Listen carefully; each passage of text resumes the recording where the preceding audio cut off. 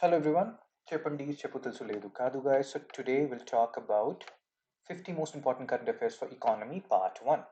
And I have already made videos on, I've made videos on what? Part 1 is already done for polity and governance as well as environment. Oh my god, environment. So, and this is economy. And the next part will be of science and tech and then IR. So these five modules will be covering and they will be in four parts. So there will be total 40, 40, 5 into 4, 20. Oh my god, what has happened to my CSAT? So let's not waste time. So this is part one. We'll take 13 articles, and here we are trying to cover articles from June to September, early September in this particular, because you have to cover 1 year news, right? Similarly, when we'll go to part two, we'll go to September, October, November, and even previous months if you find there are some other articles which we have not discussed. So that way we will cover. And again, let's see. So what is also happening via this is when you're covering, environment, polity, economy. So we are covering 50 and we have five modules, let's say. So 15 to 5 will be covering 250 topics. And that would be awesome, right? So, if what the questions will come from this, and people will like say you taught this, and that's why this came. The basic rationale is if anybody reads these 250 topics, the question will come, right? Okay, let's focus. So my name is Shubham Saga. You can connect with me on LinkedIn, guys, and this is my Telegram channel. You can join this Telegram channel. I share, like, this is fine, the summary and all is fine, but I share Hindu analysis, unannotated Hindu analysis PDF every day. Like I do it Monday to Saturday, and I share it in this Telegram channel. So you can join it. That way you'll be, dealing with in newspaper and current affairs on a daily basis, which is actually a healthy way to read or off reading current affairs. So let's not waste time. Let's start with the first article of the day without wasting any time. 28th June 2025. So India reports current account surplus of this and that. See, from UPSC perspective, it's not important the numbers and how much current account surplus we encountered. Why I have taken this article to just give you an idea. To give you an idea about balance of payment. When you talk about BOP, so you have current account, you have capital account. In current account, you have visible and invisible components. So you should know about these component, guys. Balance of payment, you have current account, you have merchandise. This is also known as visible component, export and import of goods, and this is also known as BOT, balance of trade. And then you have invisible component. The mnemonic to remember it is SIT, services, income and transfer, services, banking, telecom. Income is, you can see here, profit, interest, dividend, which companies are earning, etc. Transfer is a gift, grants and remittances which Indian diaspora is sending to our country. Similarly, there will be some foreign diaspora in India, they'll be sending it to their country, but more money come from remittances into India than it goes from, it goes outside India. Capital account is basically loan, FDI, FPI, loan, ECB, NRI deposits. Then you have special drawing rights of IMF, which is not exactly a currency. It's just that if you have SDRs, you can ask IMF to give you some loan in the form of, let's say, renminbi, Chinese currency, or gold, or Japanese yen, or dollar and all, pound sterling and all. We'll talk about all these things. So for the time being, just remember BOP, the components, they're important, and they have been asked a lot by UPSC, so you have to know it. So India records current account surplus of $13.5 billion in quarter four fiscal year 25. So when they're talking about quarter four, again, some basic terms. We don't need to know the numbers, guys. The basic rationale you already know, the BOP and the components. Quarter four fiscal year 25 is January 1 to March 31. That is, and here they're talking about 2025. So FY 2025 is basically 24-25. Right? So they're saying that the current account surplus has increased, blah, blah, blah. Merchandise trade deficit, here they're talking about export and import of goods. So basically what happens, if you go back and if you see this thing again, you will see this a lot. If you're reading economy, you will see BOP a lot. So India generally has a current account deficit, which we compensate by capital account surplus. And so here in this case, export and import of goods, generally we have deficit. On the other hand, when it comes to SIT services and all, generally here, especially in the remittances part, we have surplus. But this deficit is too huge, and that's why current account in general becomes deficit. Capital account, we then take loans to compensate for this current account deficit, because you have to run your country. You will take loan, FDI, FPI, and all these things will happen. Cool. Now let's come back. So that's what they're talking about here. So more than the numbers, focus on the conceptual part.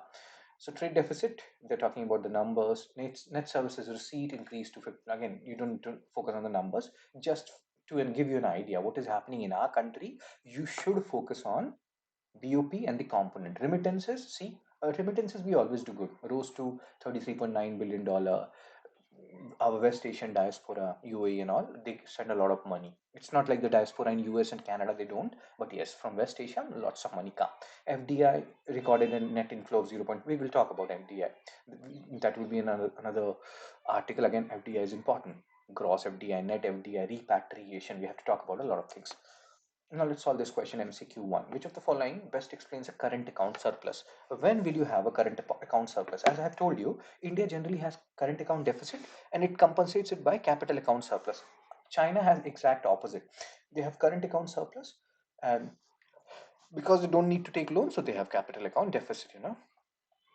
Very good. So now let's focus on what is current account surplus when the total inflow from export services and remittances and income exceed outflow. So the answer is C. Very good. Next question. A closed economy is an economy in which what happens? UPSC 2011 question, closed economy. USA is currently becoming more and more closed with each passing day. And but no country is exactly closed, guys. Closed economy means that neither export nor import takes place. There are some countries, none of the country in the world is a closed economy. Some amount of export, some amount of import always happen.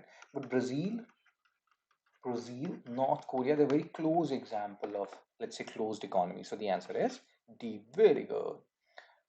Next article, second article. Indian inequality in the World Bank claims, 19th July 2025. And again, rather than what Ram Singh is saying, Ram is a very good boy. This article is important from that perspective. Is here you will read about Gini coefficient. You have to understand what is Gini coefficient. It measures inequality, right? World Bank is claiming something about India. India today is very equal and all, but this article is saying that we have to take it with a pinch of salt. Gini coefficient 0 means equality, 1 means inequality. 0 means perfect equality. Everybody has equal money, and 1 means perfect inequality. So I should not be writing just equality. It's perfect equality. Perfect equality means I and Amani and Adani, they all have the same amount of money. That cannot happen. So you can never be 0. You cannot be 1, right?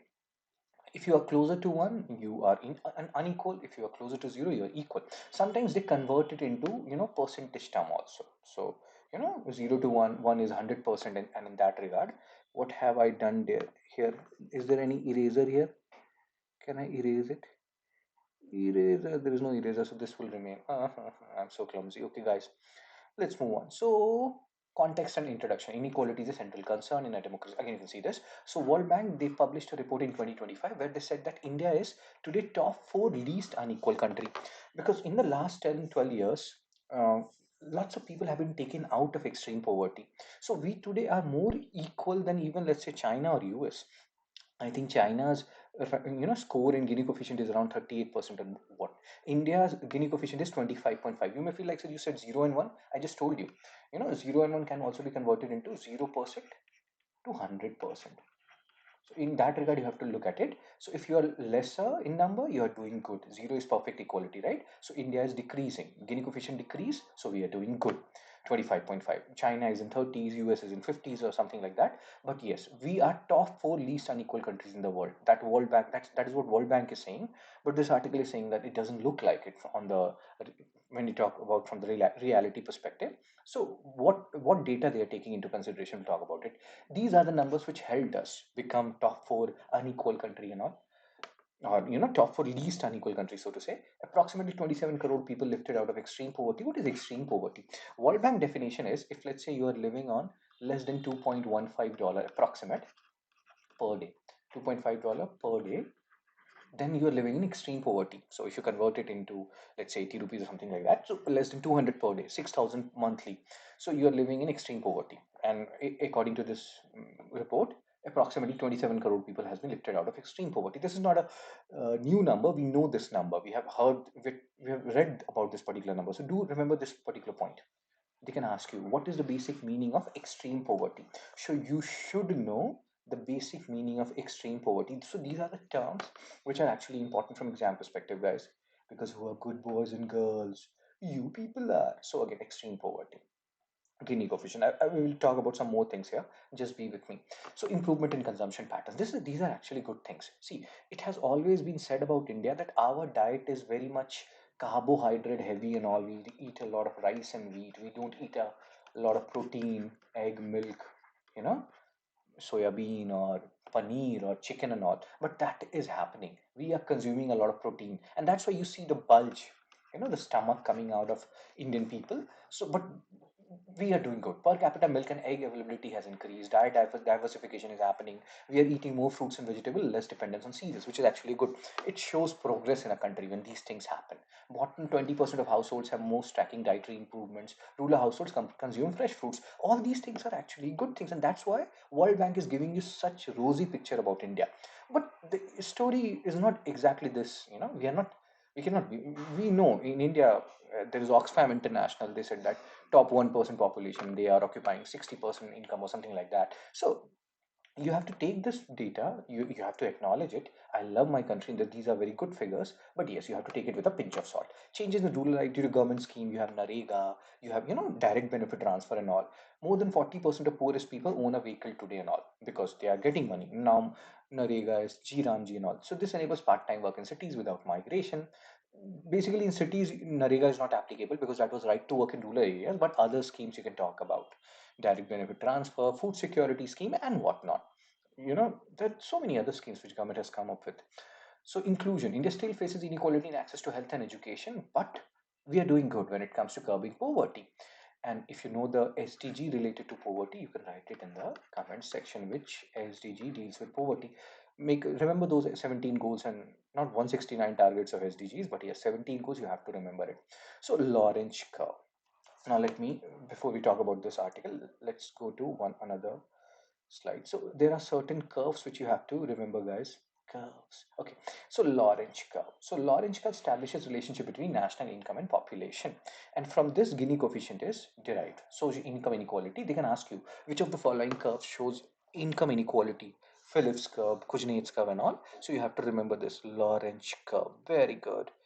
Just give me a second, guys. So shows income inequality. Gini coefficient ranges from 0 to 1, 0 perfect equality, 1 maximal inequality, and we know it can be converted into percentage term. So Lorentz curve, if you see this is the line of equality. If I draw a line like this, so on line of equality, 40% population, they're having 40% income. But the reality is not that. So reality is somewhere on this line or somewhere above that line. You can make a curve like this also. So if I plot the point here, so you see this Lorentz curve, red one. So you see 20% income is 40% population having 20% income, and that is inequality. And that's what Lorentz curve measures. Then you have something known as Kuznets curve. Remember these curves, guys: income per capita and income inequality. So it says that when an economy develops, India is a developing economy, first inequality will increase and then it will decrease. Market forces will first increase and then decrease income inequality. And how it happens? This is Kuznets curve. Graph between inequality and income per capita. So generally, let's say bullet train. We talk about bullet train. It is getting constructed and all. So what will happen when bullet train is happening? There are companies, private entities, and let's say there are different Ambani and Adani, they have some role in that bullet train. So private entities, they will become richer. But slowly and gradually, what happened when bullet train will be there, then people, local people, they can set up their shops, gupchup shop, fuchka shop, other shops and all. So that way inequality will reduce. Purchasing, like people will have more income. So that's how economy works. Kuznets ka, Phillips ka, inverse relationship between employment and unemployment and inflation. So when inflation increases, unemployment decreases, because when inflation increases, prices of goods and services increases. So producers have more incentive to produce goods, and thereby they will employ more people, and that's how unemployment reduces. But not like you cannot increase inflation beyond a point, because it will erode your purchasing power, erode the purchasing power of your people. So Phillips curve, inflation and unemployment, remember these curves. Then you have Lafar curve, tax revenue and tax rate.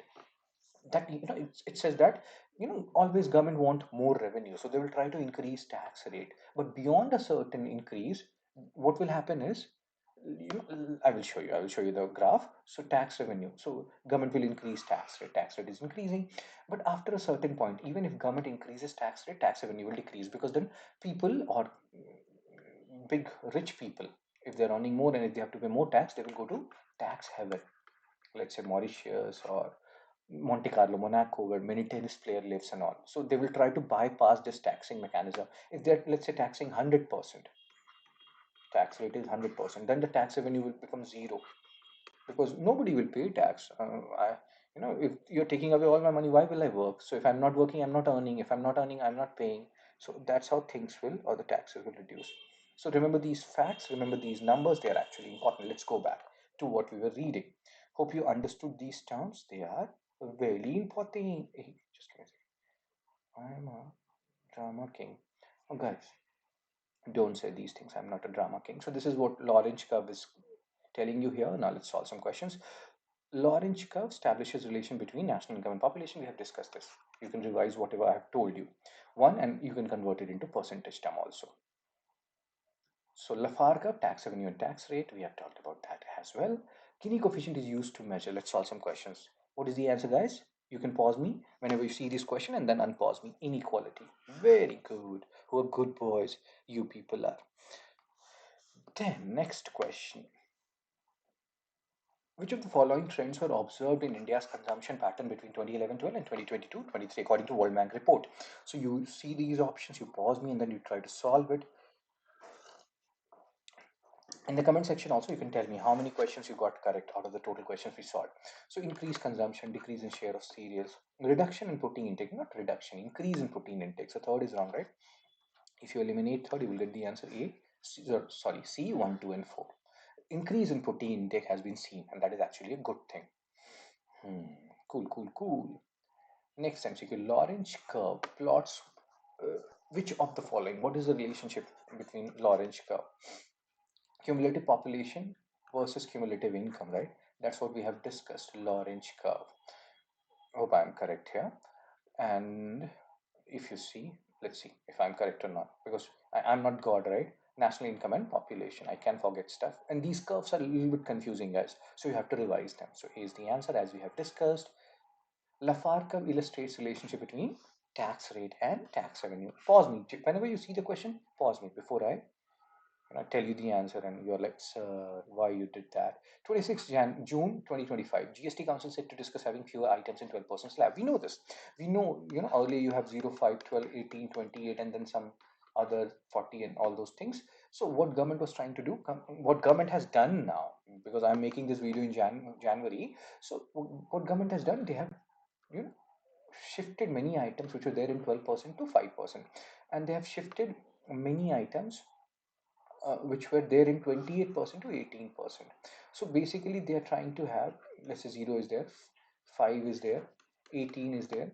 These maximum goods in this. That does not mean they have completely abolished 12 and 28. They are there, but very minimal items are there. Most of them are there in 0, 5, 18 because that was one of the criticism of GST. You talk about one nation, one tax, but this is not exactly one nation, one tax. You have multiple tax slabs and you have to reduce those tax slabs because government is shifting a lot of items from 12% to 5% and 28% to 18%, so they will lose revenue, but they're trying to diversify their domestic market, export market, and they're trying to incentivize consumption, local consumption, because of tariffs and all the things which has happened and Trump's flip-flop policies. Exporters are impacted, so they can be, exporters losses can be offset if domestic consumption increases. This is one way of doing that. So again, all these numbers will keep on changing. You don't have to pay attention to this. We are more focused on the static part. GST council, input tax credit, like this article is saying that if many items are moved from 12% to 5% slab, many these merchants, they will lose income tax credit. Now you have to understand what is income tax credit, how it works. So this slide will tell you that. So you purchase raw materials, you pay 1,000 rupees at GST. Now you have made a final product and you have to pay 1,500 GST, but you have already paid 1,000 on input, so you just have to pay 500 rupees. Extra 500, that is input tax credit. You get it on 12% goods which are there on 12% tax slab, but generally on 5% you don't get input tax credit. So even if you have paid 1,000, because there is no input tax credit, you again have to pay 1,500 and whatever GST was there, because ITC is generally not applied on 5%. That's what this article is saying. Even if you shift materials or items from 12% to 5%, because they will lose input tax credit, because they have to pay double taxes, one on the inputs, other on the outputs, that will increase the prices of goods rather than curbing, means cutting it. Your aim is what? If you want to reduce taxes from 12% to 5%, you want to cut, the price, reduce the price, but that will not happen if you take away ITC. So it might increase the actual cost of production, which government has to look into. Meeting frequency is also an issue. GST should meet quarterly, but this article was published in June, and since December they did not meet. 6 months gap. That should not happen. Maybe people are too busy to meet. Now these are again static part which are important, which you have to keep in mind. These are the things which are important. Numbers will keep on changing with each passing day. So that's none of your concern, guys. So GST constitutional body under Article 279A. Do remember the Amendment Act also 101st. GST Council members, chairperson, Union Finance Minister, and then Minister of State for Finance from Union Government and Finance Minister of States. So Union Government, they have 33% voting power, and the states they have 67%.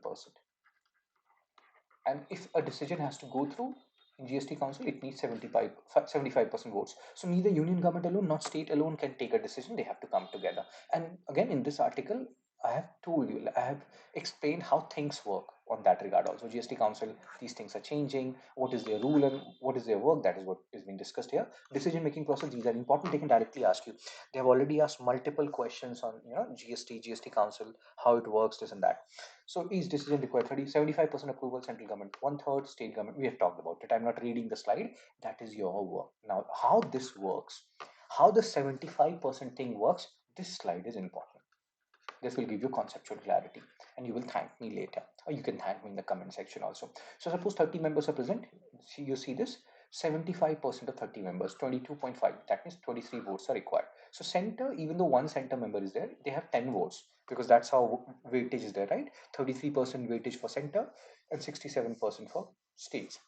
States together have 20 votes. So out of these 30 votes, states have 20 votes and center has 10 votes. To reach consensus, they need 23. So center 10 vote alone will not do anything. States 20 votes alone will not do anything. So both have to come together, and that's what, and that's is an example of cooperative federalism, so to say.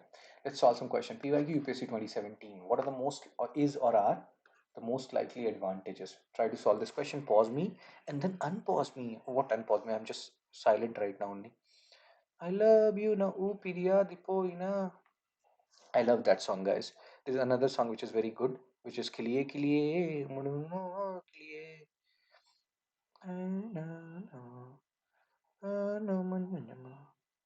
I'm taking a pause. So, what are the most likely implementing goods and services? Replace multiple tax collectors and will just create a single market. Drastically reduce. Focus on the key, like these words. Enormously increase. So third is wrong, right? Not enormously increase the growth and size of economy and enable it to overtake China. Oh my God, we're looking at we're predicting the future, so to say. So the answer is A1 only. Okay. With reference to GST Council constitutional body, correct. Voting power not equal, 33%, right?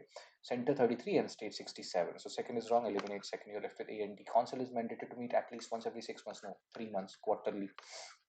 So third is also wrong. The answer is A1 only. Wow, I love you now. Poina. Consider the following statement about input tax credit under GST, guys. Chipandis, chipatusu ledu. In our time, there used to be some till kapanchi boli cuckoo cuckoo. That means my heart is saying there are veins inside my heart which is saying cuckoo cuckoo.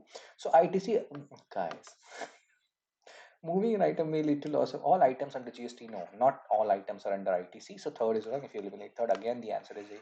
Oh my God, so many answers. Have A answer. Oh my God. Okay, next article, fourth article. Around 6% of PM internship offer recipients join work. Government has launched on one particular scheme, PMIS, Prime Minister Internship Scheme, where they want to provide internship to a lot of people. We'll talk about this. Just give me a second, because whenever I talk about PM Internship Scheme, I laugh because there is one thing called implementation. There's another thing called, like, one thing announcement and the another thing is implementation. So implementation is lagging somewhere, guys. So let's talk about this. And again, this is a news PM internship, so you have to revise it multiple times. It has come multiple times in news. So 1.53 internship offers were oh my God, I'm stammering, just give me a second. 1.53 lakh internship offers have been made under PMIS. Offer expect now, if we will talk about all the numbers. So PMIS was announced. These are the things which are important. 2024-25 union budget, provide internship to 1 crore youth in India's top 500 companies over 5 years. All these facts are important. These two facts are very important. We want to provide internship. Is this an unpaid internship? No, paid internship. If you go to different facts and figures, you will realize that 5,000 per month we will be providing it to these kids who are in the age group of 21 to 24. So top 500 companies, 5,000 rupees per month, and some additional 500 rupees, etc. as well. So insurance and all. Again, 4,500 will be provided by government, 500 by private parties. Even if you don't remember the numbers, just remember money is given. It's not an unpaid internship, but not many people are accepting it. Oh, why they're not accepting it? Because the number is too less. 5,000 rupees per month. It's it's not 1980s, guys. You know, it will not even cover the room rent and all. So first round, what happened? 1.27 lakh, and let's say you are in Lucknow, you get an internship opportunity in Kanpur, you're getting 5,000 and all. I hope you're understanding.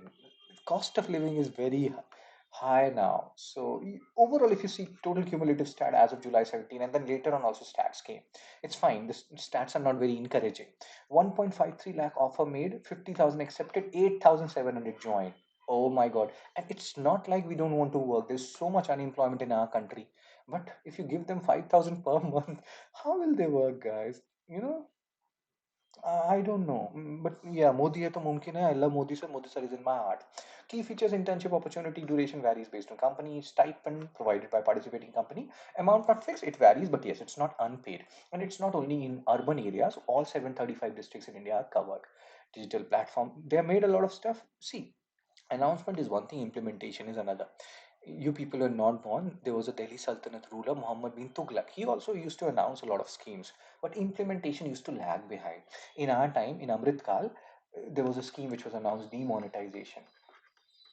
Implementation, first they were like, we curb black money. They're like, nah, nah, nah. It's all about, we will make our economy digital economy. So changing goalposts. So again, announcement is one thing, implementation is another. With reference to PMIS, have a look at this. So how many statements given above is or are correct? This is the current pattern followed by UPSC, right? Aim is to provide internship in top 100, not 100, 500 companies. So first is wrong. Scheme, this is correct. Internship often not only in urban district, you see 700 plus districts. Like I will give you another example. G Ramji Manrega. 100 days earlier it was there, 100 days of unskilled work in Narega. And the current government is, according to facts and figures, they are giving around roughly around 50 days. And now in this G Ramji and all, the name, whatever name is, they are saying that they will give 125.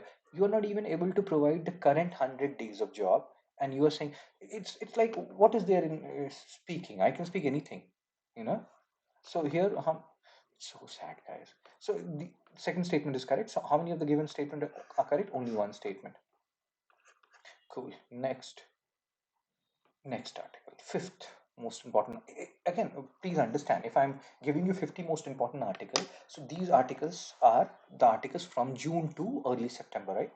So it's not like they are the most important. All 50 will be equally important, guys. So you have to pay attention to all 50 equally. Just give me a second. I love you. Now, fifth article, CAG report. Now here, polity and economy are merging. What do I? Oh, oh, oh.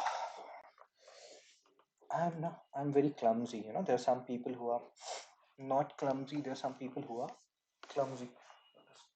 I don't like too much light on my face. What will you do seeing my face? You already know I'm cute. Guys, see this. So CAG report, Comptroller and Auditor General, they have done the audit of railways. They have found some lapses. Now, what is important here is, this is economy, infrastructure and all, but here polity and economy merge, and that will happen. We will cover 50 topics of polity and governance, 50 of economy. So there will be some economic connotation in some political articles. There will be political connotation in some economic articles. That's how the world works. So CAG Article 148, and they submit report to president, and they can be removed in the same manner as judge of Supreme Court. Remember these facts, they are actually important. So they have talked about some issues which are there in this. Have I told you the article here? Article 148, right? Yeah.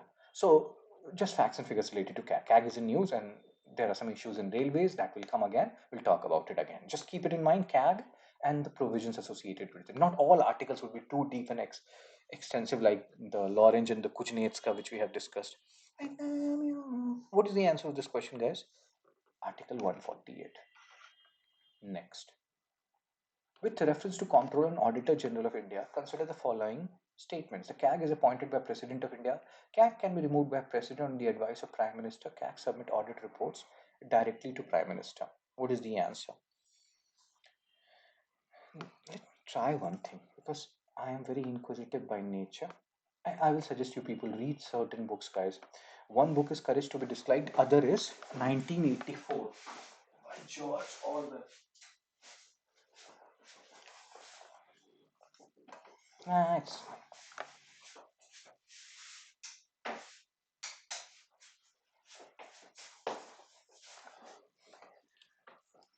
so yes, sir.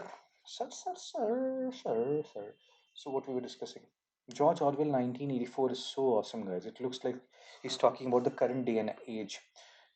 Oh, so CAG is appointed by President. He cannot be removed by President on the advice of Prime Minister. He can be removed in the same manner as Judge of Supreme Court. Second is wrong. Eliminate second. You get the answer. A1 only. CAG submit audit reports directly, not to Prime Minister, President. Which one of the following statement best reflects the chief purpose of Constitution of a country? What is the purpose now? Because we're talking about Constitution and all, and constitutional articles. Let's solve this question also. Polity, economy, merging together. Very good. I love you. So, Constitution is telling what government can do, what they cannot do, what laws they can make on, what laws they cannot make on. So in a way, it limits the power of government, defines and limits the power of government. These are all very basic conceptual questions, guys. You cannot make mistake in these questions. If you do, I will kill you all and eat you alive. But again, that's a contradiction. If I kill you all, you're dead, so I cannot eat you alive. Also, I'm not a cannibal. Next article 6, 24th July 2025, net FDI. We have talked about FDI. You see, BOP is so important. I've told you we'll talk about these things again. So FDI, foreign direct investment, and then you have FPI, foreign portfolio investment. So this FPI, which is also known as foreign institutional investment, is very volatile. You know, investors can take out their money and all. But in FDI, let's say Amazon is there, they establish their headquarters or they establish their base in Hyderabad and all. So they cannot take away this building. So there is investment, there is research and development which is going on. So FDI is much more stable. So keep it in mind. Now, net FDI, gross FDI. There are some terms which you have to understand. So there is gross FDI, how much money these companies, Amazon, etc., they brought to India. And then, okay, so net FDI is gross FDI minus repatriation. Now, focus on these words, they are important. Minus repatriation minus outward FDI. Uh, so repatriation is what? These companies, Amazon, etc., they are incurring profits. Or let's say they want to exit country, they're selling, they have got some money, capital back. So all these money, if they're sending back to their own country, profits and all, that is repatriation. Outward FDI is what? Just like Amazon is there in India, it's a US company. So similarly, let's say India's company Reliance, they're going and investing in Africa. So that is outward FDI. They're sending money outside. So if you subtract from gross FDI, repatriation and outward FDI, you will get something known as net FDI. And this net FDI has, this is what this article is saying, dives 98%. So it has reduced a lot compared to last year. May 2025, $35 million. On the other hand, last May 2024, it was $2.2 billion. So much money has been taken out from our country. Net FDI, gross FDI minus repatriation minus outward FDI. Why this whole low gross FDI is going on? Because again, maybe rupee is very volatile because of US policies. The other point is maybe they're sending a lot of repatriated money outside. So there are multiple factors. Why? Chapandis is happening, not Chapandis. I will kill you all and eat you alive. Higher repatriation, higher profit booking. They may have earned a lot of profit, they're sending it back to their country. So, gross FDI inflows, you can see repatriation and disinvestment. They have sold a stake in their company, they're sending the money back to their homeland. Outward FDI. Our Indian companies investing outside India. So, that has also stood at $2.1 billion May 2025, 34% lower than April, 18.5% higher. So our Indian companies, they're investing more outside. So all these factors led to low net FDI. Again, a component of BOP, borrowing and lendings, FDI. BOP is very important, guys. You have to revise it multiple number of times. So PYQ UPSC 2014, solve these questions. With reference to BOP, which of the following constitutes Current account. I love you. Current account. So we have talked about current account, capital account, right? So foreign assets like balance of trade, BOT, we have talked about that is merchandise. So first it has to be current account. Revise the first article which we have discussed.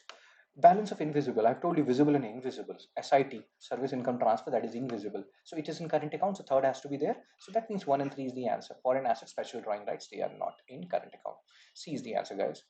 PYQ PC 2013. Which of the following constitute a capital account? Again, do cheapandis. Cheapu తెలుసు లేదు కాదు guys. I love you. Na o పిర్యాది పోయినా. So private remittances, again, it was a part of current account.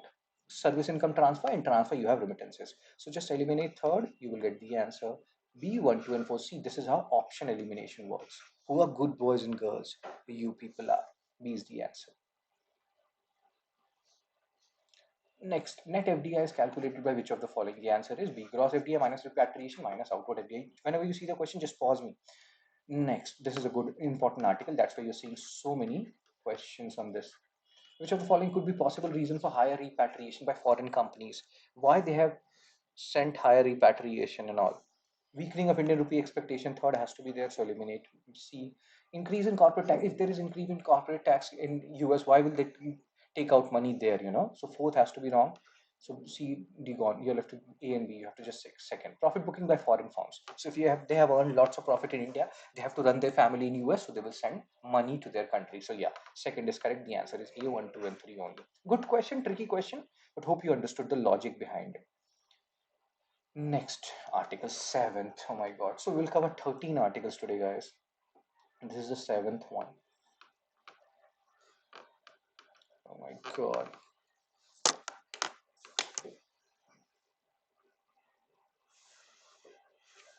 Just give me a second. I'm trying to do some stuff.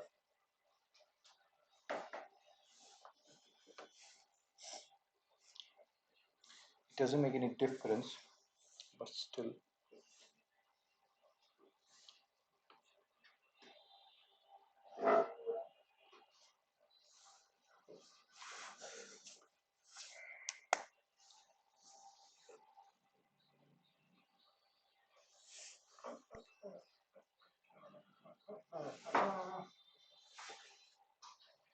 I'm just taking a break, guys.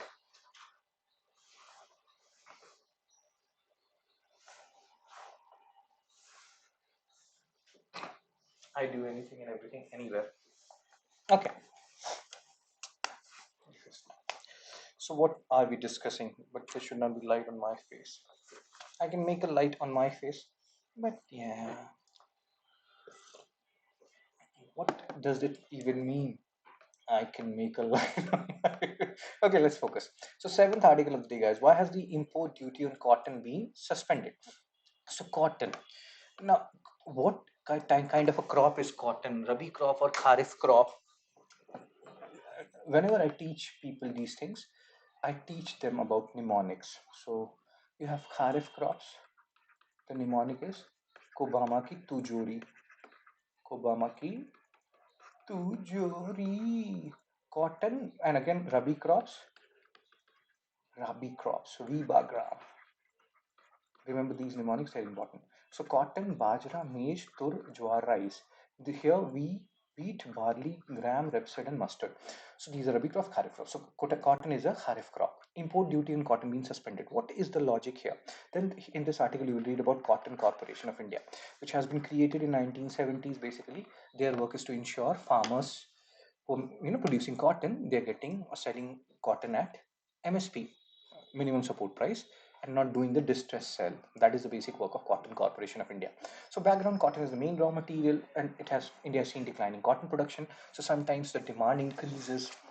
So we want to import cotton, and if you impose duty on cotton, why will other countries sell you their raw cotton, right? Plus, in our countries, there are some manufacturers who wants imported cotton. They don't want the domestic cotton because the quality is not that high.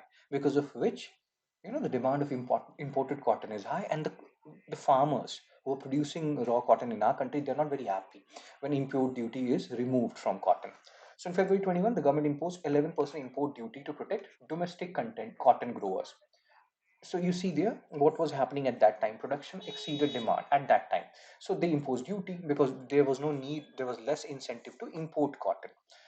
Despite that, cotton import rose because there is a demand. Companies, they want to import cotton. They want higher quality cotton imported from outside with due respect to Indian domestic cotton to address textile industry shortage. And then later on, what happened? Just give me a second, guys. Despite the duty, cotton import rose significantly, and then to address textile industry shortage, later on shortage happened, the demand increased than the production. So government exempted cotton imports.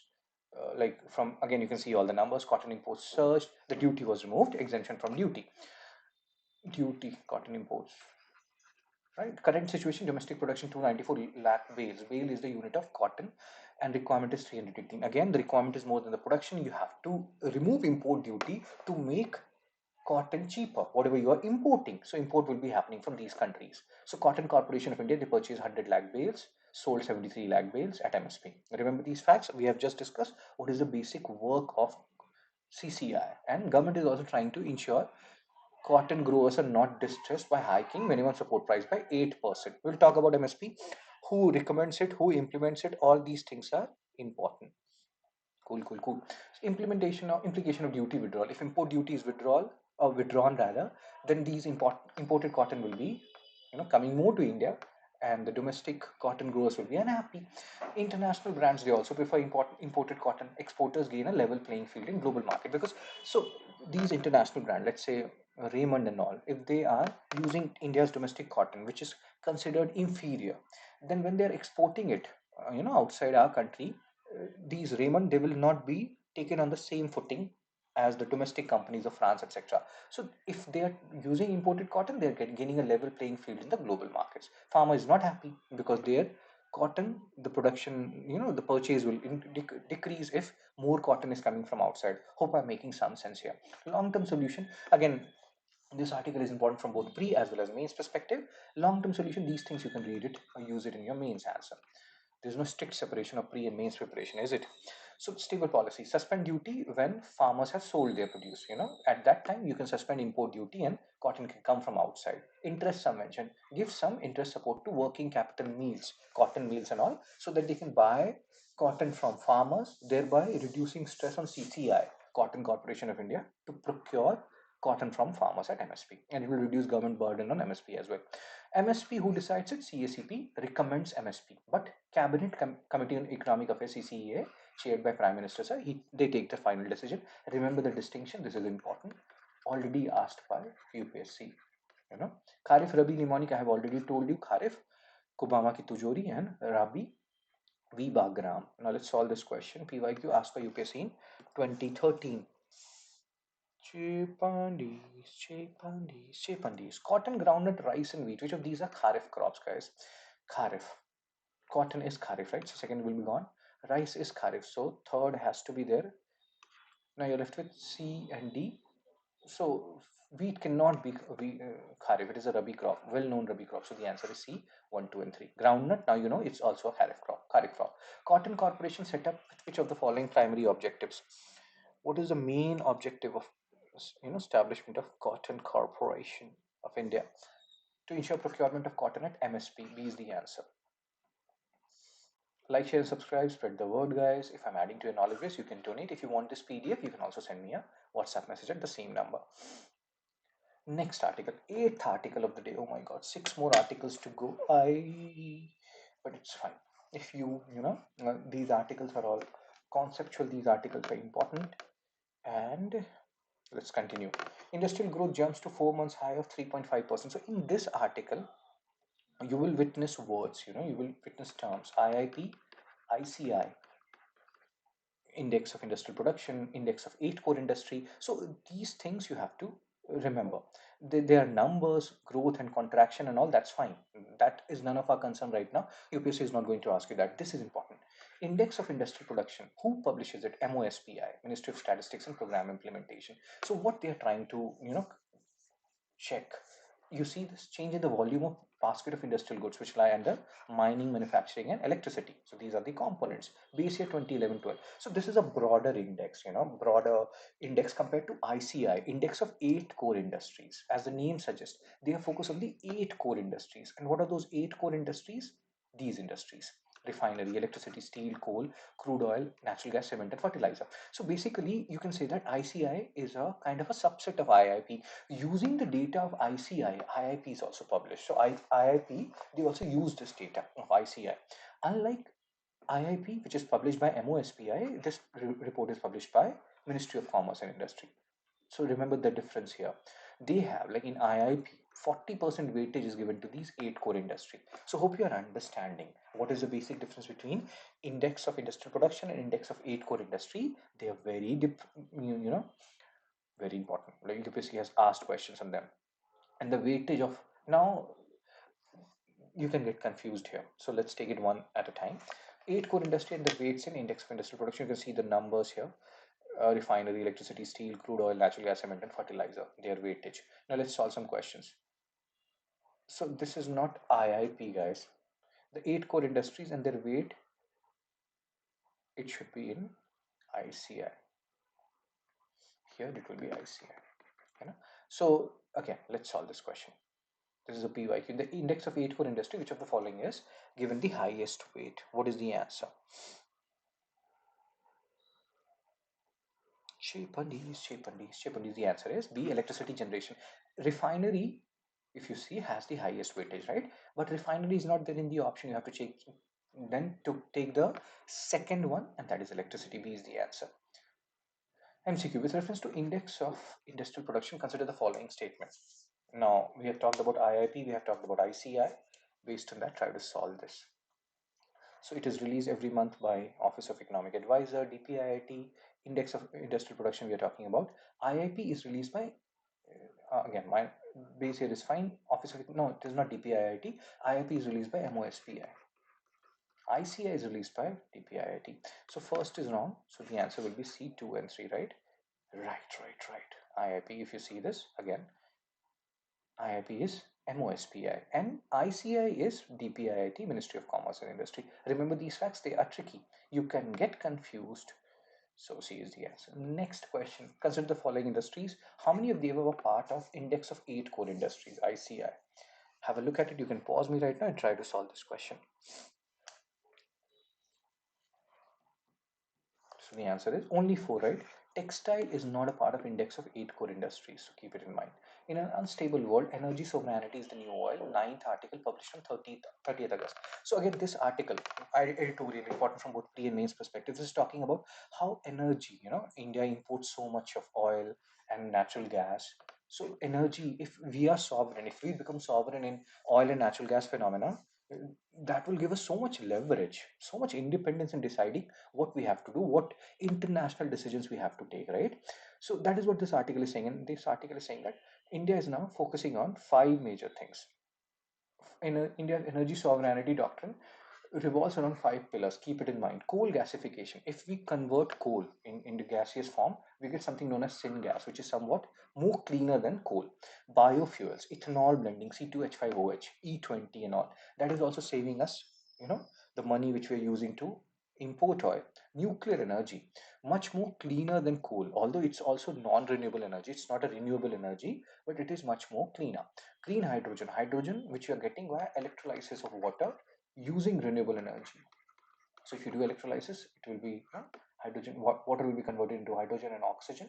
So this hydrogen, and if you're doing this whole thing via renewable energy process, this is green hydrogen. Pumped hydro storage is what? Let me show you what is pumped hydro storage so that you can understand things in a much better manner. So generally, what happens? Let's say there is a off-peak season. You don't need much electricity. Let's say it's winter and all. So in that scenario, what will happen? Water will be pumped from lower reservoir to upper reservoir when the peak demand is low. When the demand will be high, water will be left from upper reservoir to lower reservoir. It will rotate turbine and it will generate electricity. So that's how this pumped hydropower storage works, based on the stored potential energy of water. So hope you understood. So we are focusing on these 5 pillars. You have to remember these 5 pillars. You have to use it in pre as well as mains. So this article is talking about Russia. Because of sanction, Russian oil has become cheaper for us. But if we keep on buying it, it comes at a cost. As we are seeing what Trump is saying with each passing day, is exerting more and more pressure on India and other countries to stop buying oil from Russia. Import burden and all. Geopolitical flashpoint, you can read it in your free time. India's energy sovereignty doctrines, 5 pillars, you have to revise it multiple number of times. To ensure we have more, biogas and all, there is a scheme, Satat scheme, which government has launched. You have to keep it in mind. They can directly ask you, Satat scheme is related to what? India's, you can see strategic shift and all. See this. This is important. Satat, sustainable alternative towards affordable transportation. What we are trying to do, we are trying to promote compressed biogas. So biogas, you make it via anaerobic process. There is food waste and all. So you do anaerobic uh, uh, process, you decompose it in an anaerobic scenario. In the absence of oxygen, you get biogas, you get CH4, methane. When you compress it, you get CBG, compressed biogas, purified and compressed form of biogas, which main component is CH4, produced by anaerobic digestion of biomass, agriculture residue, blah blah blah. 90% methane. They can ask you what is the main component of biogas. Oh my god. And green hydrogen we have discussed, using renewable energy, and what is the basic rationale of green hydrogen. Let's solve some question with reference to pumped hydro storage. See these two options and try to solve this question, guys. I love you. Na upiria dipoina. It store energy in the form of gravitational potential energy. It can be used to stabilize the grid during renewable energy fluctuation. Both these statements are correct. Read more about pumped hydro storage. I have told you the basic rationale how it works. The green hydrogen is produced using coal gasification, electrolysis of water. You can see steam reforming and all. So the answer is B, electrolysis of water with renewable energy. Next article, 10th article, four more articles to go. Oh my god. You see how much hard work it requires to give you this content, collection of articles. And yeah, it's not easy, guys. But yes, I love to do this. So India's economic chair, nectar of growth. Hardeep Singh Puri, sir, he has written this article, 1st September 2025. He's a Union Minister of Petroleum and Natural Gas, Government of India. So what sir is talking about in this article? He is basically talking about how India is doing awesome. India's civilization, past crisis has Apada ko upsar, our honorable PM sir says, and that's why we are converting crisis into awesome opportunistic scenarios. I don't know how to put it. Past crisis like 1991 economic crisis led to LPG reforms, liberalization, privatization, globalization. COVID-19 led to digital surge. All these things are happening. So currently also, if Trump is creating issues and all, we don't need to worry about it. We will, if he's imposing tariff, we will come up with some solutions. We have always done that. We are today world's fourth largest economy. Will become, you know, third largest economy by 2030. So fingers crossed. He's talking about some other things. UPI is adopted by so many countries. And again, World Bank data, remember, 24 crore Indians taken out of multidimensional poverty, extreme poverty, we have talked about it. In the previous articles, revise it. Ethanol blending is happening, saving us money, compressed biogas, Satat scheme, launched in 2018, oil PSUs investing in green hydrogen, all the things which we have read. And that's why when you accumulate all economy related articles, environment related articles at one place, it helps in revision. The same things which we have discussed earlier is repeating now. PLI scheme, production linked incentive scheme, launched in 2020, where if you are producing more goods inside India, then on the incremental, like let's say earlier you used to produce 100 units of goods, now you're producing 120. So on the plus 20 units, government will give you, let's say, 5 rupees per unit. So you're getting 100 rupees now. So this is production linked incentives. Oh my god, incentive scheme. And then you have Gati Shakti. Gati Shakti is what? You have airport, you have roadways, you have railways, you have airways, all are working in their own silos. Connect them to ensure last mile connectivity. Almost more than 15 ministries are coming together for this Gati Shakti initiative to ensure last mile connectivity, roadways, airways, everything has to be connected, right? Digital economy, UPI, any and every country is adopting it. That's what Hardeep Singh Puri sir is talking about here. Important from exam perspective, production linked incentive scheme. When was it launched? 2020, part of Atmanirbhar Bharat program. Then he is giving some more numbers. You can read it. This one. So it PLI, March 2020. Remember this from pre-perspective. Part of Atmanirbhar Bharat Abhiyan, which was also launched in 2020 only. The irony is PLI launched earlier, March 2020. ABA Self Reliance Atmanirbhar Bharat, it was launched in May 2020. And the five pillars: economy, infrastructure, system, vibrant demography, and demand. Remember this. They can ask you which of the following is not a pillar of Atmanirbhar Bharat Abhiyan. So in that regard, you have to remember these facts and figures. Very good. Next, let's solve. Under PLI scheme, companies are given what? What is the answer, guys? Cheaper days. Incentive based on incremental sale of goods manufactured in India. I've told you. The Atmanirbhar Bharat Abhiyan is based on five pillars. Which of the following is not one of them? Chi, chi, chi, chi, chi. Cha, cha, cha, cha, cha. So the answer is D, foreign trade. Foreign trade is not one of them. 11th article, questionable chief. Government might find it difficult to meet its fiscal deficit target. So again, there are some numbers which is published in 2nd September. Numbers, how much GDP grew, manufacturing grew, and blah blah blah. Again, these numbers does not concern us that much. What actually concern is real GDP, nominal GDP, how these things actually work. Nominal GDP. So current, like you see this year one, 10 pen, 10 rupees each, 100 rupee. That is nominal GDP. Year two, still producing 10 pen, but the prices have increased by 50%. So my nominal GDP is 150. On the other hand, in both these years, real GDP will be 100 only, because they are concerned with the increase in the goods and services. Since the increase in goods and services did not happen here, so real GDP is seen for both years. On the other hand, since nominal GDP is not adjusted for inflation and they take into account inflation, so their prices is increasing. So generally, nominal GDP is greater than real GDP until unless you have deflation. So then nominal GDP would be lesser. That generally does not happen in our country. So hope you are understanding. So real GDP is adjusted for inflation, nominal GDP is not. So this is one thing which you have to keep in mind. Then budget, like BOP we have talked about, balance of payment, budget, revenue budget, capital budget, revenue receipt, revenue expenditure. In revenue receipt, what money you are getting. So yeah, government has so many companies, they're getting some profits and all, interest dividends from them. So that is their revenue receipt. Then expenditure, salaries, pensions, defense, all these things are going inside revenue expenditure. Capital receipt. So government is investing, taking loans, etc. That is in capital receipt. Capital expenditure is asset creation. Government is making roads, infrastructure, that will be there in capital expenditure. So remember these facts. Now again, there's one homework for you. If you know it, you can post it in the comment section. This investment comes under which particular portion?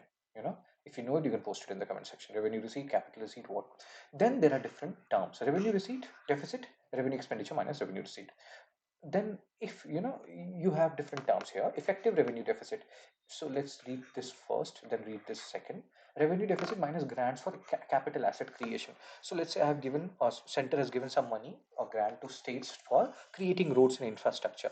So that will come, that then you subtract that grants and you will get effective revenue deficit second. Then you have primary deficit. Now let's first read fiscal deficit. Expenditure. So my total expenditure, capital plus receipt, is more than my capital plus revenue is more than my receipt. Then I have to borrow some amount of money, right? If my expenditure is more than my receipt, so that borrowing is becoming fiscal deficit. So here, basically, whatever formula you're seeing, expenditure minus revenue receipt plus non-debt capital receipt, because debt capital receipt is actually fiscal deficit. In simple terms, whatever borrowing you are taking, whatever loan you are taking to compensate for your expenditure being more than receipt, that is fiscal deficit. So third is that, and then fourth is primary deficit, fiscal deficit minus interest payment. Let's say Modi sir, he's ruling now. During the period of Manmohan Singh sir, he took some loan, and Modi sir is still paying the interest on that loan. So if you subtract that interest from fiscal deficit, you will get primary deficit. And then read budget of deficit, which has no meaning. Basically, nobody reads about budget of deficit now. So let's solve some questions. Which of the following correctly explains the difference between real GDP and nominal GDP? Chipandis. I love you. Na upiriya di poina.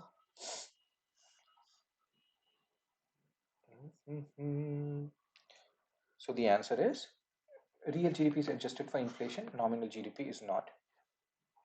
In India, the current base year for calculating real GDP is, pause me, 2011-12. Which of the following best defines fiscal deficit? Pause me and try to. I have told you what fiscal deficit is actually. So the answer here is C. Total expenditure minus revenue receipt plus non-debt capital receipt, because the debt capital receipt is actually fiscal deficit. Fiscal deficit is actually the borrowings which you are taking to compensate for the fact that your expenditure is more than your receipt. Next article 12. Inflation falls, but not unemployment. Again, this article is talking about so many things. Just keep it in mind. The Phillips curve thing, which we have discussed, guys, because you people are good boys. So good boys and girls, you people are. When I started recording, it was day. It has become night. Don't do cuts and all, but yes, I also don't do big videos, guys. I have become old now, Don't have that much stamina. So these two, sir, what they're talking about in this article, they're giving some numbers, inflation and unemployment numbers. And just remember the Phillips curve, inverse relationship between unemployment and inflation. If inflation increases, unemployment decreases. We have talked about it in the first article. Revise it. And this article is just talking about that only. This article I've included so that you can revise Phillips curve. You know how important these curves are from both pre and mains perspective. Here we are talking about from pre perspective. And then also there are different terms which you have to read. And that's why I've included it here. Let's read these terms. So there are terms like inflation. Oh my God. Inflation, deflation. Let me show you something. Because who are good boys and girls? You people are. So there are different terms, guys. Inflation, increase in prices. Deflation, decrease in prices. Inflation rate is less than 0%, so prices will decrease. And then you have disinflation. Prices will increase, but at a slower rate. I always give this example, 120, 132. So here, if you see the inflation rate, 20%.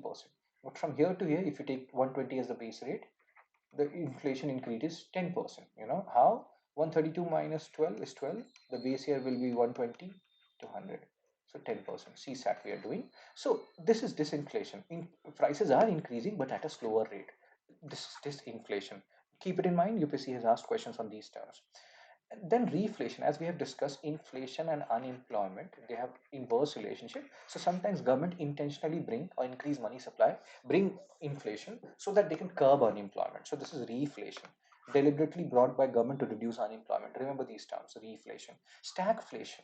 Here, basic law, Phillips curve, etc., it falls. It's an unique kind of a scenario. There is high inflation, high unemployment. So normal laws of economy does not apply here, and that's why countries, they are very scared to be in this stagflation scenario, guys. Very good. I love you. Na upiriati poi na stagflation. Skewflation. Prices of some goods are increasing, some goods are decreasing. And then let's come back. You exceeded one. Okay. So Phillips curve, revise Phillips curve. I have told you other things also which are important for you to know.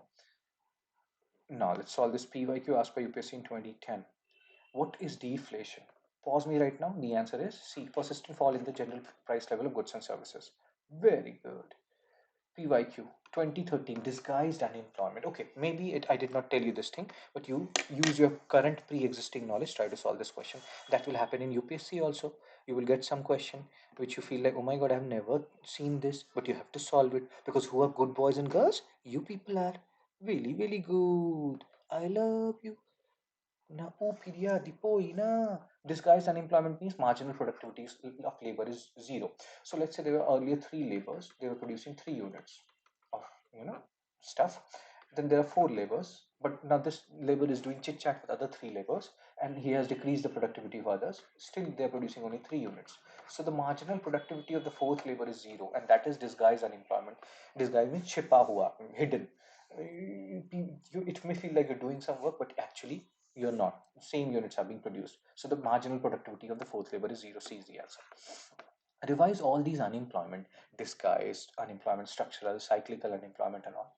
Phillips curve shows the relationship between C, inflation and unemployment. Last article for today. Center earmarks 500 crore for electric truck purchases. Government is launching this PM e-drive scheme to, there's already FAME scheme of government going on, FAME 1, FAME 2, faster adoption and manufacturing of electric vehicles. To accelerate the adoption of electric vehicles, government has come up with this PM e-drive initiative, where they are trying to ensure that, earlier old trucks, which is emitting a lot of pollutants, they are replaced with electric trucks. So in PM e-truck, there's so much e-drive emission, there's so much money which is there. You see, I will show you. A total outlay of the scheme, it will began in October 24, will run for 2 years. Remember these terms, these things are important. Outlays 10,900 crore, guys, almost 11,500 crore is specifically for e-trucks. So again, to reduce pollution, to become more sustainable, environmentally sustainable and all, this PM e-drive initiative has been launched. Who are good boys? Government is a good boy here.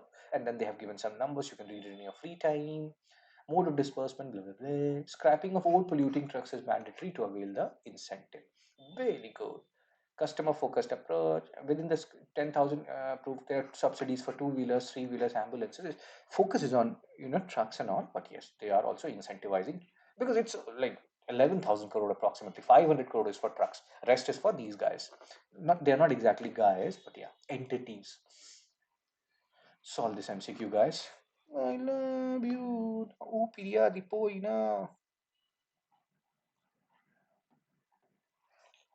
I love you, na pranam po itakutanti prem ki. It is not launched for period of 5 years, 2 years. So first is wrong. If first is wrong, the answer is D 2 and 3. You don't need to check anything. So that's it from me, guys. Like, share, and subscribe. Spread the word. Make me famous. You can join this Telegram channel. I share Hindu analysis PDF in this Telegram channel, which I do, Monday to Saturday at daily at 9 a.m. Sometimes I'm late because content is everything. I cannot compromise on quality. You are your own competition. You're not competing with anybody else. Keep it in mind, guys. And you can also donate if I'm adding to your knowledge base. If you want this PDF, you can also send me a message at the same number. So that's it from me. Take care, be blessed. Tata, bye bye. Hello, hello. Hello everyone. So this is 50 most important current affairs economy part 2. So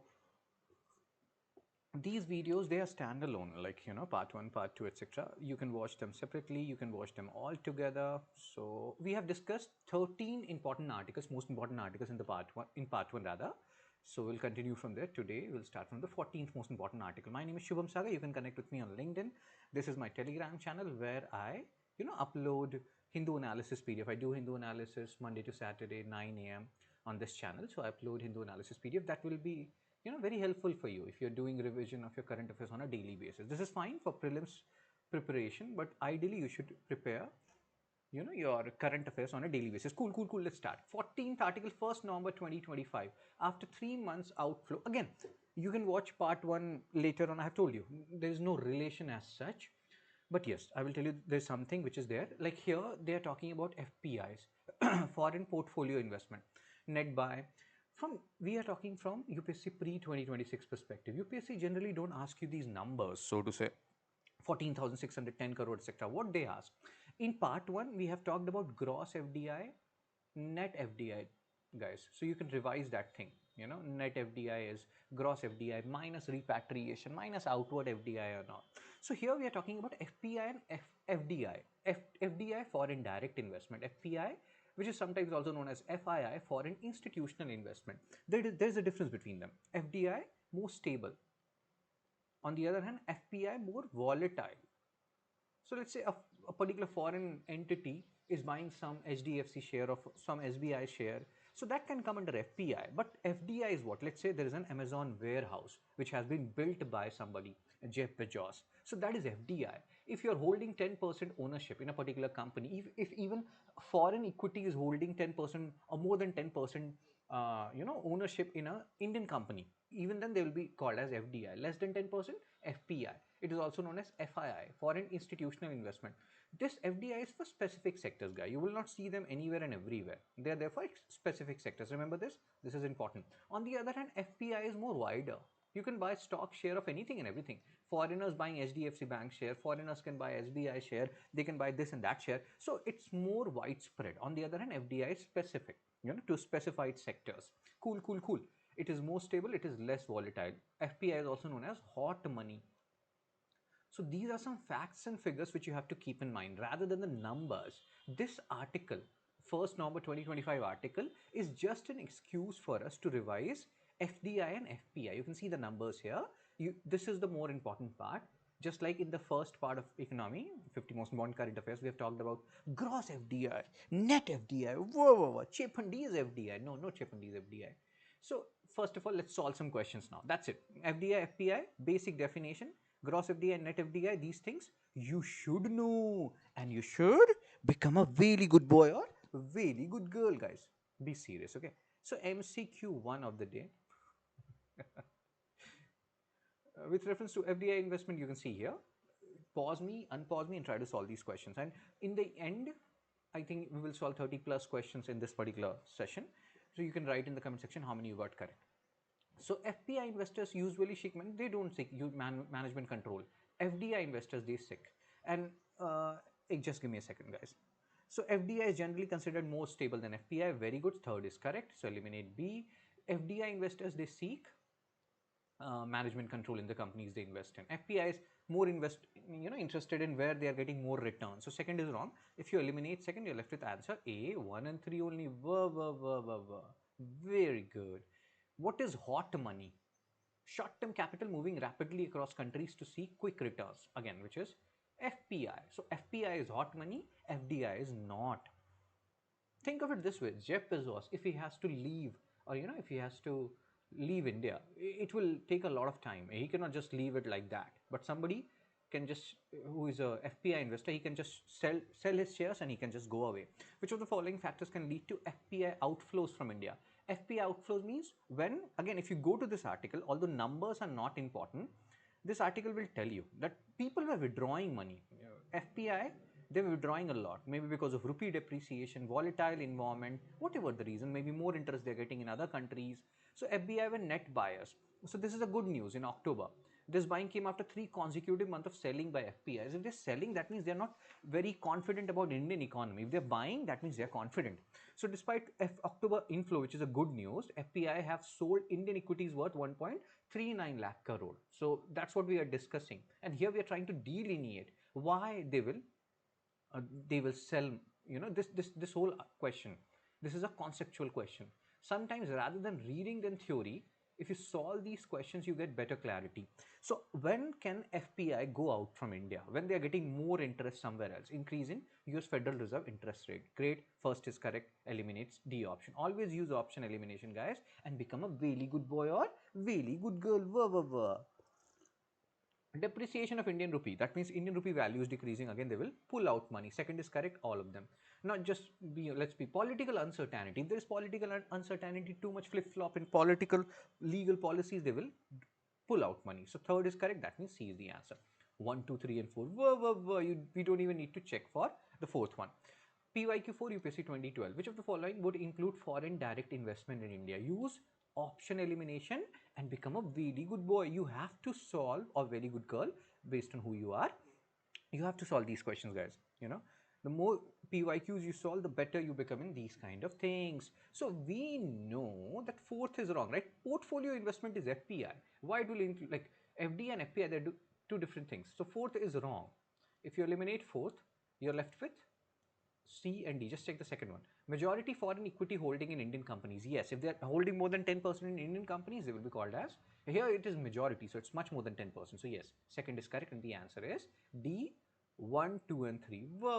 Very good. So hope you are understanding how we are solving these questions. Revise it. Revise these questions. They're important. Both, again, see this. These are not easy questions, guys.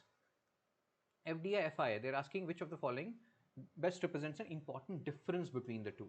Again, use option elimination.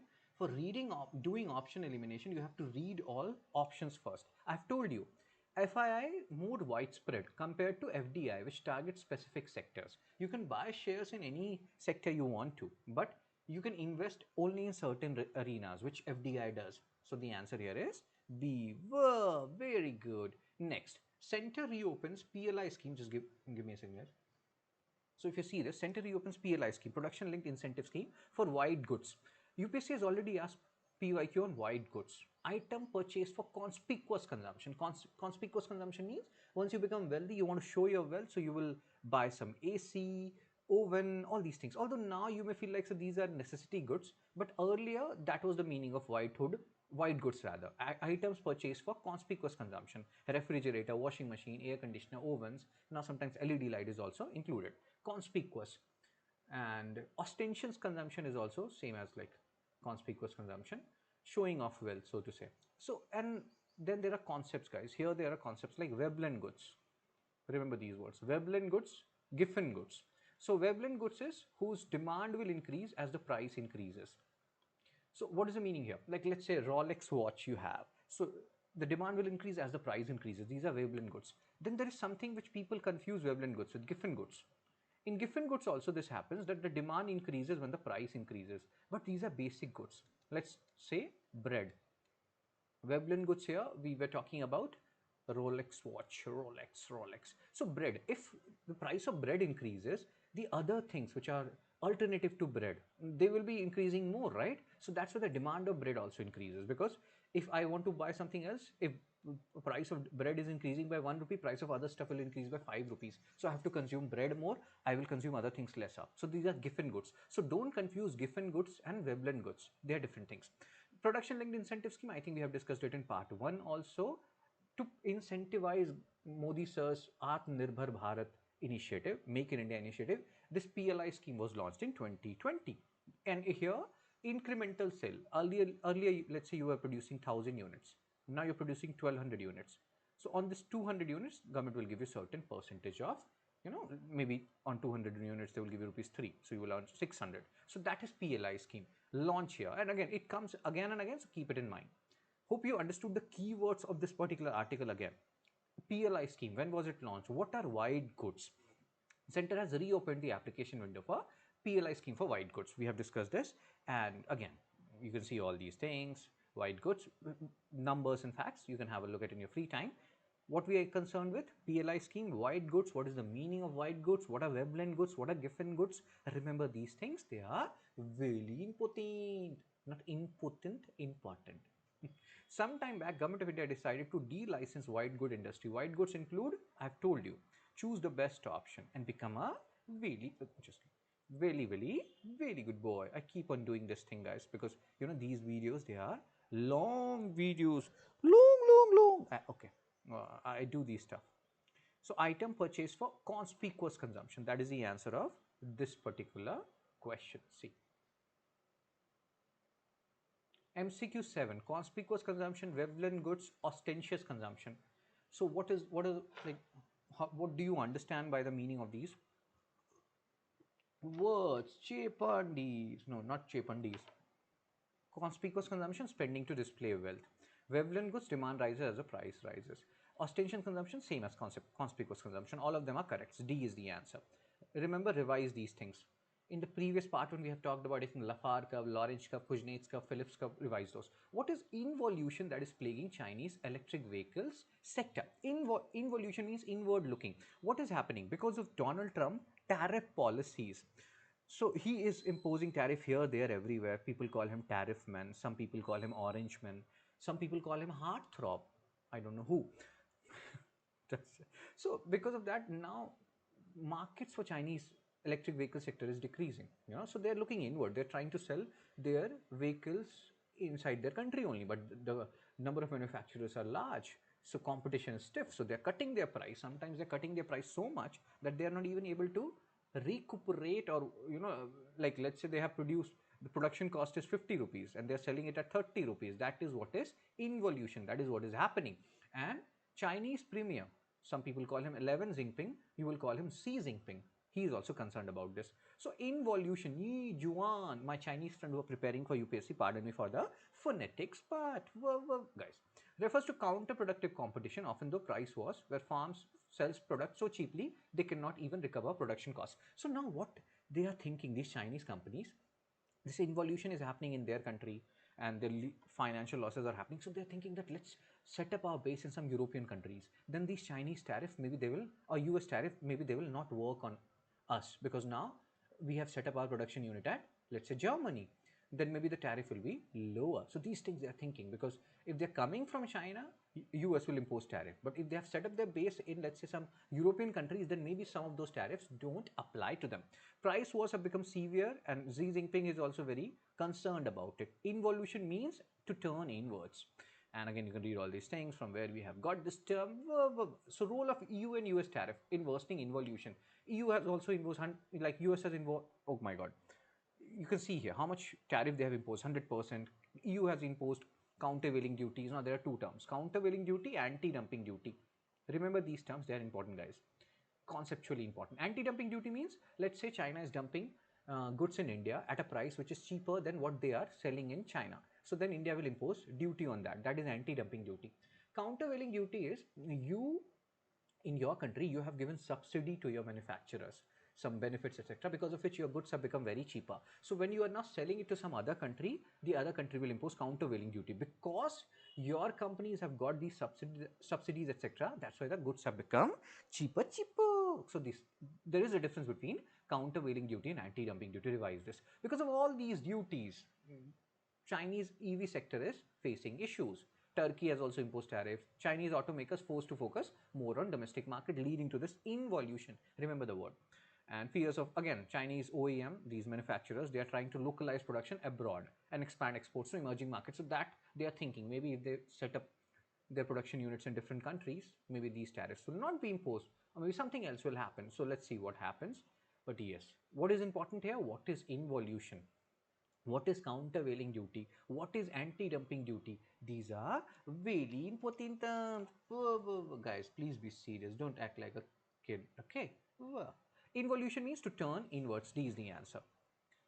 MCQ 9. The phrase involution in the current Chinese EV sector context refers to, it refers to Chepandis, Chepu, Telsu Ledu, or Kadu? No.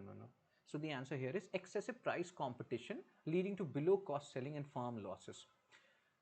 17th, Gujarat trains 1.81 lakh artisan under PM scheme. What is the scheme? PM Vishwakarma scheme. Remember these schemes, they are also important. So here what government is doing, they are providing, taking care of 18 sectors, like 18 particular trades. What are those trades? Carpentry, blacksmithing, pottery, tailoring. You can see these are our local artisans, local crafts. We want to preserve that, promote that. For that, we have PM Vishwakarma scheme. What is important here? Launch here 2023. What they can give you that PM Vishwakarma scheme is focusing on big industries and all that would be wrong. No, they are not.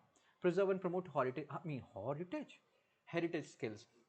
Sometimes what happens, people or the who are involved in carpentry, etc., they orally transmit their knowledge to their son, etc.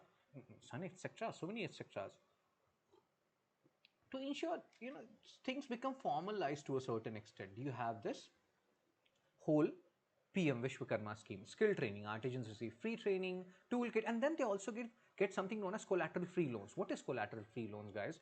So collateral free loans means, let's say you want a loan from bank, 1 lakh loan.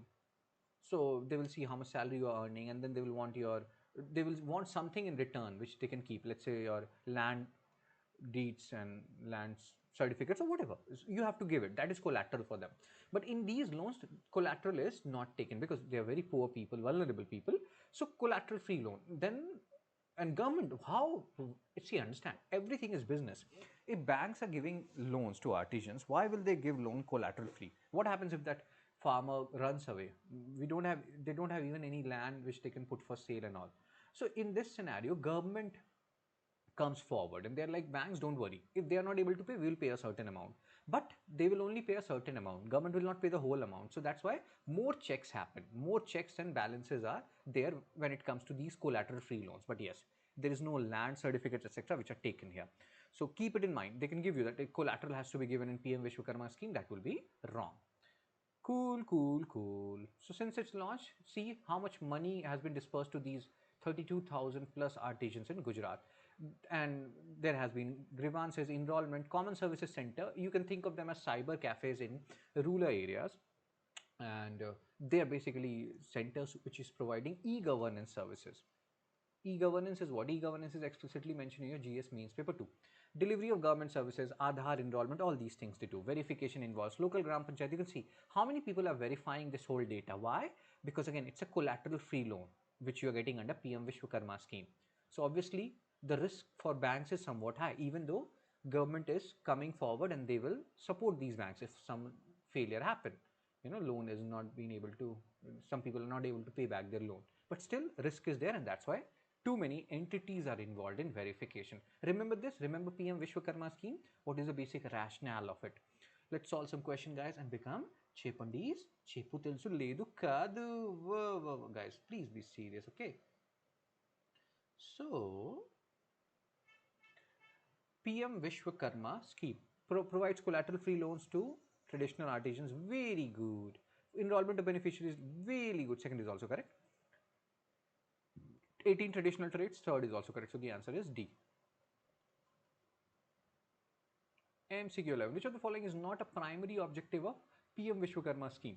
Have a look at all these options, use option elimination, and become a really good boy or really good girl. Whoa! Guys, please don't do act like kids. You people are grown ups now. So the answer here is Chepandis. No Chepandis. It is not. They're asking not. UPSC loves to ask these kind of questions. Not as promoting large scale industrial. It is not. This is not the objective of PM Vishwakarma. Chepandis. In PM Vishwakarma scheme, CSCs are primarily used for what? Services centers. They're used for what? Choose the best option. Choose the best option. So enrollment application submission and coordination for benefit dispersal. B is the answer.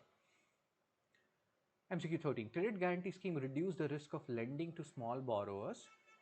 Credit guarantee scheme make the borrowers pledge collateral for all loans. So credit guarantee scheme, when they're giving it, like, do they pledge collateral? They don't pledge collateral, right? They're not taking collateral from you. They're collateral free loans. If you go back again, so C, R is false, right? So the answer will be C is true, but R is false. Have a look at this.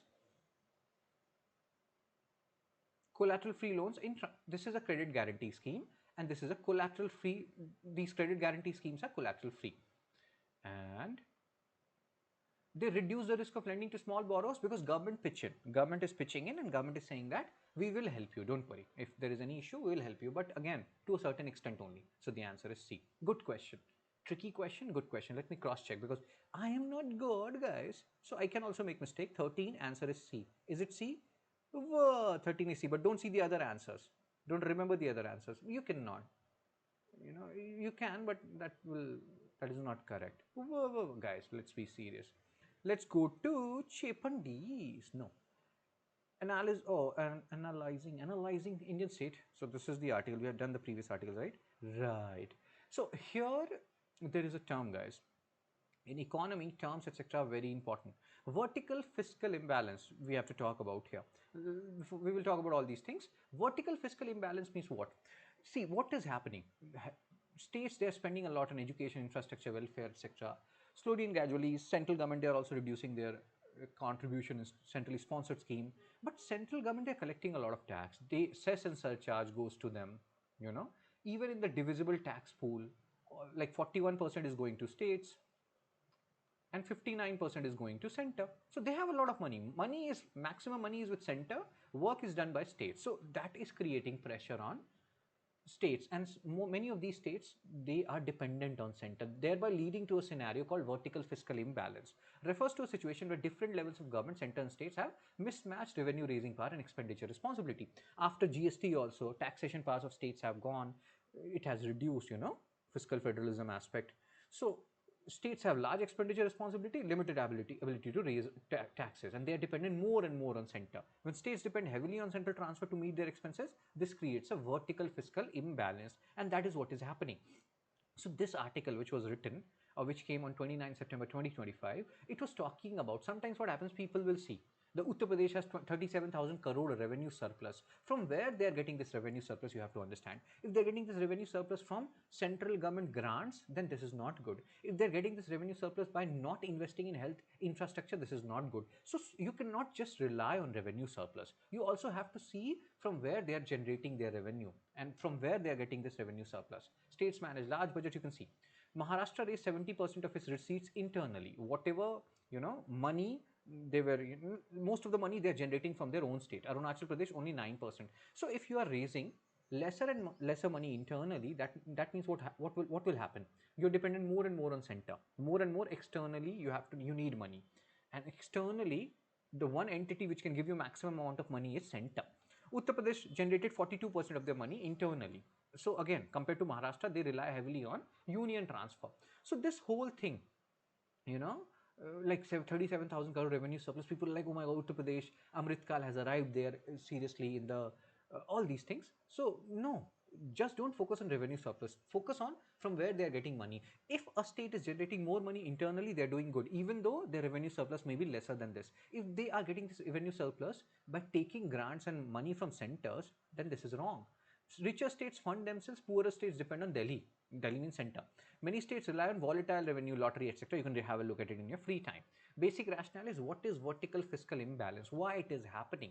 So, welfare paradox, surplus is not equal to strong welfare state. A state can have revenue surplus if they are not investing on health, education, infrastructure. Then also, so that is wrong, right? So India's paradox is what? States are doing most of these infrastructure work, maximum money is going to center, thereby creating a imbalance which is known as vertical fiscal imbalance. Maharashtra raised 70% revenue internally, low dependence, low vertical imbalance. Uttar Pradesh generated only 42% revenue internally, high dependence on central transfer, high vertical fiscal imbalance. Arunachal Pradesh only 9%, extreme vertical imbalance. So you can understand what is the basic meaning of vertical imbalance here. If you are generating your own money, you are awesome. Dependent on center, vertical imbalance will increase. Limit states fiscal autonomy, they're dependent more and more on center. They have to say all the time, oh my god, Amrit Kal is here, Amrit Kal is here, Modi sir is so awesome, he has degree in entire political science, not just political science. But again, if you have autonomy, fiscal autonomy, maybe you will say no, no, no. India did not get independence in 2014. India got independence in 1947 or got independence in 1947. You may have some more autonomy again. Modi sir, I love Modi sir, guys. You cannot say anything bad about him. I will kill you all and eat your life. But I am not a cannibal. That statement also has some issues. What I said. So again, vertical imbalance you can understood. You hope you understood the basic rationale. Gap between states' revenue capacity and expenditure obligation, forcing reliance on blah blah blah. Which of the following is true regarding India's welfare paradox? What is welfare paradox? Is it Chepandis? Is it Chepu? Is it Telsu? Or is it guys? I love you na upiriadi poina. Why you people do like this? So the answer is welfare scheme often rely on central funding, creating fiscal fragility. B is the answer. MCQ 15. States that depend heavily on central transfer face vertical fiscal imbalance. Vertical states have limited borrowing. No, it's not about borrowing capacity. It's vertical fiscal imbalance occurs when you are more dependent on center. So that is not the limited borrowing, not limited revenue generation capacity, not borrowing capacity. So R is false. Answer should be C. I also get get like flummoxed by a certain reason. So let's again cross check. 15 has to be C. Chepandis, don't see any other answer. When you say people don't see any other answer, people generally see other answer. Yes, 15 is C. So again, let's continue. Economy is awesome. A certain reason I hate, but yes, you have whatever you hate, especially you people, whatever you hate, you have to solve those questions. Next, are what happened here? Just give me a second, guys. So are workers' rights being eroded? So again, there are certain states which are raising the number of hours workers are working, or workers have to work, number of hours, 8 hours, 12 hours.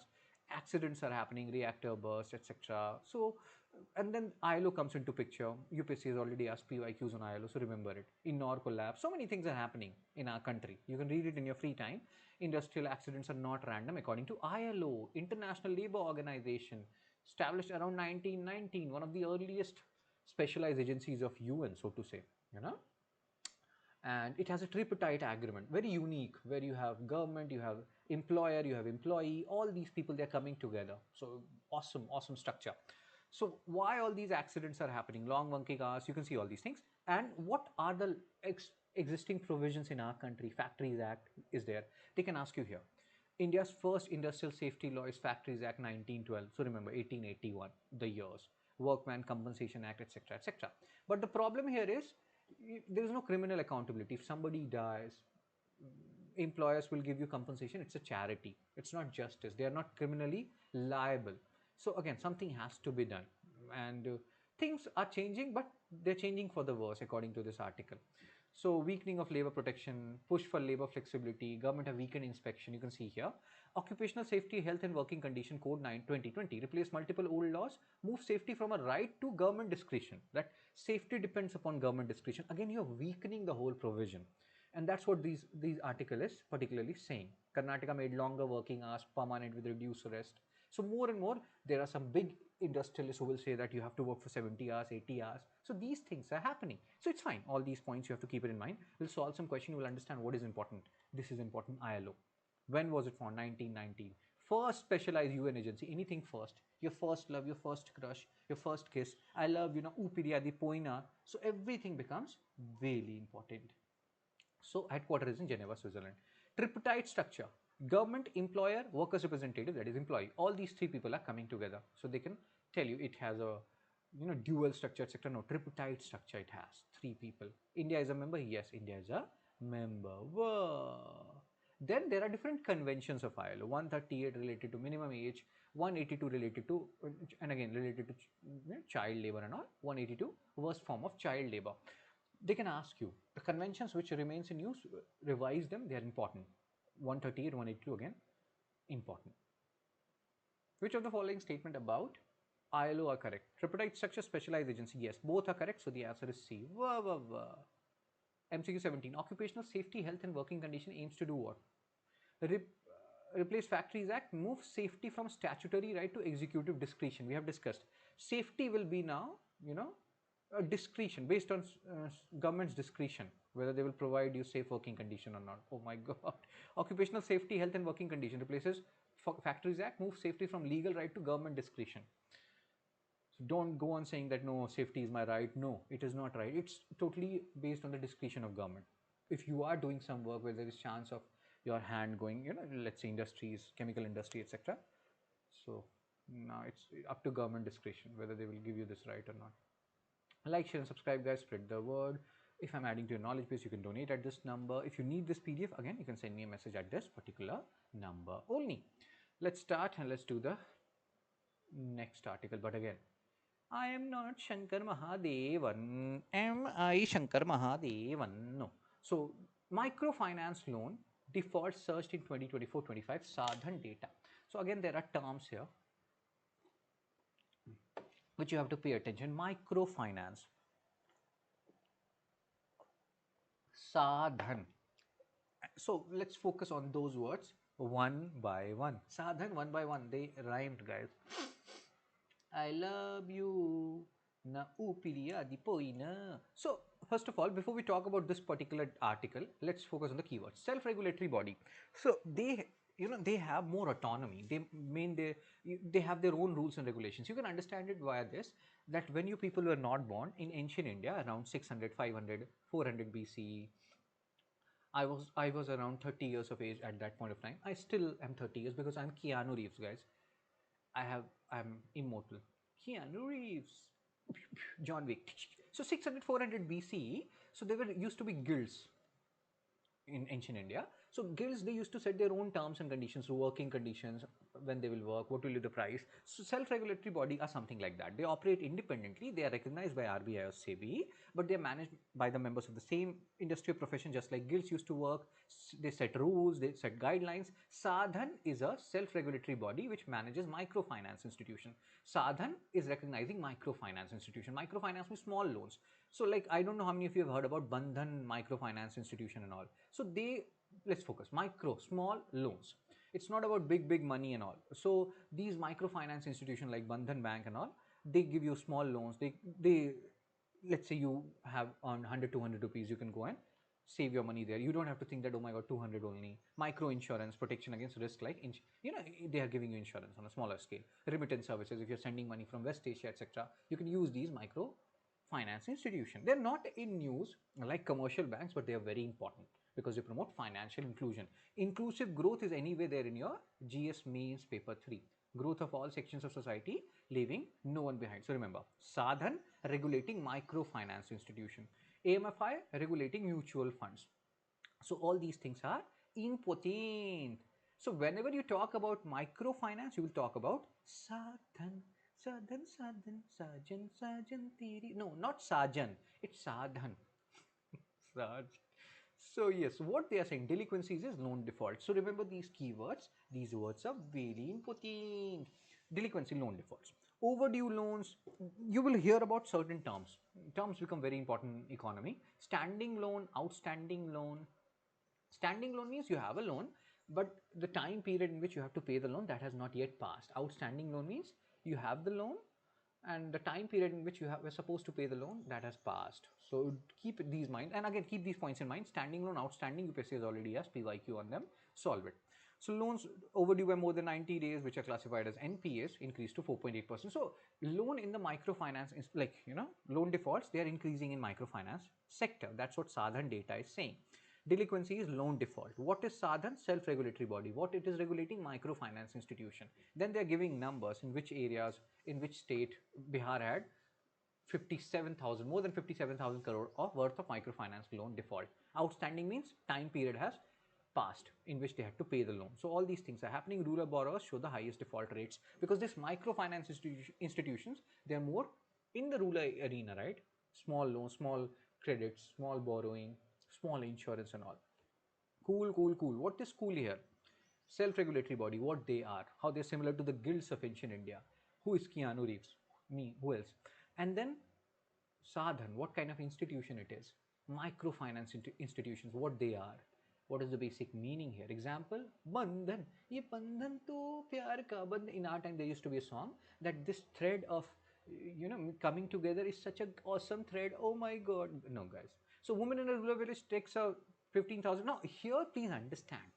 This people cannot directly take loan from Sadhan. No, it's not like that. Let's try to understand. Like you cannot go and directly take loan from RBI, right? RBI, if needed, they will give some money to commercial bank via repo rate, reverse repo rate, different provisions. And from commercial bank, you take money, right? So they are like, and similarly, there is something called as reinsurance agencies. Reinsurance agencies will insure insurance agencies like LIC, and you will take insurance from LIC. Similarly, let's say there is NABARD, National Bank for Agriculture and Rural Development. You're a farmer, you cannot take loan from NABARD. They will give loan money to, let's say, some money to regional rural banks. From regional rural banks, you will take money, right? Same way, you cannot go and directly take money from Sadhan if you want micro loans. You Sadhan will help these Bandhan Bank, etc.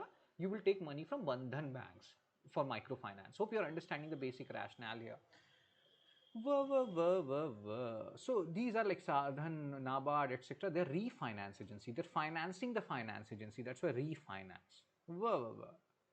Consider the following statement regarding microfinance institutions in India. Are they Chepandis or are they Chepu Telsu Ledu Kadu? Guys, no more. So, my MFI primarily provides small loans to low-income individuals who lack access to formal banking. Yes, they don't collateral. They're paying loan 200, 500,000. Why they will need collateral? Second is wrong. Eliminate second. Sometimes you also use common sense, guys. There will be some statement you will be like, oh my God, it has come out of the blue. You have to use your common sense. But in exam, what will happen? Common sense will become not that common because you are in a pressure cooker like situation. So then it becomes little difficult to apply common sense. Whoa, guys, why you people do like this? So, and they follow a group lending model such as self-help groups. Yes, they MFIs, they will give money to self-help groups, or people will pool their resources. All these things happen. So C is correct. People like, self-help groups, NGOs, Kudumba Shri and all, Lichit Papad. So they are the people who generally need these microfinance loans. C is the answer, 1 and 3. Read more about MFIs if needed. Guild Shrini, we have talked about it. This is a PYQ of 2012. Try to use option elimination. Try to solve these questions. They are really important. How important? Really. Every guild, no, they are autonomous bodies. So King used to invest in them like guilds and Shrenis, like they were Ayavadle, Manigramam in ancient India guilds.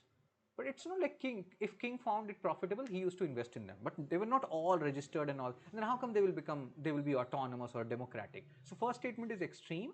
You eliminate first, you're left with B and C, check the second. Wedges, yes. This is happening even today in Sadhan, etc. And this was happening earlier also. So the answer is C, 2 and 3. Guys. In the context of microfinance, delinquency refers to what? Loans that are overdue for a repayment. That is delinquency. Consider following statement regarding Sadhan. Sadhan is a self-regulatory body. Yes. It directly, we have discussed what is refinance agencies. You cannot directly take loan from Sadhan. So second is wrong. Check third. Tracks key indicators, yes. General statement, right? So A. I love you. Just give me a second, you. How innovation drives economic growth. 21st article. Let's take a pause. Pause, pause, pause. I love you. Ooh, ooh. In our time, there was, used to be an actor. You people were not born at that time. Allu Arjun. There was a movie. Arya. Arya 2. So innovation drives, in economic growth. Please remember, in Nobel Prize, there's no Nobel Prize for economic science. But to fulfill that gap, there is an organization which gives Nobel Prize for economic science, which is considered similar to Nobel Prize of economic science. Please understand this. Swigrid's Risk Bank Prize in economic science is not exactly Nobel Prize for economic science, but you have to take it like that, considered as Nobel Prize for economic science. So given to Joel Mocker, Philip Aghion, and Peter Howitt. Later on added, actually, the correct version is this. When you talk about Alfred Nobel, he did not envisage Nobel Prize for economic science. So this was not in the original model of Alfred Nobel. Later on, it was added, this the prize in economic science. So many people did feel like this is not a Nobel Prize in economics because it was not originally envisaged by Alfred Nobel. So the recipient of Nobel Prize in Economics announced in Stockholm. But yes, you can. It's to be to. It's very confusing whether it is actually Nobel Prize or not. But yes, last edition you can say to the Nobel Prize if you want to be very precise. Swigrid's Risk Bank Prize in Economic Science given to Joel Mocker, Philip Aghion, and Peter Howitt. So half money is going to this guy, other half to these two people together. And why? They're talking about certain stuff like Mocker, prerequisite for sustained growth through technological progress. He's talking about two kinds of knowledge. There are two types of knowledge: propositional knowledge and prescriptive knowledge. Propositional knowledge, everyone has it. Everyone, even the person who you feel like he has no knowledge, he also has propositional knowledge. Things should happen like this. You should study for 18 hours, this and that. Theoretical knowledge. But until or unless you convert it into practical, that is prescriptive knowledge, things will not happen. It was not like people did not want to make airplane during Leonardo da Vinci time. You see, he also had a helicopter design and all, Leonardo da Vinci, but he was not able to make it because he only had propositional knowledge. But when the industrial revolution happened, many knowledge came into category of prescriptive knowledge, which led to innovation. That's what Joel Mokyr is saying. Why global growth accelerated over the last 200 years? Because more and more knowledge went from transition from propositional to prescriptive, or more and more knowledge came in the category of prescriptive. Bol bachan is one thing, we call it in our Hindi also, right? But to show it can happen in practicality. That's why people focus on vocational education. Learn while you earn and all those stuff. Do training, do plumbing, etc. Show whatever you are teaching, it actually works. So yeah, for innovation to happen, for global growth to happen, more and more knowledge has to go in this category. That's what Mocker was saying. And our scientific revolution, industrial revolution, they facilitated that. The other two guys, Aegon and Hobbit, they are talking about how you gain new knowledge, you replace other knowledge. Creative destruction keeps on happening. Nobody thought, you people were not born. In our time, there used to be a uh, social media. I don't know what you call them. Social media, Orkut. Orkut was like, Orkut is so awesome. No, now nobody remembers Orkut, right? So that's what happens. That's what creative destruction is. That new things, innovation replaces all technologies. Facebook, wow. No, nobody uses Facebook. Instagram. After a certain period, nobody will use it. Something else will come. So this is creative destruction. Optimal level, but it's not like any innovation. In every innovation, you need to invest. You have to pick and choose which innovation it will lead to creative destruction, which innovation can lead to which can be translated, can is more of a prescriptive knowledge rather than a propositional knowledge. So hope you understood the keywords for why they have got these Nobel Prize for economics, which is not exactly a Nobel Prize. Who among the following won the 2025 Swigrid's Riksban? That's why it is named like this, not Nobel Prize exactly, but yeah, it is confusing. I can understand why people get confused in this because it is Chepandi's verb, guys. Why people do like this? So the answer is Joel Mocker, Philip Aghion, and Peter Howitt. B is the answer. MCQ 14, Mocker's framework useful knowledge consists of propositional and prescriptive knowledge. Very good. MCQ 25, the concept of creative destruction used by Philip Aghion and Peter Howitt refers to technological innovation that simultaneously creates gains and replaces old technologies. You can pause me, you can solve these. 22nd, cabinet increases fertilizer subsidy for winter crops. Now here there are terms which you have to understand. Nutrient based subsidy scheme, For urea, government keeps a cap on what will be the MRP of urea, NH2CO, NH2. So people, but farmers use a lot of urea, and there's a lot of subsidy burden on government, so to say.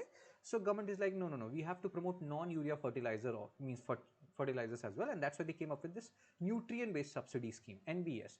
In this, what happens? They're not putting a cap on the MRP. You know, they will give subsidies to non-urea companies based on how much nitrogen, phosphorus, potassium, scientific name is kalium, and sulfur they are using. So based on, let's say, in their non-urea fertilizer, if they use 2 kg of nitrogen, if there's 2 kg of nitrogen there, they will get 86 rupees approximately. So that is nutrient-based subsidy scheme. Please remember, nutrient-based subsidy scheme is given for non-urea fertilizer, not urea fertilizers. And why to incentivize farmers? So that these, if government is giving subsidy, although they are not keeping a cap on these non-urea fertilizers, but if they are giving this kind of subsidy, obviously the price will be less. If the price will be less, farmers will be incentivized to shift from urea to non-urea. Urea also depletes soil's fertility to a certain extent, guys, and there is a lot of subsidy burden on government for that, because they put a cap on it. They decide what will be the MRP, maximum retail price, and all. So keep, you can see these numbers, the price has increased, etc., but it has brought nutrient based subsidy scheme into news, and that's why we are reading about these things. So guys, revised dates, everyone is very happy, so everyone is thanking Modi sir, because Modi hai to mumkin hai. There was a song in our time, you people were not born at that time, which says that if Modi sir is here, everything is possible. Guys, please don't do like this. Just give me a second, guys. Second. So urea is the only fertilizer whose price is statutorily controlled by Government of India, correct? So first is correct. Now you have to check second or third. Nutrient-based subsidy, no, it's not applicable to both. It's applicable only to non-urea fertilizers. So second is wrong. Answer has to be D. Under the NBS, subsidy is fixed for NPK as well as S. D is the answer. It's a good question. Under the nutrient-based subsidy scheme, which of the following nutrients are eligible? NPK, S, all of them. So the answer is D. Direct benefit transfer system in fertilizer subsidy ensures that, now this is a tricky question, I did not tell you. So based on your pre-existing knowledge, you have to solve this question. You can have a look at all the options. If you got this question correct specifically, you can write in the comment section that, sir, I'm a good boy or girl and I got this particular question correct. Direct benefit transfer, how? So we have discussed non-urea fertilizer, they get this DBT, they get this NBS, nutrient based subsidy. In this scenario, how they get subsidy, how direct benefit transfer works? So fertilizer companies, they receive subsidy after they have sold the fertilizer. Then it's not like they will get it before. After they have sold the fertilizer, how much they have sold, how much nutrients they have, etc., etc., then DBT is given to them. So B is the answer. Fertilizer companies receive subsidy only after the actual sale of fertilizers to farmer is recorded. Time to sort out India's cereal mess. This article published 19th November. They are talking about how it's so distortionary, India's public distribution system, so skewed towards rice and wheat. So that's fine. What is important in this article is this whole chronology, rationing. Rationing means government is providing you certain things at a subsidized price. It began during the World War II period when the food shortage happened. PDS, after independence, public distribution system. Revamped PDS, focusing on particular groups of people. Targeted PDS, again, Antyodaya Anna Yojana, focusing on BPL households. A poorest to the poor household, we have to say. They will be getting 35 kg of food grains per month, poorest to the poor. Then came National Food Security Act, where it became a legal right, that right to food became a legal right. So rupees 3 per kg rice, 2 per kg wheat, etc. you started getting under NFSA. 2013, remember the years. Antyodaya Anna Yojana came earlier. And then one nation, one ration card. Earlier, what used to happen? You have a ration card. You can get the subsidized 3 rupees rice, 3 rupees per kg rice, etc. from your own state. But one nation, one ration card ensured that migration happens, right? People from Bihar, they go to Punjab, etc. for work. So even the ration card of Bihar will work in Punjab. That was the whole aim of ONORC. And then Pradhan Mantri Garib Kalyan Anna Yojana came after 2022. Under this, what happened? This 3 rupee per kg, etc., all of these things become free. So almost like 75% population in rural areas and 50% population in urban areas. Overall, two-thirds population of the country, they used to get these subsidized food grains. For two-thirds population of the country, now they will get certain amount of food free of cost. There's no 3 per kg rice, etc. 75% poorest to the poor people in rural areas, 50% poorest to the poor people in urban areas. They will get things free of cost under Pradhan Mantri Garib Kalyan Ann Yojana. So there are so many things which has happened, guys, which you have to keep a tab on, which will help you in pre as well as mains. So this article is again saying procurement. Basically, procurement happens of rice and wheat, and there is so much wastage which happens. On the other hand, we are importing pulses oil seeds. This is not good. Rice is anyway a water intensive crop, so something has to be done. And Kuruvai season is a paddy season. Remember these words, sometimes UPSC asks terms. And then they're talking about how there is a mismatch. Like rice procurement, how much rice they are procuring. They are governments like Food Corporation of India, they are procuring from farmers, and how much they are actually selling in PDS, public distribution system. Rest is getting wasted, or some leakages happen. All these things are happening. Even in public distribution system, sometimes they will tell you that they are giving you 1 kg rice and all, but they will give you 900 grams. So wait, sometimes they will introduce ghost beneficiaries who don't even exist on paper. So leakages are there even in PDS system. Plus, this whole distribution system, procurement system is more like, especially procurement system is more skewed towards rice and wheat, and we have to focus on other areas also. We are like importing oil seed, etc. We have to focus, and yeah, what is important here is this particular thing. And let's solve some questions so that you can understand what other things are important. Like, see this question: what contributes to inefficiency in public distribution system? Why inefficiency happens? Leakage during distribution of grains. Some grains are diverted for other purpose, yes. Diversion of grains to open market, yes. You can use your common sense here, you can use your existing knowledge. Errors in beneficiary identification. Sometimes I have seen this case, Jharkhand. They are like Aadhaar authentication is redid. Some people, their hands are totally, because of work and all, distorted and all. Sometimes they will not be able to reach and go to the PDS center. They will not get money, the rice and all. And sometimes it will not match the hand fingerprints and all because of cuts and all, whatever. So sometimes these things happen. Poor people, illiterate people, sometimes Aadhaar issues. Due to these things, there is an errors in beneficiary identification. And it's, let's say I am very ill, I am not able to, even if my Aadhaar data is there, I'm very ill, I'm not able to uh, wake up and go and take my rice. Somebody else should go on my behalf, but that does not happen. So there are issues. High nutritional diversity, how does it contribute to inefficiency? So eliminate 4, you will get the answer. Even if you don't know anything, you just use common sense, eliminate 4, you will get the answer. Wow. MCQ 13, Antyodaya Anna Yojana, launched not 2005. If you go and see the data, 2000. So, and not under NFSA anyway. So, first is wrong. CD gone. You just check the third one. Yes, they receive 35 kg of food grades per family per month. So, the answer is B. Which of the following steps can reduce PDS leakages? Aadhaar based authentication. It can. It has its issues, but it can. GPS tracking of food grains trucks so that no diversion happens. DPT, direct benefit transfer. You tell these families, you buy from market, we'll give you the money. That can also. Increasing MSP, how it will reduce PDS leakages. So the answer is A, 1, 2, and 3.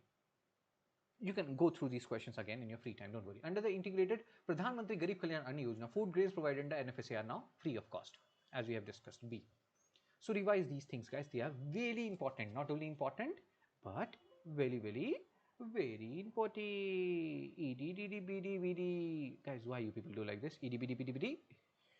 EDPD. IMF gives C grade for India's national account statistics. So earlier IMF was saying that your GDP data, the base here which you're using is outdated. Now we have done that. We have changed our base here and all. And we'll talk about that. I will tell you all those things which has happened. So IMF, International, Monetary Fund, they also helped us during bank balance of payment crisis and all. They keep on looking at countries which can go through BOP crisis, which can have issues. On that they give gradings like A, B, C, D.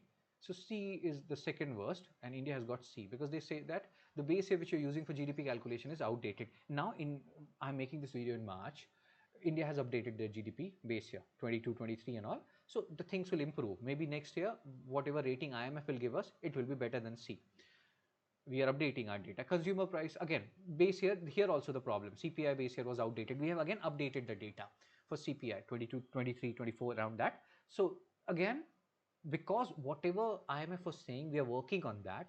We are changing our base year, etc. So hopefully next year we'll get better rating by IMF. So remember these things, they are important. Then what else is important? Like IMF is helping you in balance of payment crisis. You have World Bank.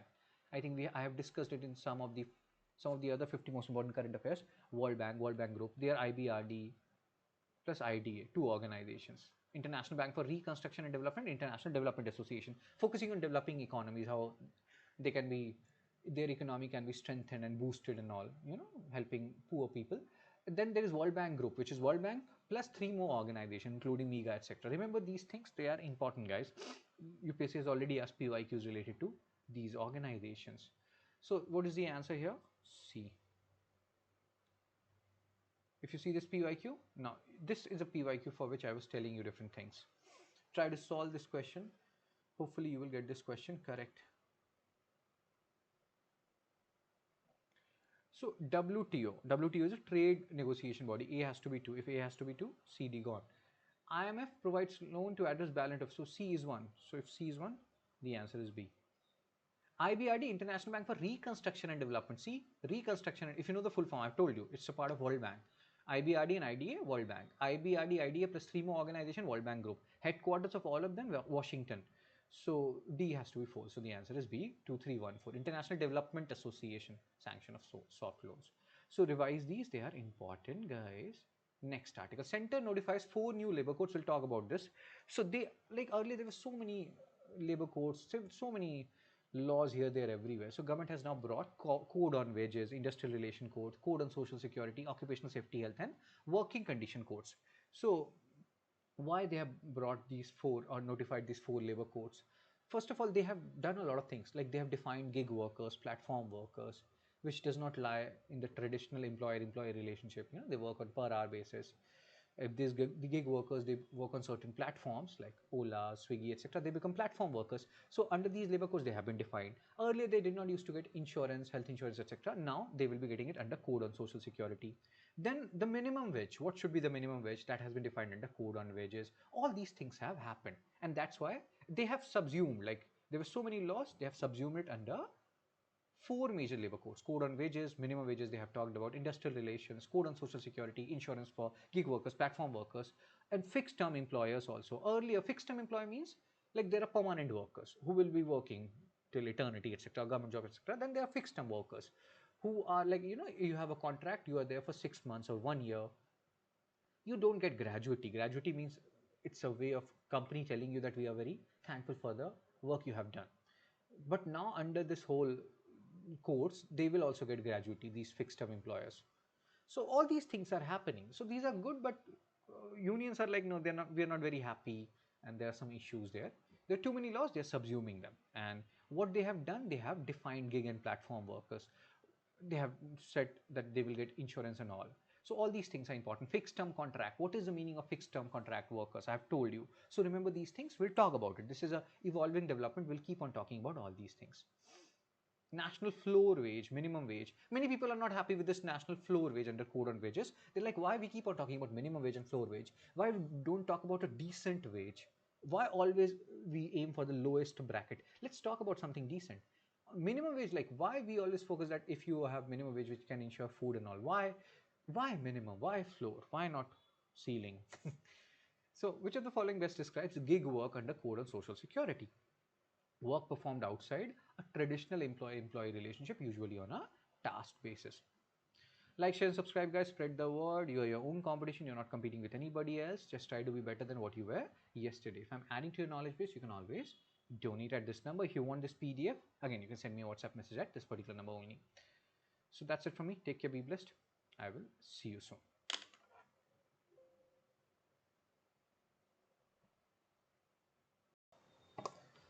Hello, everyone. Chipandis. Guys, please don't drink these thumbs ups, etc. These are bad habits. I don't know why you people have these bad habits. So 50 most important current affairs economy part 3. UPSC CSE prelims 2026. My name is Shubham Sagar. And you can connect with me on LinkedIn and become a really good boy or really good girl. Guys, let's be serious, okay? This is my Telegram channel. You can join this Telegram channel where I share my Hindu analysis PDF daily, Monday to Saturday at 9 p.m. So today, We'll do part 3. Up until now, we have done 25 most important current affairs, most important CA. So we'll start with 26th. And this is the most important economic. Part 3 is most important. Why? Because here we will be covering the month along with other months. We'll also cover January and February. February 1st, budget happened. One day before, economic survey came, and that is what is the basic pattern. Economic survey comes first and then your budget comes. We'll talk about this survey, what they're talking about. First of all, comparative analysis of survey and budget. So CE, Chief Economic Advisor, Ministry of Finance, they prepare it. What is important is this is not legally binding. Economic survey, advisory in nature. Union budget constitutionally mandated under Article 112, and there is no word called union budget in the constitution. It is known as annual financial statement. Oh my god. Okay, guys. And economic survey, they say what has happened in the past, and that's why economic survey is generally like this budget. This budget is 2026-27, right? This is 2026. Economic survey will be 2025-26. Why? Because they are talking about what happened in the past year and what should happen now. And economic budget will be saying that what will be done in the next 1 year. So it is short term, one financial year. Next year, another budget will come. And economic survey is not only about what should happen in the short term, medium to long term. What should India do? How we can reduce our reliance on China when it comes to critical minerals, APIs and other stuff. So let's talk about what economic survey is talking about our country in general. Chief Economic Advisor V. Anant Nageshwaran sir, he is saying that India is an entrepreneurial state. Tongue twister.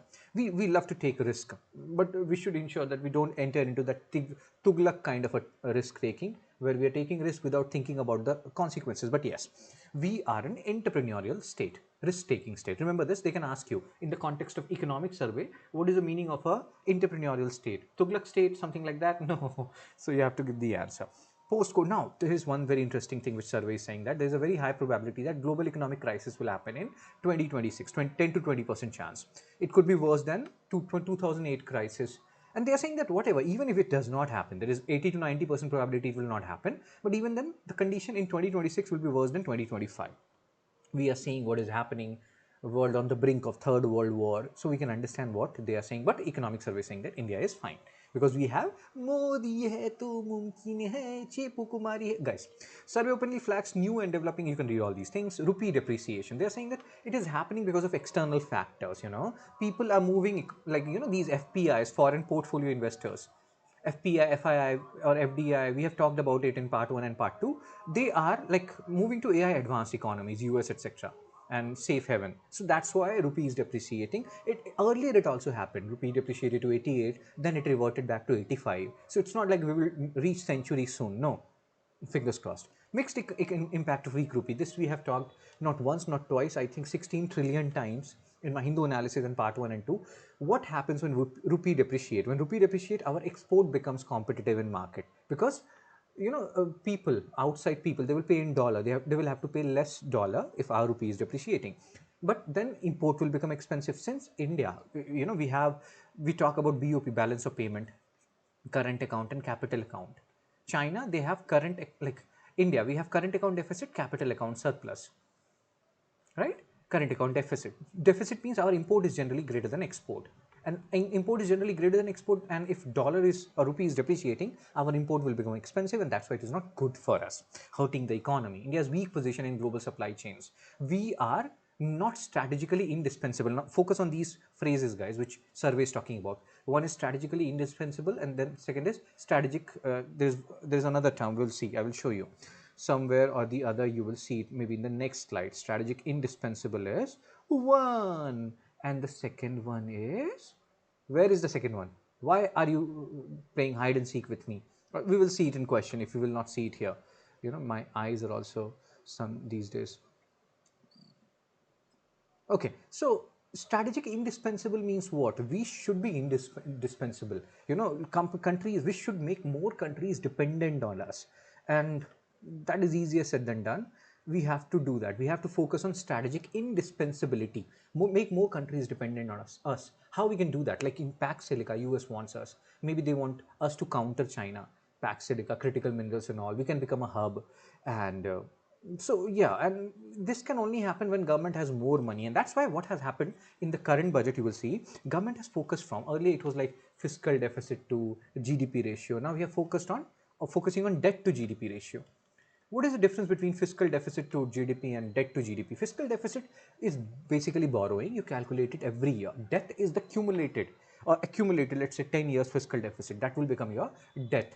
So these fiscal deficit, it's a flow commodity. Debt is a stock commodity. So there is some amount of flexibility which is needed for government, and that's why government has shifted from fiscal deficit to GDP ratio, from that to debt to GDP ratio. In fiscal deficit to GDP ratio, you are means calculating every year. In debt to GDP ratio, you will calculate every 10 years, 5 years. So that give government time to focus on certain stuff, because we have to be strategically indispensable according to economic survey. But then they're also saying that don't do these unconditional cash transfer 10,000 just before election and all. Survey notes, again, election years are there. What are the other issues? What are the problems which we are facing, so to say? See, some interesting thing, ethanol production, ethanol blending we talk about. And anyway, right now, West Asian crisis and all, we know ethanol blending will reduce the amount of oil which will be importing, but it is impacting food security. Ethanol, you, let's say you are using sugarcane and all those stuff, so it can impact food security. It is impacting food security. It is leading to fodder shortage. Then it can lead to increase in the prices of milk and all. So we have to see these stuff. Ethanol production should not impact food security. It should not impact fodders. Hidden cost of renewable energy transition. We talk about transition from non-renewable to renewable. How much we are incurring. There is a concept which we talk about in environment, just transition.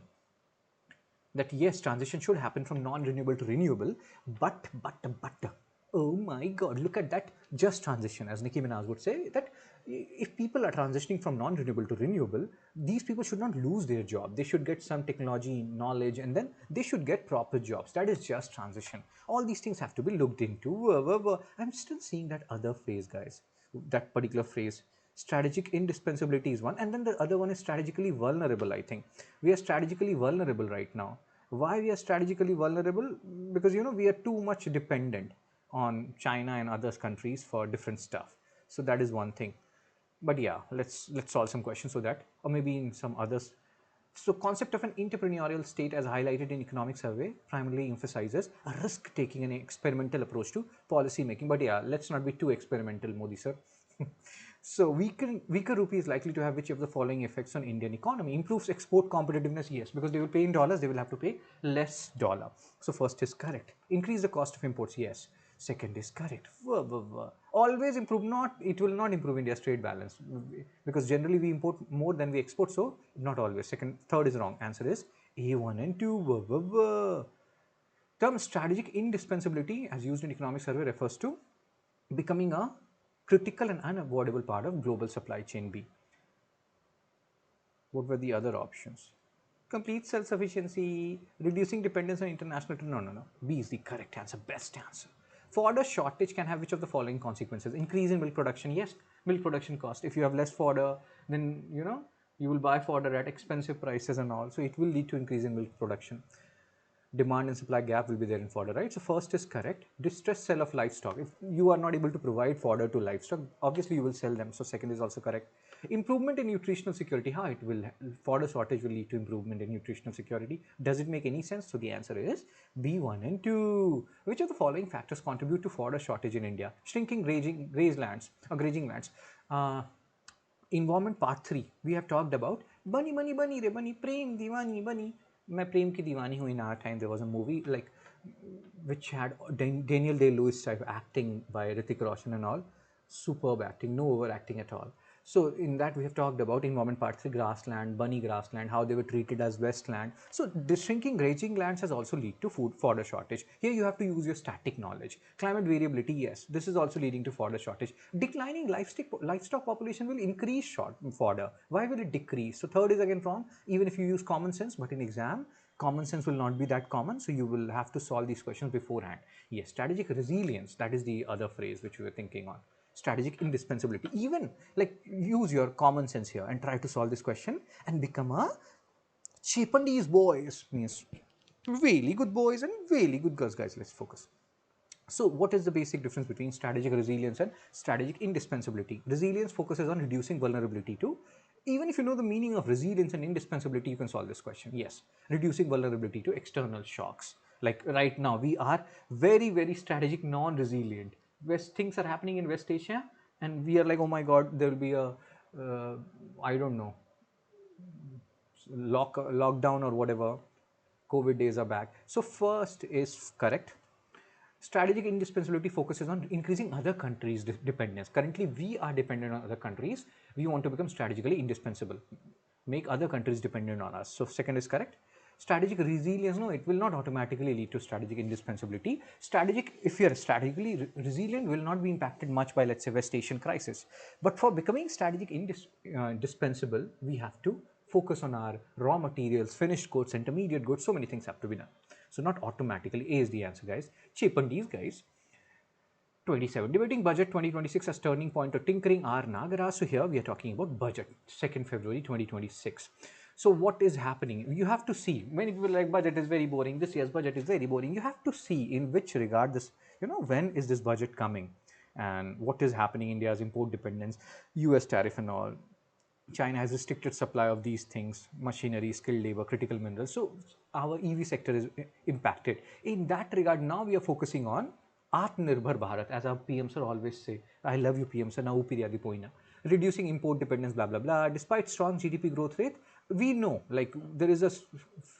We have discussed this almost 1 trillion times, primary to secondary to tertiary. That's how countries move. First agriculture, mining, then manufacturing, and then services sector. In India, we have directly moved from primary to tertiary, undermining secondary or manufacturing sector, leading to something known as premature deindustrialization. Our manufacturing sector's contribution to GDP has stagnated. Employment has fallen. Tertiary sector is giving maximum GDP. Your agriculture sector, which is giving less GDP, employing a lot of people, so not good. Ideally manufacturing should do these things, give a decent share of GDP and also employ a lot of people. Not happening in our country. Although Modi hai to mumkin hai, please bring Modi government to power and you will see the changes. Rising import dependence for capital. Now there is a term here, inverted duty structure. Why is our manufacturing sector not developing? One major reason is this thing also, inverted duty structure. So there are certain things for which we need inputs and means intermediary goods, so we try to import it from some other country. So let's say on this input product, input, let's say I want to bring some milk from outside country to make paneer and all. So on milk, they are taxing or they are putting tariff of 20%. On paneer, it is 10%. So why should I then do the work when I bring milk from outside at expensive rate and then do things to convert it into paneer when I can directly buy paneer at 10% tax rate? So this is inverted duty structure. Higher tariffs on inputs than final goods discourages domestic value addition and investment, and government is focusing on that. Government is trying to ensure that to rationalize inverted duty structure. Do remember the basic meaning of inverted duty structure. PLI scheme had not significantly reduced import dependence except for mobile phone assembly. South Korea, Samsung, etc., they are doing a good work in that regard. And again, IDS has to be corrected, inverted duty structure, by reducing custom duty on capital and intermediate goods. Encourage, then only, if your milk is incurring 20% tax, which you're importing from outside, and paneer finished good is 10% tax, why will I make paneer? I will buy it from outside only at 10% tax. So simplifying custom procedure may reduce delays, improve ease of production. Inverted duty structure, keep it in mind, important term. Electronics and rare earth, we are focusing on that. Rare earth corridor we want to make because China is limiting the import of these rare earth and critical minerals. Tax exemption, again you can read all these things. Labor intensive good and MSMEs, micro, small and medium enterprises, they employ a lot of people. Your agarbatti sector, your lichat papad sector, and so many other sectors, achar sector and all. So we want to provide them support. We want to create new MSME clusters. So that is India's focus.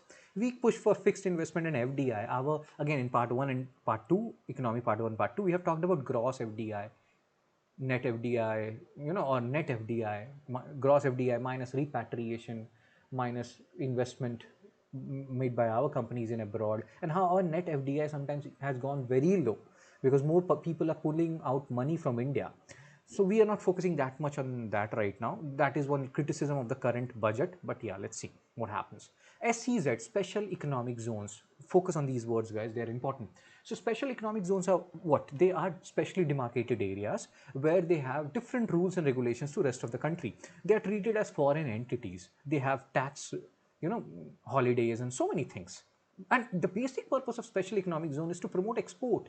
We are giving you all these special conditions, treating you like a foreign entity so that you can produce goods at a cheaper rate and export it to other countries. But now what government has done, they're allowing these SEZ units to sell part of their output domestically. Why? Because our export market is hampered after US tariff and all.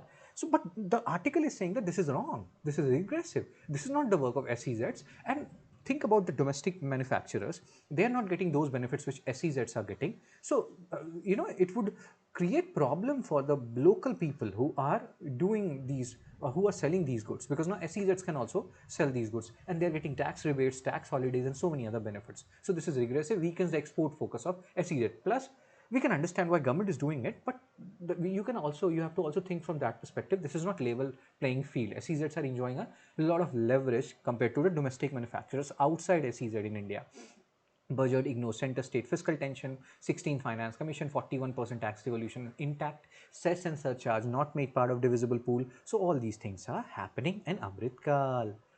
Inverted duty structure exists when tariffs on inputs are higher than finished goods. Cheapendies, PYQ8 UPSC 2024. Union Finance Minister, this is a static question. Here your static knowledge of budget will come into picture. Should not make mistakes in these kind of questions. Because cheapendies, cheapu తెలుసు లేదు కాదు. So Union Finance Minister on behalf of President, guys, not Prime Minister. So first is wrong. You're left to B and D. Union level, no demand for grant can be made except on the recommendation of President. That is correct. What is demand for grant?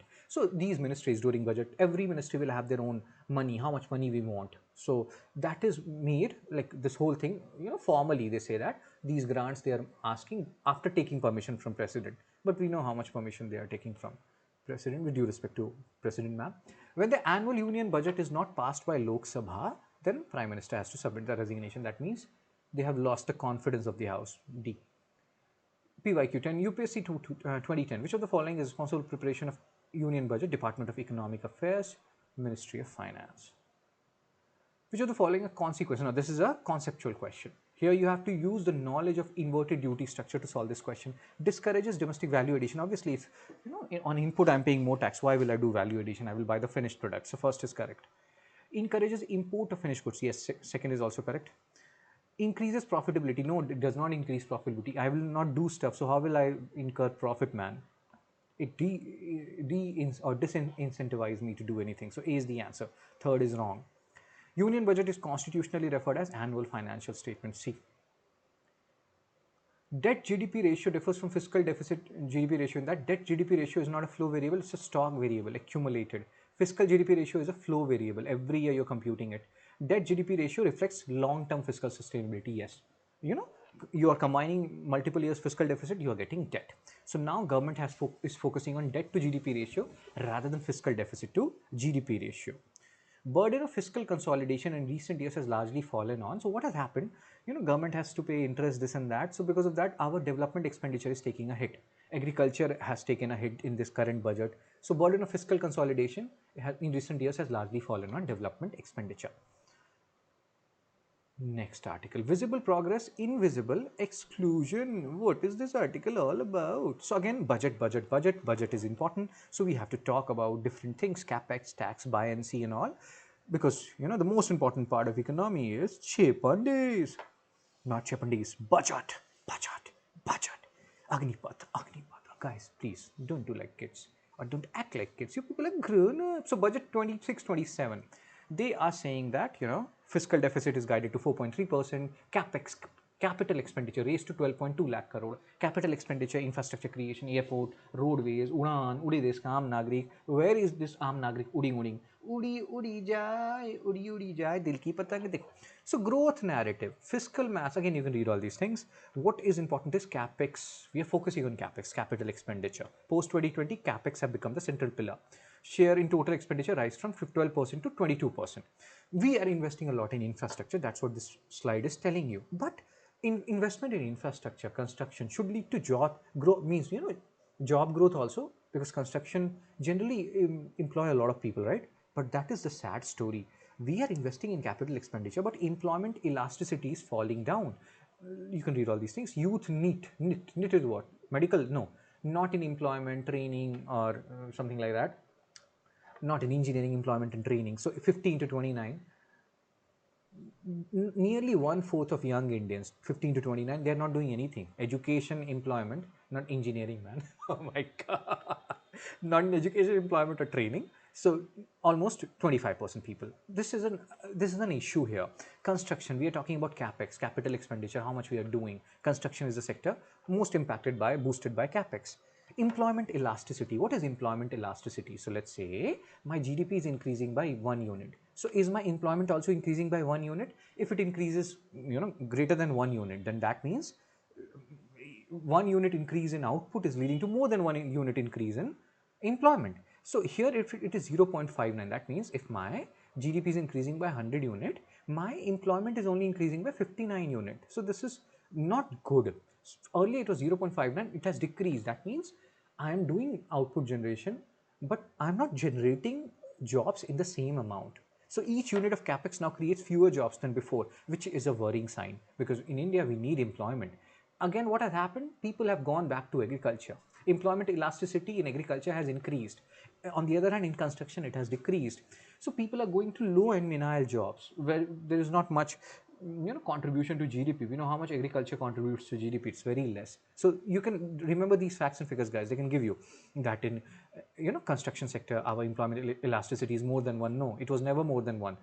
It is more than one right now in agriculture. So in agriculture, if you are generating 1 unit of GDP or output, you are generating or you are employing more than 1 unit of people. So more people are invested in doing less amount of generating less amount of output. Low productivity agriculture, people are going into it. India is doing a structural U-turn. We are going back to the, many people say India is more focused on anti-conversion law, this and that. We're going back in history rather than moving forward like China, 1970s, 80s. India and China at the same level. They, most of the Chinese people, they are atheists, they are agnostic. You will not see them talking about religion or fighting over religion.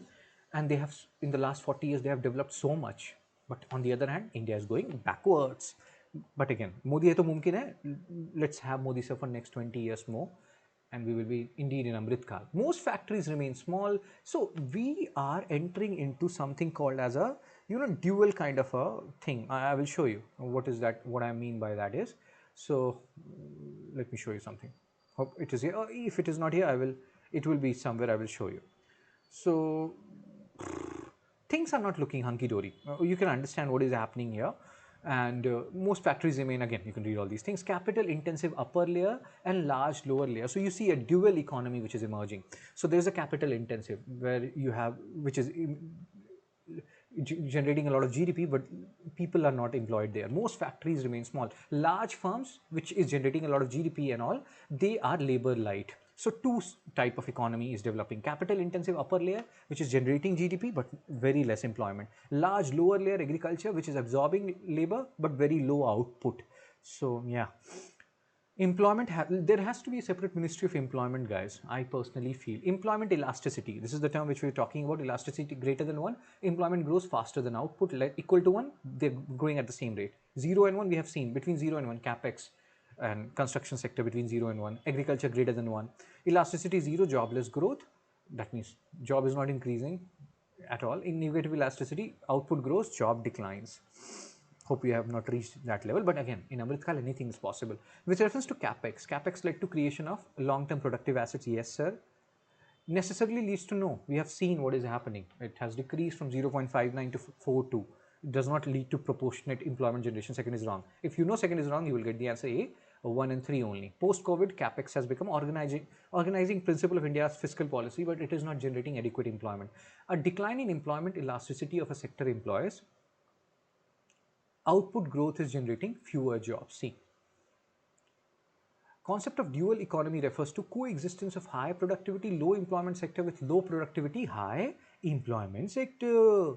Cautious nudge. What is this article talking about? Budget, budget, budget, budget, budget, budget. Guys, why you people do cheaper days? I love you na upiriya. So this article is talking about something really interesting. How interesting? Really, really, really interesting. Just give me a second, guys, because you people are good boys and girls. Hello, everyone. So we are talking about economy part 3, which is a dense part because it's covers so many dimensions of budget and all and different type parts of budget. So let's talk about it. Let's continue the discussion. Let me check everything is fine. Check days. చెప్పు తెలుసు లేదు Kadu. So 29th article, what this article is talking about, 16th Finance Commission, what they have done. So there is horizontal devolution, there is vertical devolution. You know, you talk about these terms. Vertical, like basically what is horizontal devolution means how money is divided among states. So for that you have these criterias. If you see 15th and 16th Finance Commission, this tax effort thing, it has gone out of the window, and they have introduced contribution to GDP. So thereby helping, like there was a Sashi Tharoor article, I made a 7 p.m. video on it. Southern states pay and northern states rule. So southern states, they are rich states, they are paying a lot of money and all, but population, based on population criteria and all, northern states, they have higher representation in parliament, they're ruling it. So to allay those fears, contribution to GDP has been added as a component in 16th Finance Commission, 10% contribution. So the better performing states financially, they will get more money. But this should not come as a shock, right? So that's why some things have been done for the poorer states also, populous state also. Population criteria, you see, 2011, 15% weightage, it has been increased to 17.5. Demographic performance, how much effort you are taking to reduce your population or keeping your population in check, it has been reduced to 10. Why? Because our population is anyway reaching a peak, so we don't need to control it further. Whatever rates to we are around that replacement level fertility 2.1 and all, so we are reaching the peak. Now the population will reduce only. So that's why demographic performance, how much effort a state is taking to stabilize their population, it has been, their contribution has been reduced. Area 15 to 10, and forest cover, you know, they have 10. Forest and ecology, they have just changed the name here. Income distance, poorest, states, they used to get a lot of money.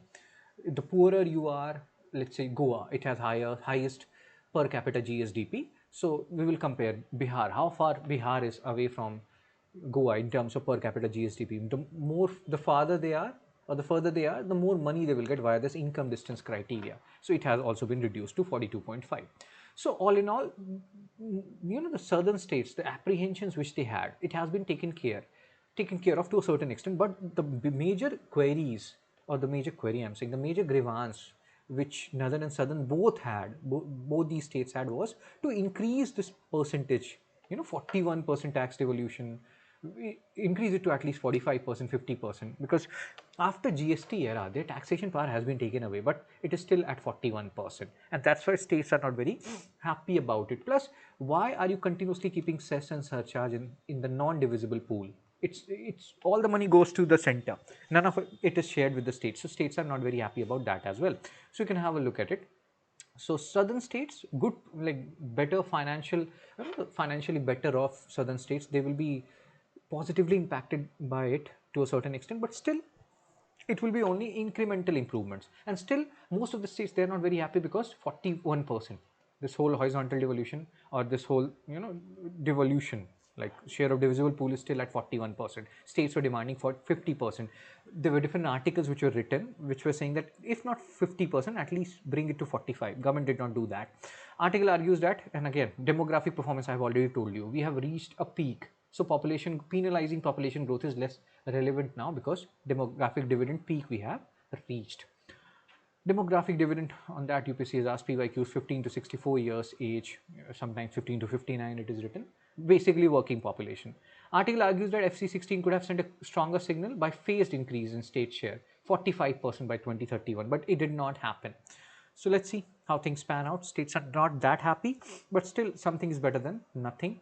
And you can see there are so many money which center will be given to states, but that is tied to centrally sponsored scheme. So if these schemes are implemented, then the money will be received by the states. So in a way, this increases the dependability of, or dependence of, states on center. So that is also one thing which we have to keep in mind. Plus cess and surcharge, they're still not part of the divisible pool. And this is one of the biggest issue which keeps on coming again and again. Chipandis. 16th Finance Commission recommended which of the following? No, first is wrong. They did not increase state share to 45. You're left with B and C. Check the fourth one. Linking vertical devolution. No GST performance. So the answer is B2 only. MCQ 19, horizontal devolution, devolution between state, vertical devolution, devolution between center and states. Tax effort criterion has been replaced by contribution to GDP, correct? Weight of this criterion has been increased to 10. This means contribution to GDP, correct? Change disproportionately benefits not transfer dependent states. Like transfer dependent means poorer states, no, richer states. So third is wrong, and the answer is A, 1 and 2 only. MCQ 20, with reference to demographic criteria, weight for demographic performance has been reduced. Yes, we are reaching the peak. So first is correct. Weight for population size has been modestly increased. Yes, we have seen that. So second is also correct. Go and revise if you forget. Population growth is still heavily penalized. No, they're not penalizing it. And that's why they have reduced the weight for demographic performance. They feel like we are reaching the peak now. So it doesn't make any sense to penalize those states where population is increasing, because we will be getting older, our population will be reducing now after some years. So yeah, A, not penalized. Next, Finance Commission triple grants to urban local governments. So urban local bodies, there were local government, panchayats, rural local governments, and urban local governments, panchayat municipalities, panchayats in rural areas, municipalities in urban areas. So urban local government, they are getting a lot of grants from Finance Commission, and Finance Commission has recommended it, and Center has approved it. Whoa, whoa, whoa. Let's have a look at it. What are the ways via which these urban local governments, they get their money? That is, you have to understand. They don't get by tax devolution, that goes to states, this fine tax devolution thing and all, whatever we have discussed. They get their money, these ULGs, urban local governments, they get their money from grants transferred by central and state government. Grants, it does not need to be paid back. And how much money they are getting? 16th Finance Commission recommended 3.5 lakh crore, which is actually a big number. If you compare it from the last 15th Finance Commission, it was 1.5 lakh crore. So 16th Finance Commission representing a 230% increase, which is actually a big number. But then there are some problems. There are some grants which are tied grants. Tied grants means they have, again, you have to do work in sanitation or water supply, then only you will get the money. And that's why some urban local governments, they're not very happy about it. That why, center keeps on doing it, that they tie grants to this and that. If I do this, then I will receive the money. But still, this is a big amount, 3.5 lakh crore to urban local governments. So, and you can see they're saying this 5-year allocation equals center's total spending on centrally sponsored urban scheme over last 13 years combined. So this is a good thing. And 10,000 crore has been allocated as urbanization premium grant, because there are some peri-urban areas, areas at the transition of urban and rural zones. Government wants them to be transitioned to urban areas, or, rural to urban transition. For that, 10,000 crore has been set aside. Wah, wah, wah. Now, share of local government grants has gone up to, for ULGs, to 45%. Now, let's try to understand this. Local government grants can be of two types: rural local government and urban local government. So earlier, let's say 36% it was earlier. So earlier, if they were getting, urban bodies were getting 36, the remaining 64 was going to rural areas. Now what has happened?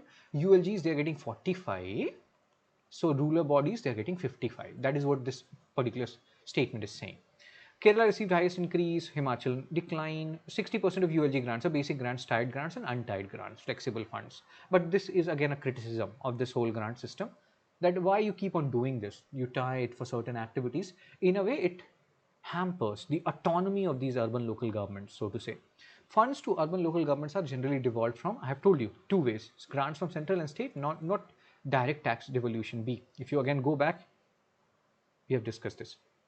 See this, traditionally ULG receive funds through grants transferred by central and state government rather than direct tax devolution. So the answer is B, 2 and 3. Just give me a second, guys. Next article: budget and the imperative of fiscal consolidation. See, Rangarajan, budget. People will be like, oh my god, so many budget. But yes, budget is important, guys. Anything and everything related to budget is important. So revenue expenditure share, we talk about budget, revenue receipt, capital receipt, revenue component, capital component. So you have revenue expenditure, capital expenditure. Revenue expenditure is what? Salary, pensions, and all. So that has reduced 88 to 77%. Capital expenditure, infrastructure creation, that has increased, which is actually good, right? Our focus area, biopharma. Biopharma, I have also talked in health budget. Health budget, we have discussed it in polity and governance part 3. So you can have a look at it. Cool, cool, cool. So capital spending has, it's not like budget we are discussing only in economy. I have discussed it in polity and governance also. And I think in environment, again, we have discussed environment budget. We have discussed in environment part 3. So yeah, have a look at it. Capital spending has been strong post-COVID, but the growth of this capital or capex we have already discussed. Now, tax buoyancy. This is important, guys.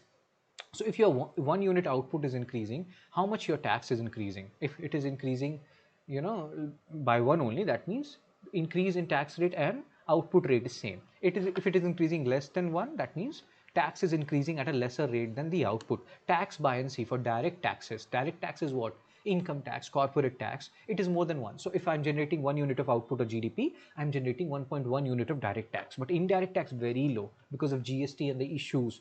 So if I'm generating 1 unit of GST or output due to GST, whatever, like indirect tax I am or GST which I'm getting is only, if I'm getting 10 rupees as output from GDP, I'm getting 3 means 10 rupees as output, I'm getting 3 rupees as GST. So indirect tax buoyancy is lesser than direct tax. It's lesser than 1, much lesser than 1. Overall, if you do the mean and average and all, tax buoyancy is 0.8, below ideal level of 1.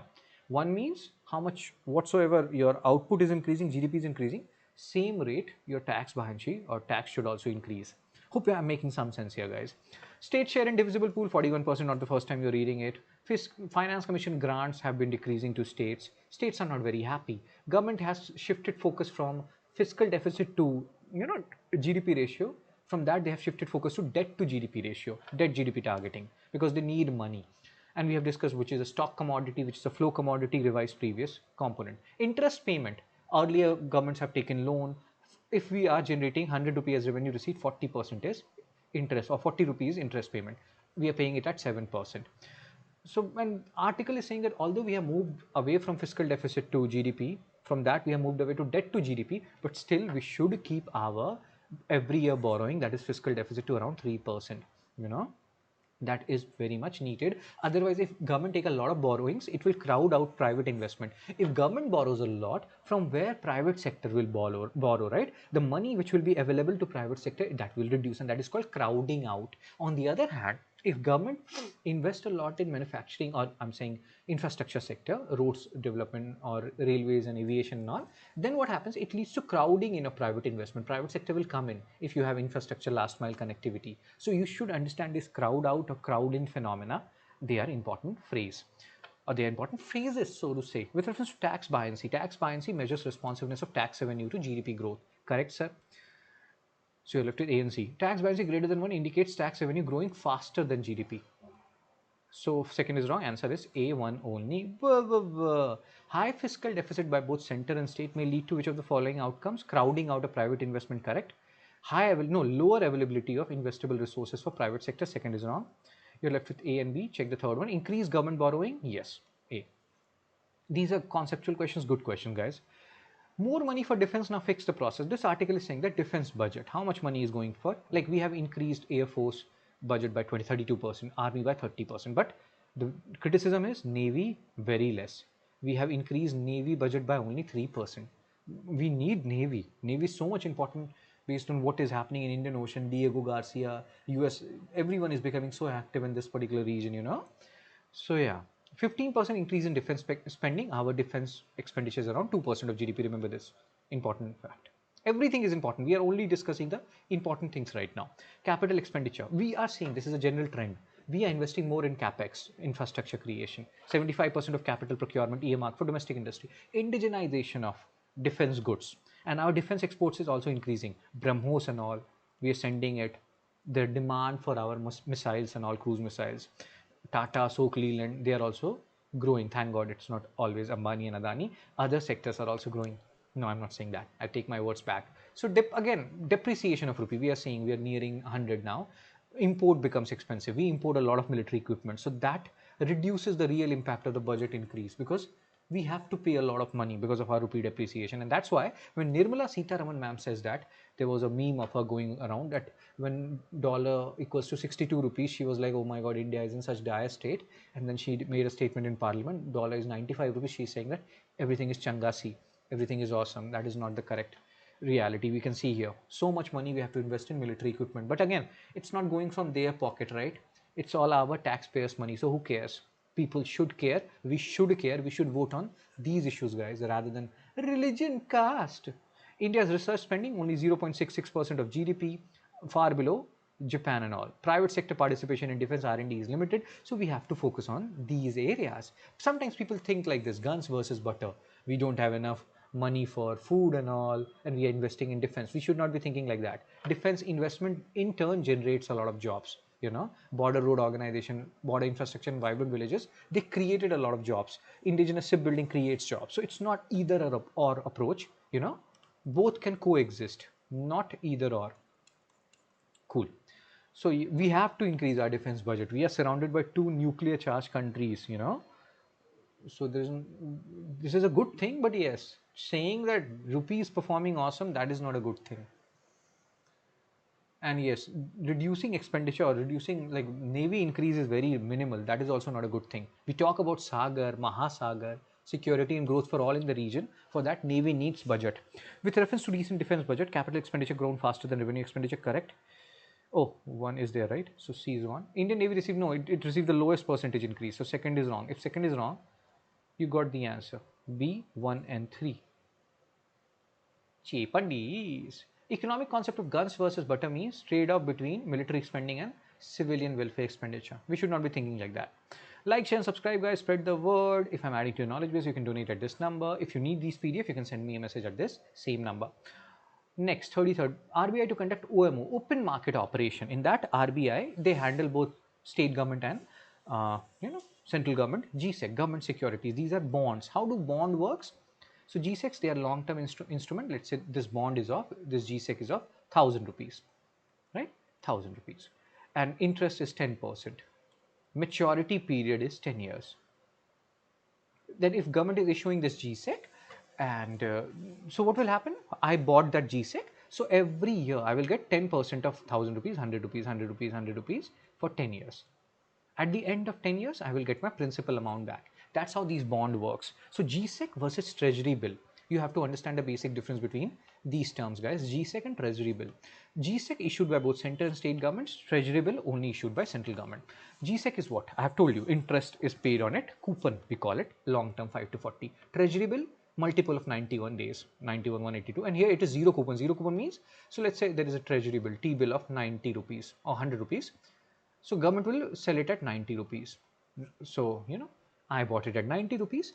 At the end, after 91 days, I can, sell it back to government and I will get back my 100 rupees, which was the amount of tree bill. So this sell it at a discount. This 10 rupees which you got later on, that is your earning, so to say. Zero coupon, you are not getting any interest as such. You are buying it at a discounted rate. And then when you sell it back, you get the whole amount of the treasury bill, which is 100 rupees, the marked amount.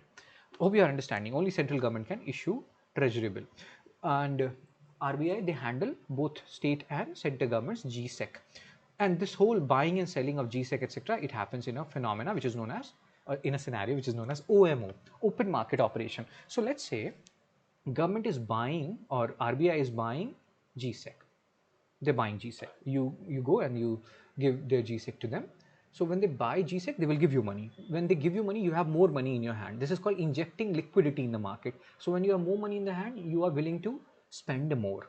And when you're willing to spend more, what will happen? That will increase inflation. So because more money chasing fewer goods. So if they want to increase inflation, if they feel like inflation is too low, they will ask you or they will buy GSEC. If they're selling GSEC, then you are paying them in money. Money is sucked out from the economy and you have lesser money, you will not buy stuff and the inflation will come down. So you can understand why government does this OMO operation or open market operation. RBI will conduct OMO purchases, security worth 1 lakh crore. They will purchase 50,000 crore and then rest 50,000 crores.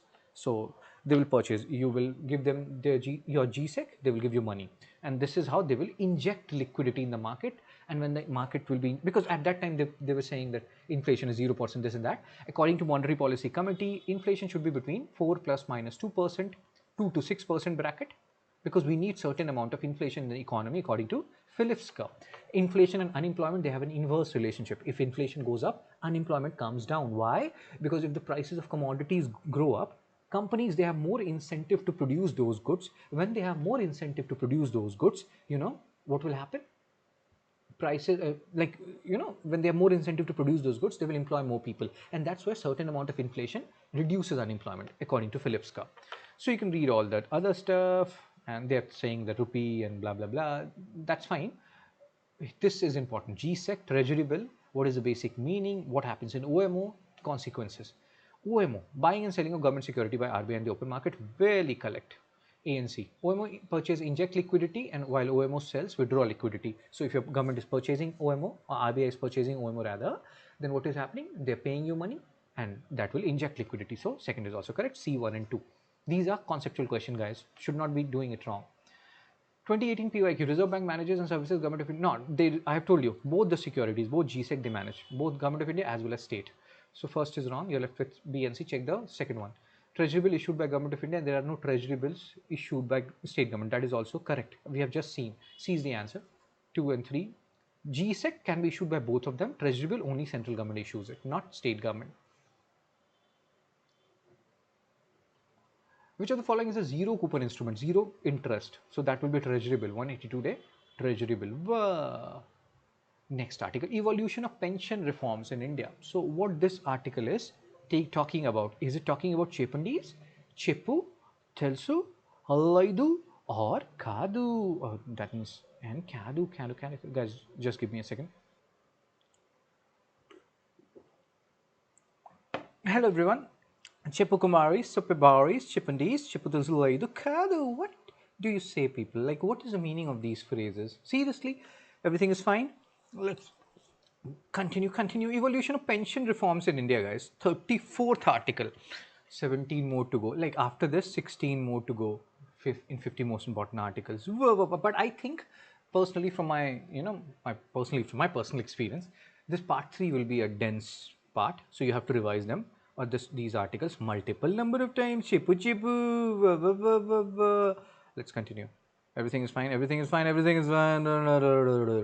So pension reforms, evolution of pension reforms in India. There was a time when government used to contribute money, because you see 88% of senior citizens in our country, they work in informal sector where there is no pension, etc. So in 1995, there was a IGNOAPS, Indira Gandhi National Old Age Pension Scheme for 60 plus BPL, below poverty line people. Now there were confusions, different sources. Some sources say 65 plus and all.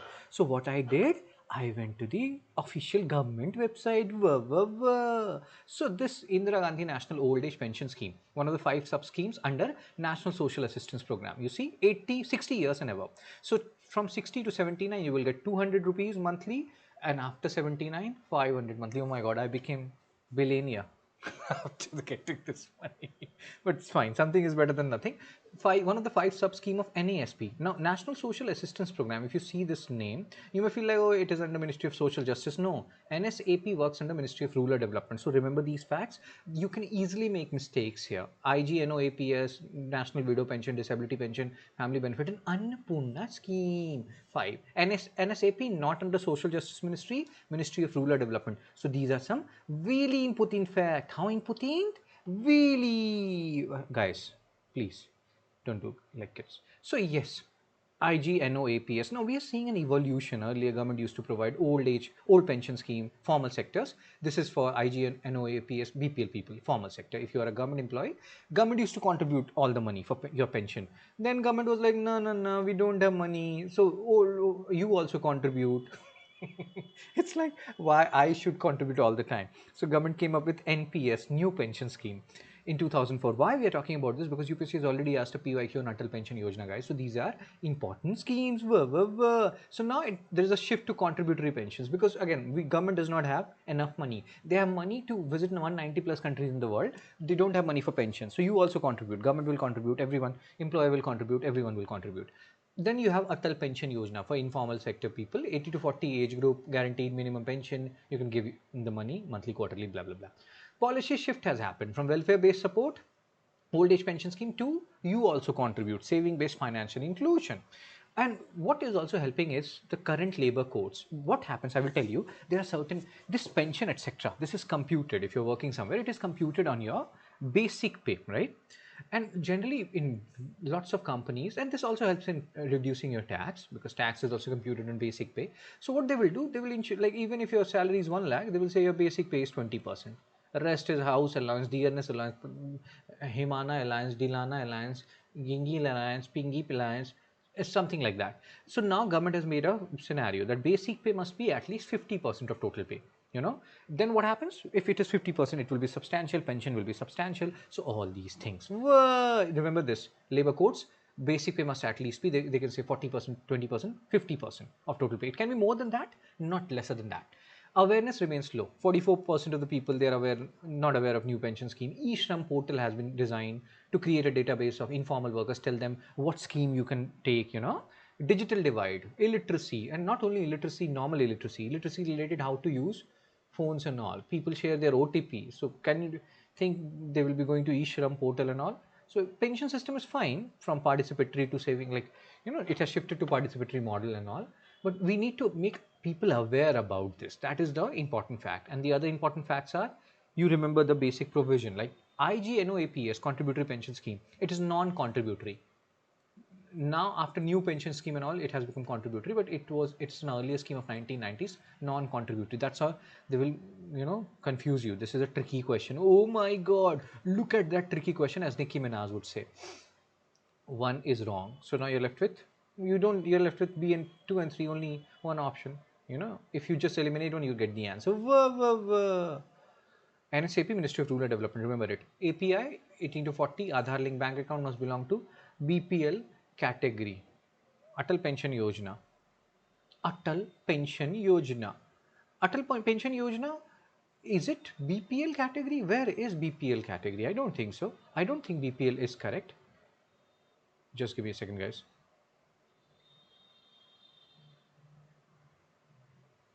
I can be wrong here. So B is the answer of this question. I think for 30th, C should be the answer. Let's check that. Age between 18 to 40 is correct. Oh, not C. Keep. Just give me a second. Let's focus. Let's focus. I am no god, so it's not like I will do all questions correctly. Let's focus. Let's focus. But I generally do. So age between 18 to 40 is correct. So first is correct. So C is gone, right? So you can Aadhaar link bank account. That's but obvious. Everything is linked to Aadhaar these days. So now we are left with A and D. Must belong? No, no, no. Where is it written? Aadhaar, Atal Pension Yojana must belong to BPL. Ideally, I think A should be the answer. If I'm wrong, you can tell me in the comment section. Let's check the answer as well. We have answer at the end. 30. I am saying A. I don't know the answer. A. Oh my god, I'm always correct. So yes, that was not these things happen. These things will happen with you also. I think it will happen more with you because I have taught it so many times. Still I get confused. So think about you people. Oh my god. RS passed bill for 100% FDI in insurance sector. Now people are saying that what will happen to companies like LIC, etc. You're trying to remove their monopoly. Government is saying that if more companies come into picture, insurance premium will reduce. So that is win-win scenario for all. The opposition is saying that if you share our Aadhaar data, etc. with these foreign companies, it can compromise national security, our data and all. So there are debates. Government was saying, like opposition was saying, send it to select committee before passing it, but government has passed it. Government is like, no, we don't do discussion, we just pass it. So Rajya Sabha, they have passed this amendment of insurance bill, and a day after passage in Lok Sabha, 100% FDI is allowed in insurance sector. Earlier it was 74%. They have also repealed some obsolete laws. This is actually a good thing. This 100% FDI in insurance, you can talk about it. Then there are something called as reinsurance sector, guys. Reinsurance are those insurance companies which will insure the insurance companies. So there will be a company which will be insuring LIC, that is a reinsurance company. Like, hope you're understanding. RBI, they will not directly give you loan and all. They will help banks. Banks will give you loan. So that is refinance agency. So remember these terms, they are important. NABARD, they will not directly give loan to farmers. NABARD will help regional rural banks, and regional rural banks in turn will give loans to farmers. So again, it's a example of refinance agency, reinsurance agency. These terms are important. Nirmala Tai is saying that these, whatever premiums they are collecting, they will remain within India. And then she's saying something more. It will ensure competition, more foreign insurers, competition, reduce premium and all. Other opposition is saying that data privacy. You talk about KS Puttaswamy judgment and all, DPDP Act, but data will be compromised. Our PAN and Aadhaar details will go to these foreign entities. So they can capture 600 billion market share. They can weaken our insurance, PSUs, LIC, etc. So let's see what happens. But right now, this is what is happening. Reinsurance, insurance for insurance companies to spread risk. So yeah, why does India need climate resilient agriculture? CRA. See, when you people will grow up and prepare for UPSC, you will read about NAPCC, National Action Plan on Climate Change. Under that, 8 missions are there. There's one mission, National Mission for Sustainable Agriculture. We need that. We need methods like system for rice intensification. In most of the areas where you do rice cultivation, they do flooding that leads to water wastage and all. No, you do alternate wetting and drying of crops, rice. You use younger seedlings and all. That is system of rice intensification. We need these climate resilient agriculture. We need to avoid flooding agriculture when it comes to rice, because 51% of net sown area is rain fed, plus water is also a problem. We exploit a lot of groundwater. We are the largest exploiter of groundwater in the world. And yeah, so that's why we need climate resilient agriculture. National mission for sustainable agriculture. Now government in 2024, they have come up with this bio E3 policy, biotech in economy, employment and environment. So there also biotechnology will use to focus on CRA, climate resilient agriculture. We need to do that. We need to adapt, and we need to have system of rice intensification, climate resilient crop varieties, in situ rice residue management. Awareness among farmers is also a issue. So we have to take care of that as well. What is important here? Bio E3 policy. Which E3E they are talking about? Economy, employment, environment. Remember this. When was it launched? 2024. National Mission for Sustainable Agriculture, one of the 8 missions under NAPCC. Yes, correct. What is the mnemonic for NAPCC? Sehwag HK. I have told you almost 89,688 trillion times. Solar Mission, National Mission for Enhanced Energy Efficiency, National Mission for Sustainable Habitat, Water Mission, National Mission for Sustainable Agriculture, Green India Mission, National Mission for Sustaining Himalayan Ecosystem, National Mission for Strategic Knowledge on Climate Change. Guys. Bio-E3 policy, biotechnology for economy, environment, and employment. Cheapandis. MCQ 33, biotechnology includes gene editing, biofuel, vaccine. Here you have to use your co-existing knowledge also. Bioremediation, yes, D, 1, 2, 3, and 4.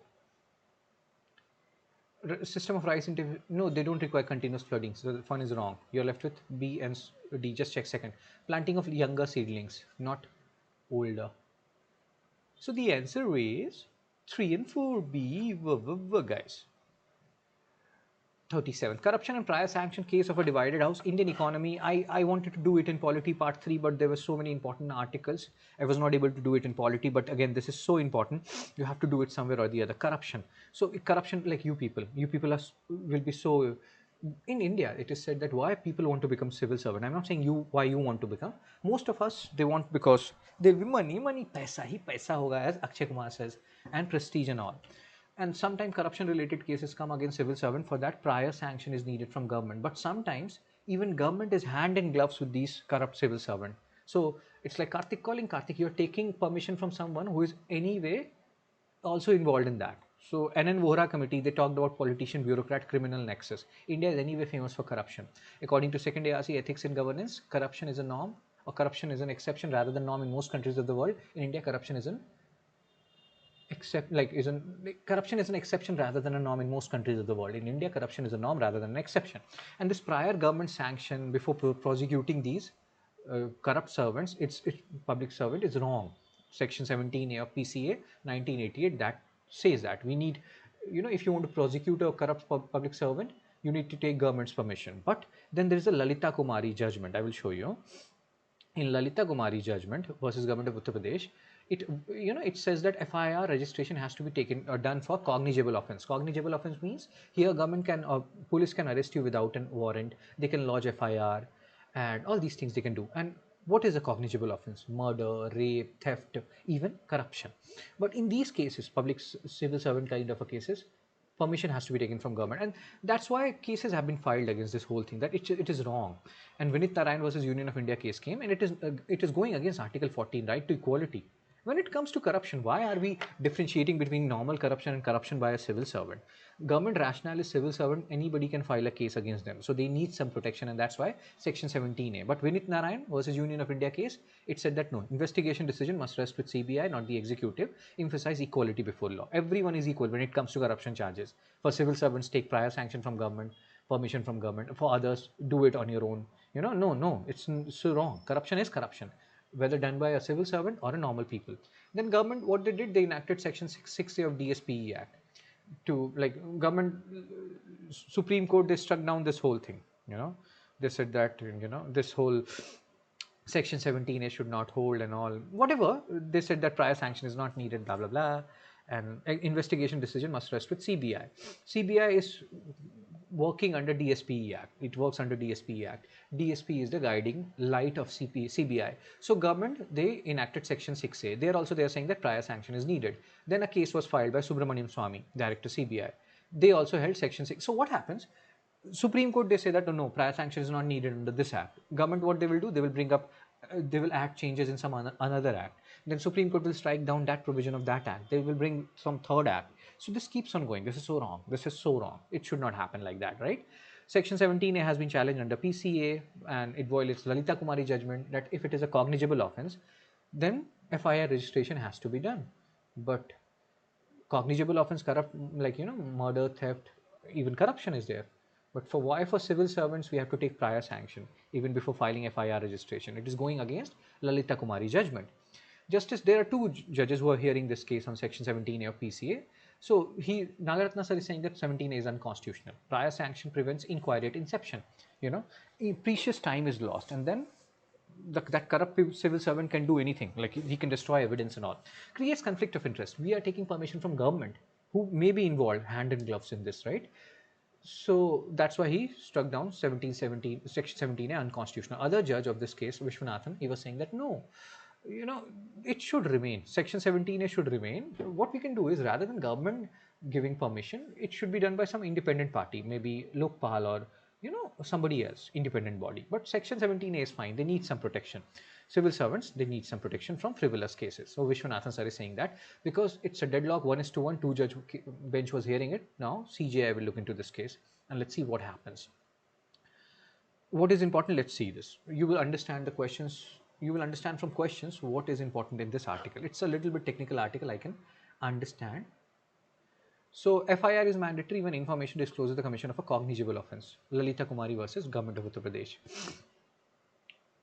Which article of constitution was most frequently invoked in challenges protection against corruption investigation? Equality before law. Everyone is equal. For corrupt servant, public servant, there is another different law. For corrupt other people, there is different law. This is wrong. This is going against Article 14D. Overdue upgrade. CPI series from 2012 we have shifted to 2024, which is actually good. Earlier we were giving too much weightage to food and beverages. In current day and age, we are investing more on other stuff. So the food beverage weightage has been reduced. Food and beverage, anyway, they are very volatile. So if their component is more, your CPI will be very volatile.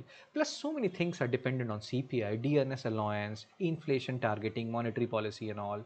DNS allowance, DNS relief, DNS allowance, serving government employees, DNS relief, retired employees. So their DI, DR, interest rate decisions, rate cut has to be done or not. Everything is dependent on CPI. So CPI has to be somewhat stable. Reducing food weightage component, do remember how much it has been reduced, guys. 45.8, almost 46% to 37%. Remember these things. So things have changed, and reducing our reliance or weightage of food will make CPI more stable, which is very much needed for computing DA, DR, and MPC, repo rate and reverse repo rate cut things. So again, good step done. The article is saying that CPI should be revised every 5 years. After 2012, 2024, it's a long period. Every 5 years, revise it, because patterns change, human consumption patterns change, so many things change, and CPI should reflect that. A reduction in the weight of food in the CPI basket would make overall inflation more stable. B. MCQ 38. Which of the following are directly linked to CPI? All of them. DADR and repo rate decisions. D. 1, 2, 3. With reference to DNS law as DR, DA, some government law as both, all of them are correct. C. 1, 2, 3. So revise all these questions, guys. Like, share, and subscribe. Spread the word. And you are your own competition, not competing with anybody else. Just try to be better than what you were yesterday. If I am adding to your knowledge base, you can donate at this number. And if you want these PDF, you can send me a message at the same number. Cool, cool, cool. That's it from me, guys. Take care. Be blessed. I will see you soon.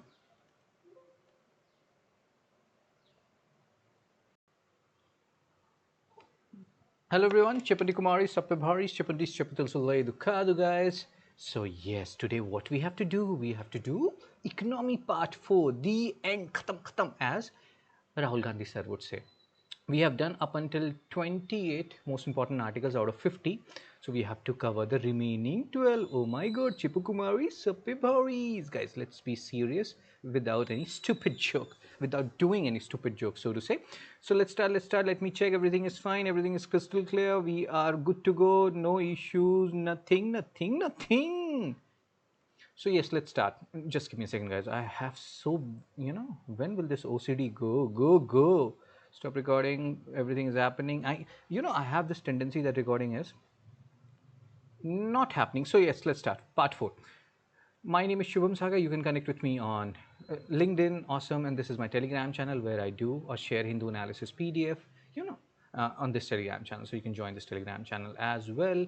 39th article published in the Hindu on 13th March 2026 related to preparing India for a true innovation-led economy. So here they are talking about how in Global Innovation Index, India is doing good this year. Like, our rank is 38 out of 139 economies. Last year it was 40th. Global Innovation Index. Who publishes it? If you're not right, oh my God, if you know that, write it in the comment section.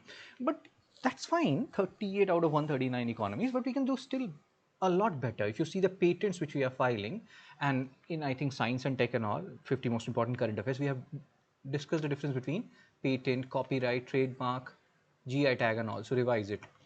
you know so again, see, 1,10,000 patents we have filed India, and China 18 lakhs, US 6 lakhs. So we still have a long way to go. And why is my hand not getting set up? Okay, just give me a second, guys. So yeah, Atal Innovation Mission, we are doing something like we have, in budget we have set aside a provision for, you see this, government support is increasing, 1 lakh crore RDI fund we have set aside, and we are funding deep tech startups via this 1 lakh crore RDI fund. Expansion of Atal Tinkering Labs. Now here, Atal Innovation Mission comes into picture. When was it launched? Year is important. It works under which particular entity? Niti Aayog. It is not National Institute for Transforming India. It is National Institution for Transforming India. Key initiatives: Adult Tinkering Labs, and this is what Adult Tinkering Labs we're talking about. Innovation labs in school, Adult Incubation Center for startups. Incubation means, it's associated with startup. A New India Challenge and Community Innovation Center. So do remember, when was Atal Innovation Mission launched? It works under which entity? Niti Aayog. Niti Aayog is not National Institute for Transforming India, National Institution for Transforming India. India's innovation ranking is increasing, but we are still spending a very less. Oh my God, what am I saying? We are spending very little on R&D, 0.65% of GDP. In most of the countries of the world, private sector, they invest, but our weakness is our private sector is also not investing much. So yeah, there is problem. Private companies invest very little. So there are shortage of researchers, skill, talent, and blah blah blah. You can read it in your free time. What is important here? Global Innovation Index. What is India's rank? And Atal Innovation Mission. What is under which entity it works? When was it launched? These are the things which you have to keep in mind. Which of the following initiative announced by Government of India aims to promote deep tech startups? So here the answer is 1 lakh crore Research Development and Innovation Fund. Revised PM Vishwakarma scheme. We have talked about it in the previous parts of economy, Startup India Seed Fund scheme, and Make in India program. Atal Innovation Mission PYQ UPSC 2019 set up under Niti Aayog. Niti Aayog, neither a constitutional body nor a statutory body, it's an executive body. So remember it, keep it in mind. Very, very, very important. According to Global Innovation Index 2025, India's rank approximately 38th. What approximately? That is exact rank. Better than last year, where that year we were 40th. 40th article, 40th. Cabinet okays 33,660 crore Bhavya plan. Why they name like this? Again, with due respect to Bhavya, Bharat Audyogik Vikas Yojana. So what they want to do? They want to develop plug and play industrial parks, future ready industrial parks. What is the meaning of this plug and play industrial parks? Plug and play industrial parks means already roads etc. will be developed, clearance system, single window clearance system will be here. All these things, land will be allocated for the industrial setups which will be there. So things will already be there. You just have to go and set up a factory or whatever you want to do. Even government will support, central government, they will support 1 crore per acre for this Bhavya scheme. Let's go one by one. So they want to develop 100 plug and play industrial parks across India, make them future ready, because we need these industries, we need our manufacturing sector to work. Primary, secondary, tertiary sector. We talk about primary, agriculture, mining, secondary, manufacturing, and tertiary services. India has jumped from primary to tertiary, and our secondary sector has been ignored to a greater extent. To take care of the manufacturing sector, Bhavya focuses on 100 plug and play industrial parks. And here, central government, they will be providing 1 crore per acre for supporting and what development of these industrial parks. State governments, they are not required to do something. They can give land, they can give clearances. Private sector, this is a PPP model. So obviously private sector will be contributing. Central government contribution will be 1 crore per acre. So again, and here this particular Bhavya scheme, it is also linked with PM Gati Shakti. PM Gati Shakti launched around 2020-21, which is a multi-model or multi-ministerial initiative. What they want to do, in simple terms, let's say we have a metro. Metro works only when you have last mile connectivity. Metro has to be connected with something. You should have proper, after, like, hope you're understanding. It happens in a lot of areas where you have a railway and then railway is not connected to, you don't have last mile connectivity. So we need to connect our roadways with railways, with waterways. That is what PM Gati Shakti is. And this Bhavya scheme is also connected with PM Gati Shakti to ensure last mile connectivity. Duration 6 years, 2026-27 to 31-32. And development of, in the first phase, they will develop 50 parks, and then later on they will develop the remaining 50 parks. Standard parks, minimum 100 acres in northeastern region, hilly region, 25 acres minimum, and maximum size of these parks can be 1000 acres. Reform focus, emphasis on ease of doing business. World Bank, ease of doing business. You can read all these things. PM Gati Shakti, Bhavya scheme, they can directly ask you, Bhavya scheme is associated with what? Plug and play industrial parks refers to industrial zones with ready infrastructure and pre-clearances. Oh my God. Which of the following best describes the objective of PM Gati Shakti, improving multi-modal infrastructure and reducing logistic cost? 41th article, 30th March 2026, subsidies. Now, here they're talking about Udan. So, government has launched Udan 2.0, But this article is saying that just by launching Udan, earlier government has launched Udan, Ude Desh Ka Aam Nagrik. So, let's first focus on Udan and then we'll focus on the modified Udan launched by government. So this was the scheme, original scheme. Udan launched in 2016. This was the period around 2016 when government was very active. They were launching scheme, plastic management rule, this rule, that rule, 2016. What is the aim of this Udan scheme? To ensure that anybody with a Hawaii chappal can fly in a Hawaii Jahaj, make air travel affordable and accessible for common citizen tier 2 and tier 3 cities. Affordable fares, 1 hour flight, 2500. And government will help provide subsidies. Earlier, the subsidy system was something like, so let's say on a particular route, let's say on a route from Guwahati to Silchar. We are just taking an example. We are not saying that Guwahati to Silchar route was under Udan. So let's say on Guwahati to Silchar route, airline Indigo is taking 2500 for 1 hour flight. So if they are doing, let's say, from Guwahati or from Kolkata to Hyderabad, they can charge passenger extra. That's how government was providing subsidy. So hope you're understanding. Earlier subsidy model was somewhat different. Now government will directly fund subsidy. They will give money directly to the these operators, so to say. So this cross subsidy has been done away with. So hope you're understanding the earlier model of subsidy. Government had allowed that you can charge other traffic or other routes more to take care of this whole thing, that you are charging only 2500 for 1 hour flight on these routes. Viability gap funding, government provides subsidies, and earlier that was the model, cross subsidy. Revival of airports, unserved and underserved. The problem with Udan was, how will you generate demand? These airports, these airways, they are directly competing with roadways and railways, which are much cheaper. So why will people give even 2500? Hope you're understanding. So even if you're going with this modified Udan, this article is saying that you cannot generate artificial demand, so to say. You have to take care of that. Last mile connectivity is again an issue here. I may fly from, let's say, I will give you an example. So I went from Hyderabad to Itanagar for one teaching assignment. So I paid, let's say, 3,000, 4,000, 5,000, whatever flight charge was there. And then from Itanagar airport to Itanagar main city, wherever I had to go, I was paying 2,000 rupees just to go there, because the last mile connectivity issue is there. So hope you're understanding this. There is not one problem associated with this. Maybe I am giving 2,500 for 1 hour flight, but if I'm paying again 2,000 rupees from going from airport to my main center, wherever I'm going, why would I do that?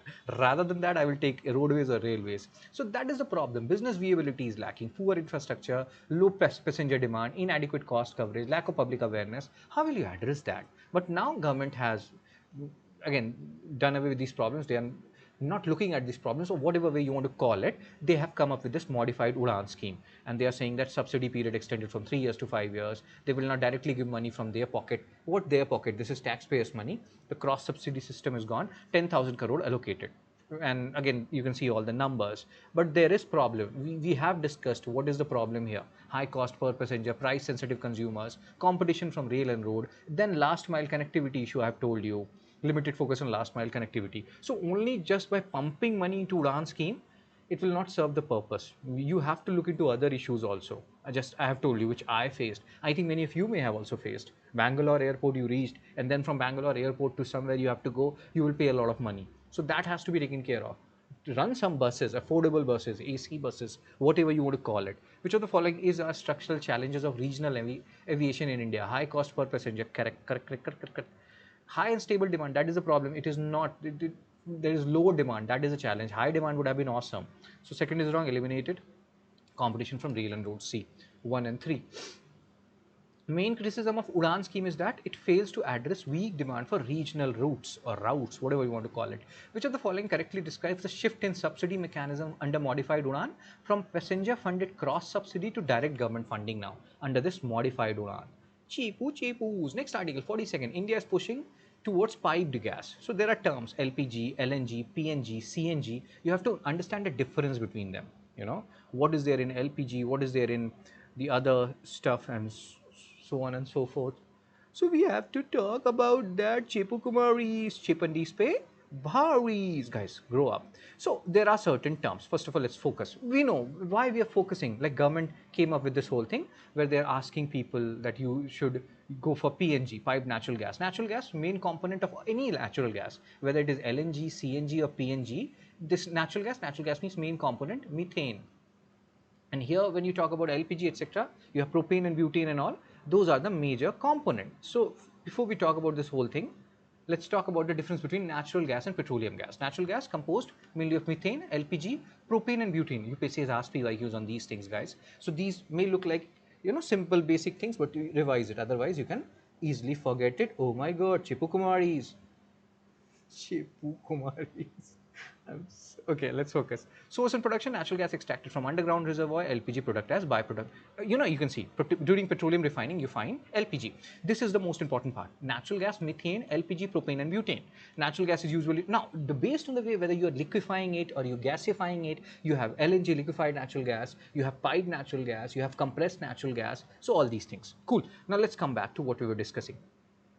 So LPG byproduct, again, LNG, liquefied natural gas. You are converting natural gas to liquid. Why? Because if you read, when you read chemistry, this particular article is economy, and I could have kept it in science and tech also, but in science and tech already we have so many articles to discuss. So what I'm saying here is that liquefied. When you read, chemistry, you read solid, liquid, and gas. Gas, the molecules are far apart, so they take a lot of space. When you compress them to liquid form or solid form, they take lesser space. That is the reason here. Natural gas cooled to minus 160 degrees Celsius for transport, volume reduces 1000 times. Liquefied. Compressed natural gas, compressed for vehicular use, and PNG, piped natural gas. Government wants the shift from LPG to PNG, piped natural gas. But for that, you need pipeline infrastructure, which is not developed in all parts. Western India, we have these pipelines and all. In northeastern states, we don't have it.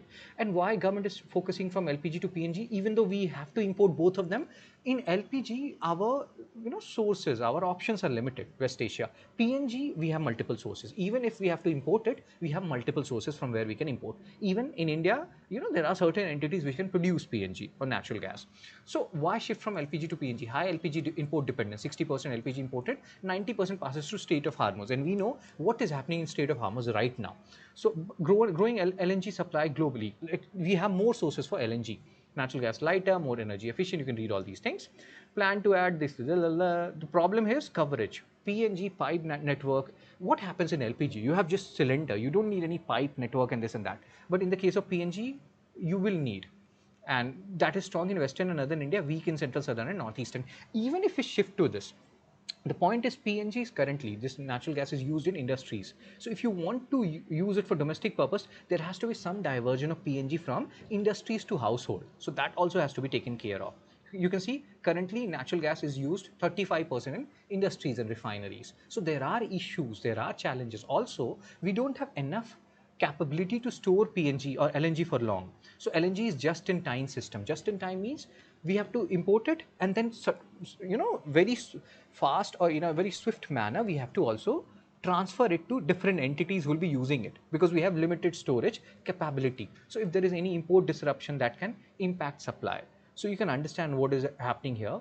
And even by 2034, LPG connection will still be 20 crore. Whatever you want to do it, or whatever way you want to do it, you will still have a long way to go before we can shift properly from LPG to PNG. But yes, this is a good start actually, and we cannot be dependent too much, so to say, on LPG, because of so much exigencies involved. Remember these facts and figures important. Which of the following best describes LPG? Mixture of propane and butane obtained during oil refining. I will tell you, there are many students, guys, who get confused between LPG, natural gas, which is their like natural gas, methane, LPG, propane, and butane. Remember this, very important. Asked in 1,000 different exams. Just in time LNG system, LNG is imported and consumed with minimal storage because we don't have proper storage capability for LNGs. 43rd, Karnataka tops in women SHG drones. So there is Namo Drone Didi Yojana. Namo Ji Sankala Chungululu. So generally SHG, self-help groups, you associate them with, Lichar Papad, Kudumba Shri, this and that. But government launched this particular scheme, Namo Drone Didi Yojana, so that they can, with the help of SHGs, they can provide these drones to farmers, female farmers. And using these drones, they can do precision agriculture. They can put fertilizer, etc., the amount which is needed, which will lead to, or which will reduce fertilizer wastage. Precision agriculture, so that will also ensure that SHGs are not only confined to Lichar, Papad, and this and that. The expansion of SHG will also happen to different arena, and they will not only be confined to Papad and pickles. So what is the aim of Namo Drone Didi Yojana? So the aim is to provide 15,000 drones to women SHGs, and then they will rent out these drones to female farmers, who can then use these drones for spraying pesticides, fertilizers, and all, receive drone training and all. See, you see, Asha Rani, she's earning 1 lakh per month seasonally. Awesome. So Karnataka has done awesome in this women drone pilot scheme, and it is empowering women self-help groups. Self-help group means groups which is created by people coming from similar background. They pool resources and then they loan it to each other. So yeah, national progress. So again, do remember this: Namo Drone Didi Yojana, provide 15,000 drones, budget outlay 1,200 crores, approximately a little bit more than that. Time period 2030, 23, 24 to 25, 26. Namo Drone Didi, Drone Didi, Drone Didi. Aims to provide now. Here, there is something. If you see this question, we have not discussed something, we'll discuss it via question. Aims to provide drones to women self-help groups, correct? Promotes precision agriculture, correct? So third is also correct. You're left with A and D. Second, not implemented by civil aviation. Ministry of Agriculture is involved. Ministry of Rural Development is involved. I think Department of Fertilizer or something, they are also involved. But civil aviation is not involved. So second is wrong, and the answer will be A, 1 and 3. Oh my God, look at that question, as Nicki Minaj would say. It's a tricky question, cheapu, cheapu. Guys. Let's be serious. MPC factors in ceasefire to keep repo rate unchanged. Monetary Policy Committee. Aim is to keep inflation 4 plus minus 2% in the bracket of 2 to 6%. Because you need, we have discussed, I think, Phillips curve, Kuznets curve in the previous economy part. You need a little bit of inflation. Phillips curve says inflation and unemployment has inverse relationship. Inflation increases, unemployment decreases. Because if inflation increases, companies, they have more incentive to produce some goods, and then they will employ more people, leading to decrease in unemployment. So, and then there's repo rate, reverse repo rate. So what happens is repo rate at which banks are borrowing from RBI, reverse repo rate at which RBI is borrowing from banks. So this is for generally short term repo rate, bank reverse repo, bank rate when these banks are borrowing for long terms from RBI. So, and then statutory liquidity ratio, how much of deposits bank has to keep with themselves, because there's a concept of asset liability. These deposits which we are doing, that is a liability for banks. Asset will be their loan, so they will want to maximize their asset. They will want to give maximum loans, but they have to keep some amount of money with them, SLR, money, gold, government security. Marginal standing facility, when banks are borrowing overnight. So there are certain policies, guys. RBI's expansion based policy, contraction based policy. Expansion means when they want to increase money supply in the economy. When they want to increase money supply in the economy, they will cut all these things. They will cut repo rate, bank rate, cut SLR, cut MSF, because when they're cutting repo rate, banks are getting things at a cheaper, money at a cheaper rate. So they will give more money, and they will lend more money in the market, or they will take more money from RBI, they will lend more money, or they will give more money to different entities. So that's how money increases in the market. or in the economy. That is expansion based policy. But if RBI wants to reduce money supply in the economy, they will increase all these things. If they're increasing repo rate, bank rate, etc., money means bank will, these commercial banks, they will take less money from RBI because they have less money. Less money will be circulated in the economy, and this will be a contraction phase. So remember these facts and figures. What has happened in the current monetary policy? RBI has kept repo rate unchanged, so neither expansion nor contraction, because they're just doing the wait and watch policy on West Asian conflict. GDP growth forecast reduced, inflation has been slightly increased to 4.5%, which is in the bracket of 4 plus minus 2. RBI is cautious right now. Do remember these facts and figures, guys, what we have just discussed: bank rate, repo rate. Then revise the previous economy parts where we have discussed Phillips curve, Lorentz curve, Kuznets curve, Lafarge curve. And there we have also talked about Gini coefficient, which measures inequality. So Gini coefficient, if it is 0, perfect equality. 0, circle, every point on circle, from the center, circumference on the circle, like every point on the circumference from center is equal. So 0, equality, everyone, perfect equality, Gini coefficient. And 1, perfect inequality. So basically perfect equality means each person has same income. Perfect inequality means one person has all the income. Gini coefficient. Remember these facts and figures? They are really important. Revise previous parts. Chipukumaris, Chipandis pay, Baris. Guys, grow up. PYQ UPSC 2007. So repo rate at which other banks borrow from RBI, collect. So you can eliminate A and you're left with A and C. Value of 1, country implies this perfect equal income. Perfectly equal income and value is 0 in Gini coefficient. So second is wrong and the answer is A, 1 only. PIQ 13, UPSC 2020, RBI decides to adopt an expansionist policy. Expansionist means they want to increase money supply. Which of the following it would not do? Focus, not. What it would do, it would cut. And it would not do increase. So wherever they're doing increase, that will be the answer B, 2 only. Pay attention to these words, guys. These phrases, they are actually important. Which of the following will increase money supply in the economy? Money supply increase, expansion, cut something, decrease something, decrease in repo rate, D. Like and subscribe, guys. Spread the word. If I'm adding to your knowledge base, you can donate at this number. And if you want these PDF, you can send me a message at the same number. 45th article, rise in middle class vulnerability, 14th April 2026 article. And here we will talk about Chepu Kumaris. Chepandis pe bhauris, guys, grow up. What is Chepu Kumaris? Chepandis pe bhauris. So here we are talking about, we talk about how many people have been taken out of poverty, this and that, we are doing good. But we cannot measure people just on the poverty data. Like there is World Bank lower middle income line data that poverty in India fell from 50% to 30% in a decade, which is good. But we have to measure World Bank lower middle income line. We'll talk about it. We just cannot measure from the perspective of poverty. If I am not poor, it does not mean I'm rich. Hope you're understanding. So there has to be a decent standard of living. If I'm living on the bare minimum necessities, I'm not rich. I'm not. You see, in India, less than 10% workers in formal jobs. 94% informal workers earn less than 10,000 per month. So this is not an Amrit Kal, so to say. Here there are certain things which we have to keep in mind, guys. World Bank lower middle income poverty line. So this is $3.65 per day. If we talk, let's say if we take 100 rupees as $1, because we will reach the century soon. So 365 rupees per day. That's not more, like enough money. So lower middle income line from countries perspective like India. Upper middle income rich countries. So there it is around 685 rupees. If we take $1 equals to rupees 100. Current value, you can see what it means. If a person earns less than 3.65, they are considered poor in lower middle income like India. And on the other hand, upper middle income, let's say some Scandinavian countries, etc., if they are earning less than 685 rupees, they are poor.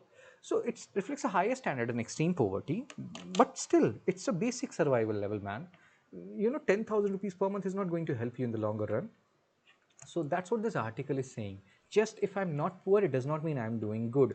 Growth is not translating into upward mobility. Rich people, top 1% people, the richest people, they are having 20% income and earning and all. So that is so wrong. People crossing poverty often enter into economic vulnerability. Growth, whatever is happening in India, majorly done by equipments, machines and all, capital intensive. They're not generating enough jobs. Wages are stagnant. Manufacturing has not, we have talked about it. People are going back to agriculture where farm income is so low, 75 per day per person, where disguised unemployment is so high. Disguised unemployment, UPSC has asked questions, marginal productivity of labor is 0. So yeah, rising inequality, top 1% earn 25% of the income. You can see here youth unemployment 45%, graduate unemployment. So even education is no longer guaranteeing that you will get job.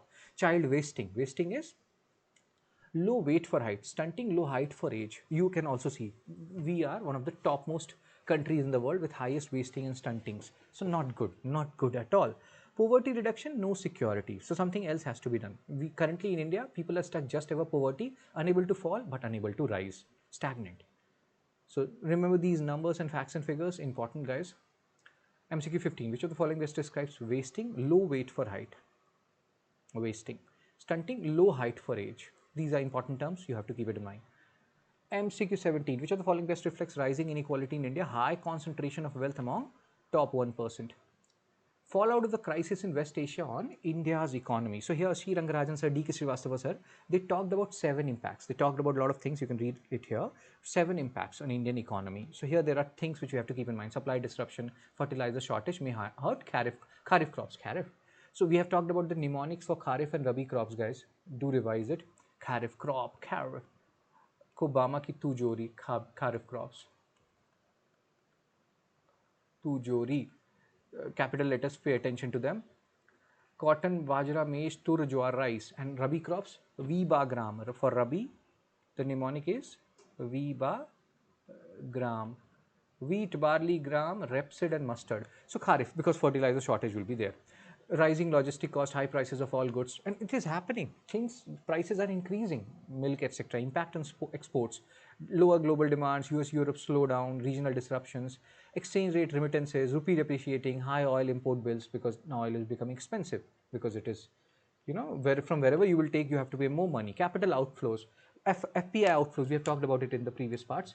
Gross FDI, net FDI, investors, they're pulling out money from India. All these things have led to rupee depreciation. Remittances from Gulf may decline. All these things putting pressure on rupee, leading to rupee depreciation. Current account deficit, import is increasing, export is decreasing, CAD is widening. Revised BOP, balance of payment, current account, capital account, current account, components, what is BOT, balance of trade and all. Now, this is important. Cost push inflation, then there is something called as demand pull inflation. These are some things which you have to keep in mind. Demand pull inflation. So cost push inflation means prices are rising because the cost of raw materials etc. are increasing. Demand pull, prices are rising because there is more demand. So keep these points in mind. What is cost push inflation? What is demand pull inflation? Cheapu kumaris, cheapandis powries. So 4 impacts, you can see all the impacts. Cost push inflation, demand pull inflation. Remember this. Fiscal deficit, because now government has to give more subsidies etc. They are taking less taxes on petrol and all, so that they will lose revenue. Estimated impact, you can see GDP may fall by 1%, inflation may rise by 2% if crisis persists. And that's what C. Rangarajan sir and the other sir is saying, that if crisis continues, economy faces serious pressure. If resolved soon, impact reduces. So yeah, hope this whole crisis sorts itself down, as gets resolved at the earliest. Cost push inflation, rise in prices due to increase in production cost. Rise in global crude oil prices is most likely to lead to what? Increase in current account deficit.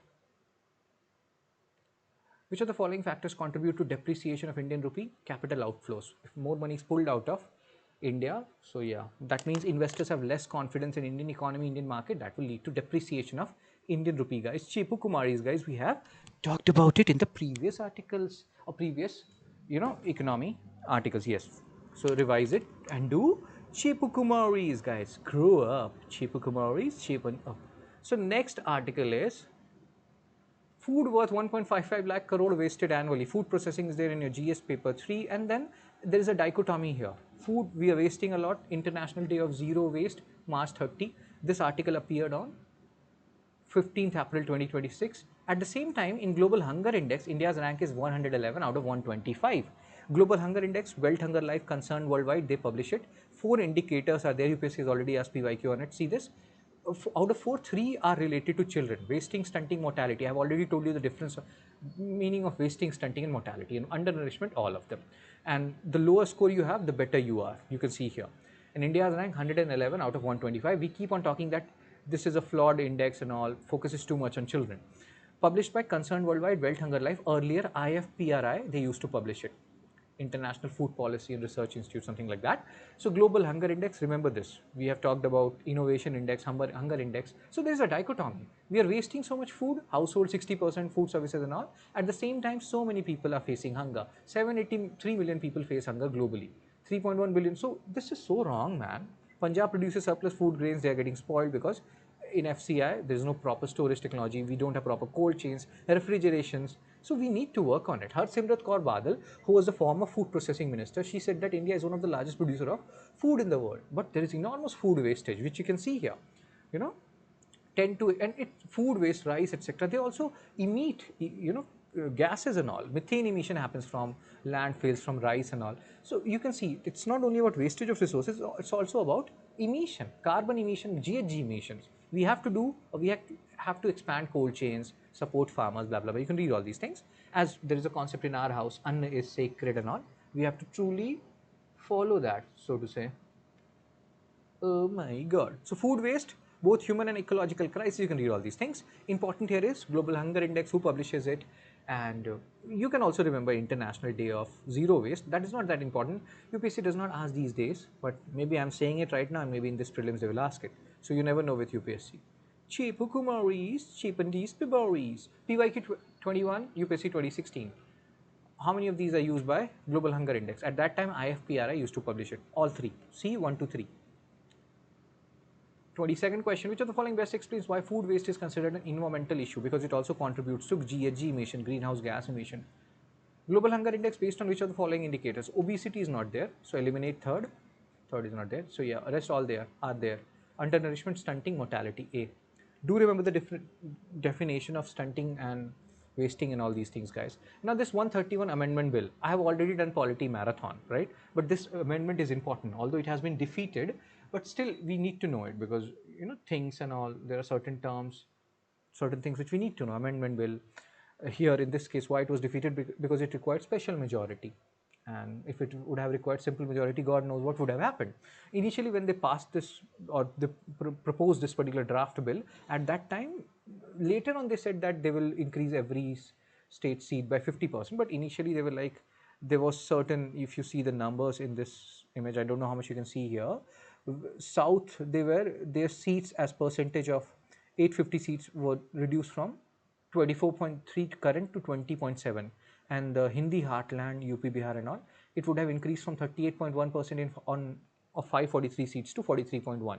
Later on, when the protest happened and all these things happened, they said that no, every state's seats will be increased in a proportionate manner. But that was not the case earlier, and that's why people were saying that it is a death of federal democracy. It will ensure that a particular state, which is a party which is doing very good in these Hindi heartland, they keep on doing good, and it will also perpetrate north-south divide. Remember, currently, the delimitation and all is based on 2011, but it is not the exact, like this is not the correct figure. 2011 seats are frozen, so state seats, parliamentary seats, they are frozen on 2011 census. On the other hand, when it comes to delimitation within their state, that is frozen on, oh sorry, so what I was saying, I forgot. So basically, current seats, they are frozen on 1971 census to promote population, limiting measures and all. So seats currently are frozen on 1971 census, but delimitation of the boundaries within the state, that is based on 2001 census. What does it mean? Let's say a particular state, Bihar, they have particular seats, let's say 50, 60, whatever seats they have. So that is based on 1971 census data. But how redistribution will happen, how demarcation boundary will be made within Bihar, which district of Bihar will get how many Lok Sabha seats and all, that is based on 2001 census. So this part you have to keep it in mind. This is the tricky part, and this is the part which you have to focus majorly on, because people generally feel that the current constitutional arrangement is both based entirely on 2001 census. No, interstate 1971 census and intrastate 2001. Hope you understood. Interstate, how seats will be divided among states, that is 1971. Intrastate, how delimitation will be carried within a particular state, that is based on 2001 census. So this you have to keep it in mind, guys. This is actually important. This is the thing which is important. That's why I've included it. In economy, although it is polity, but we have already done polity marathon and we cannot leave any important article just because it is not economy. So yeah, so 850 seats they wanted to increase, 33% seats reserved for women. Many people were like, you have already passed Nari Sakti Vandana Adhiniyam bill and all, why you have linking it with delimitation and all? So based on the draft bill, Uttar Pradesh would have gained, you see, Hindi heartland share, we have discussed these things. Big gainers, UP, Bihar, Kerala, where a particular state, particular political party don't even open their account, they will be the ones who will be losing maximum number of seats and all. So yeah, many people said that it is a backdoor delimitation. Many people said that it is a facade. And many critics, John Bitta, she's from Kerala, he said that death warrant for federal India. Some states were demanding extending freeze by 25 more years beyond 2026. But center is like doing this. But again, this bill has been defeated, so let's see how things pan out. There are controversies, there are points here, guys. Political representation versus population-based fairness. Political representation, population-based fairness. One person, one vote. Each person vote value should be same. But what is happening in Northern India, because the population is large, a person's vote value is lesser than a person's vote value in Southern India, because their population is lesser, and compared to their population they're getting more seats compared to their population according to logic. But yes, it's not Southern India's fault that population of Northern India is increasing so much, right? So there's this concept, once one vote, one value, population based fairness. And then there is another question, political representation, balancing the seats of North and South India. South India should not be penalized for controlling their population, and that's why Atal Bihari Vajpayee government, they froze this whole seat and all. So hope you're understanding what is this whole issue. Amendment to the Constitution of India can be initiated by introduction to bill in Lok Sabha, no, in both Lok Sabha and Rajya Sabha. So first is wrong. You have to check B and D. If such an amendment seeks, the amendment requires ratification by all the states. No, more than half of the states. Not like some of these amendments, they require ratification by half of the states, more than half of the states, not all the states. So second is also wrong, and the answer is D, neither. MCQ 25, we have discussed this. Interstate 71, intrastate 2001 rather. Which of the following statement correctly explains the reason behind freezing delimitation based on 1971 census to promote population control, ensure fairness? 49. Tapping fisheries in reservoirs. Chepu Kumaris, Chepandis Pibaris, Chepu, Chepandis. So here they're talking about certain schemes, fisheries. Pradhan Mantri Matsya Sampada Yojana, Mission Amrit Sarovar. Before we talk about these things, there are certain terms, Amrit Sarovar, Mission Amrit Sarovar. So 75 years, we reached 75 years of independence in 2022, although many people believe that we got independence in 2014 and after that Amrit Kal started, but officially 1947, guys. So 2022, 75 years, and government came up with Mission Amrit Sarovar, develop, rejuvenate 75 ponds, water bodies. Amrit Sarovar is basically named for water bodies and ponds. 75 because 75 years, and you have to develop these ponds, water conservation, fisheries development. So this is Amrit Sarovar and Mission Amrit Sarovar. Pradhan Mantri Matsya Sampada Yojana 2020, it was earlier than Mission Amrit Sarovar. So they can even tell you to arrange them in chronological order. Pradhan Mantri Matsya Sampada Yojana, Mission Amrit Sarovar, arrange them, which came first, which came later on. So you have to remember the years. And here it wants to implement Blue Revolution 2.0, the holistic development of fishery sector, cold chain development, and all these things. So, Matsya Sampada, Mission Amrit Sarovar, hope you understood. And then budget 26-27, what they are focusing, or what they're talking about, fisheries, integrated development of fisheries, 500 reservoir Amrit Sarovars. So earlier it was like, so you can see here, India is the second largest fish producer globally, first China. Fish production mostly come from inland fishery. So there is, sea, marine fishery, or fisheries which you are doing around the coastal region, around seas. 25%, around 25% comes from that. 75 inland fishery inside the, like from ponds and all those. Freshwater, brackish and saline. Freshwater, very minimal amount of salt. Brackish, more salt than freshwater, less salt than saline water. Reservoir cover, you can see all these things. Madhya Pradesh, they have largest reservoir areas for fisheries. Tamil Nadu, highest number of reservoirs. So I hope you understood the difference here. Area, Madhya Pradesh largest, number of reservoirs in numerical terms, Tamil Nadu. Productivity is increasing because of cage culture, Blue Revolution, Pradhan Mantri Matsya Sampada Yojana. What is this cage culture? You see this? You see these cages they are using for fishery development, Blue Revolution, Matsya Sampada. All these things are happening. It's good, but we still have a long way to go. We want to become the largest producer. We can. So ICR study, productivity can increase to 300 kg per hectare. Mission Amrit Sarovar, water conservation, fishery development. Arunachal is using these ponds for ornamental fish farming. What is ornamental? You are doing these fish farming not for eating it. You are doing it for decorative purposes. You may have gone to some house, you may have seen some ornamental fish. Fish are they use for aesthetic purpose, and you're not killing them. All these things we have to keep in mind. What is important in this article? Amrit Sarovar, Mission Amrit Sarovar, Pradhan Mantri Matsya Sampada Yojana, when was it launched, Blue Revolution associated with what? Now your homework, revise Green Revolution, Blue Revolution and other different types of revolution, Ornamental fish farming, what is the meaning? It involves breeding fish primarily for aesthetic purposes, A. India is the largest food producer? No, second largest. Inland fishery account for significant share of fish productions? Yeah, B is correct. Blue Revolution associated with fishery and aquaculture development. India's rule models are shaping development diplomacy, 17th April. So here, Veda is talking about National Rural Livelihood Mission, launched in 2011. So National Rural Livelihood Mission, you may get confused with NRLM and Manrega or Narega. Manrega has gone away, but still, they are not the same, guys. Manrega is about right to work in rural areas where you're doing work for short term. You're creating ponds and all those things, durable assets. NRLM is creation of SHGs, self-help groups. They will come together, pool resources, maybe some skill development, loans. So this is long-term employment generation. And NRLM has been so successful in creating these SHGs, long-term skill development, long-term asset creation and employment generation, that even African countries, they are working or they are studying these models: Ethiopia, Kenya, Tanzania, Rwanda, and Malawi. Hope you understood the difference between NRLM and Manrega or Narega. Focus on development of SHGs, earn income, bank loan access, development of skills. Success comes from community groups, 100 million households. So this is low cost and practical, and that's why African countries, they also want to emulate it. So NRLM has become a successful Indian model. Like we talk about UPI, so successful, so many countries emulate it. We talk about yoga. So now you can talk about NRLM in the same vein. So hopefully in future, more and more countries will emulate NRLM. NRLM. What is the best, what is the primary objective of NRLM? Promoting self-development or self-employment and sustainable livelihoods. B.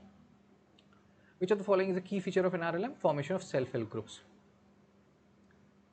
Which of the following correctly distinguishes NRLM from Manrega?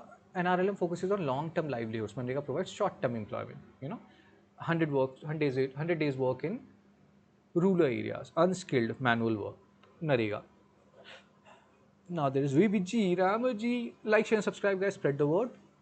You're your own competition, not competing with anybody else. Just try to be better than what you were yesterday. If I'm adding to your knowledge base, you can donate at this number. And if you want these PDF, you can send me a message at this number. That's it from me. Take care, be blessed. I will see you soon.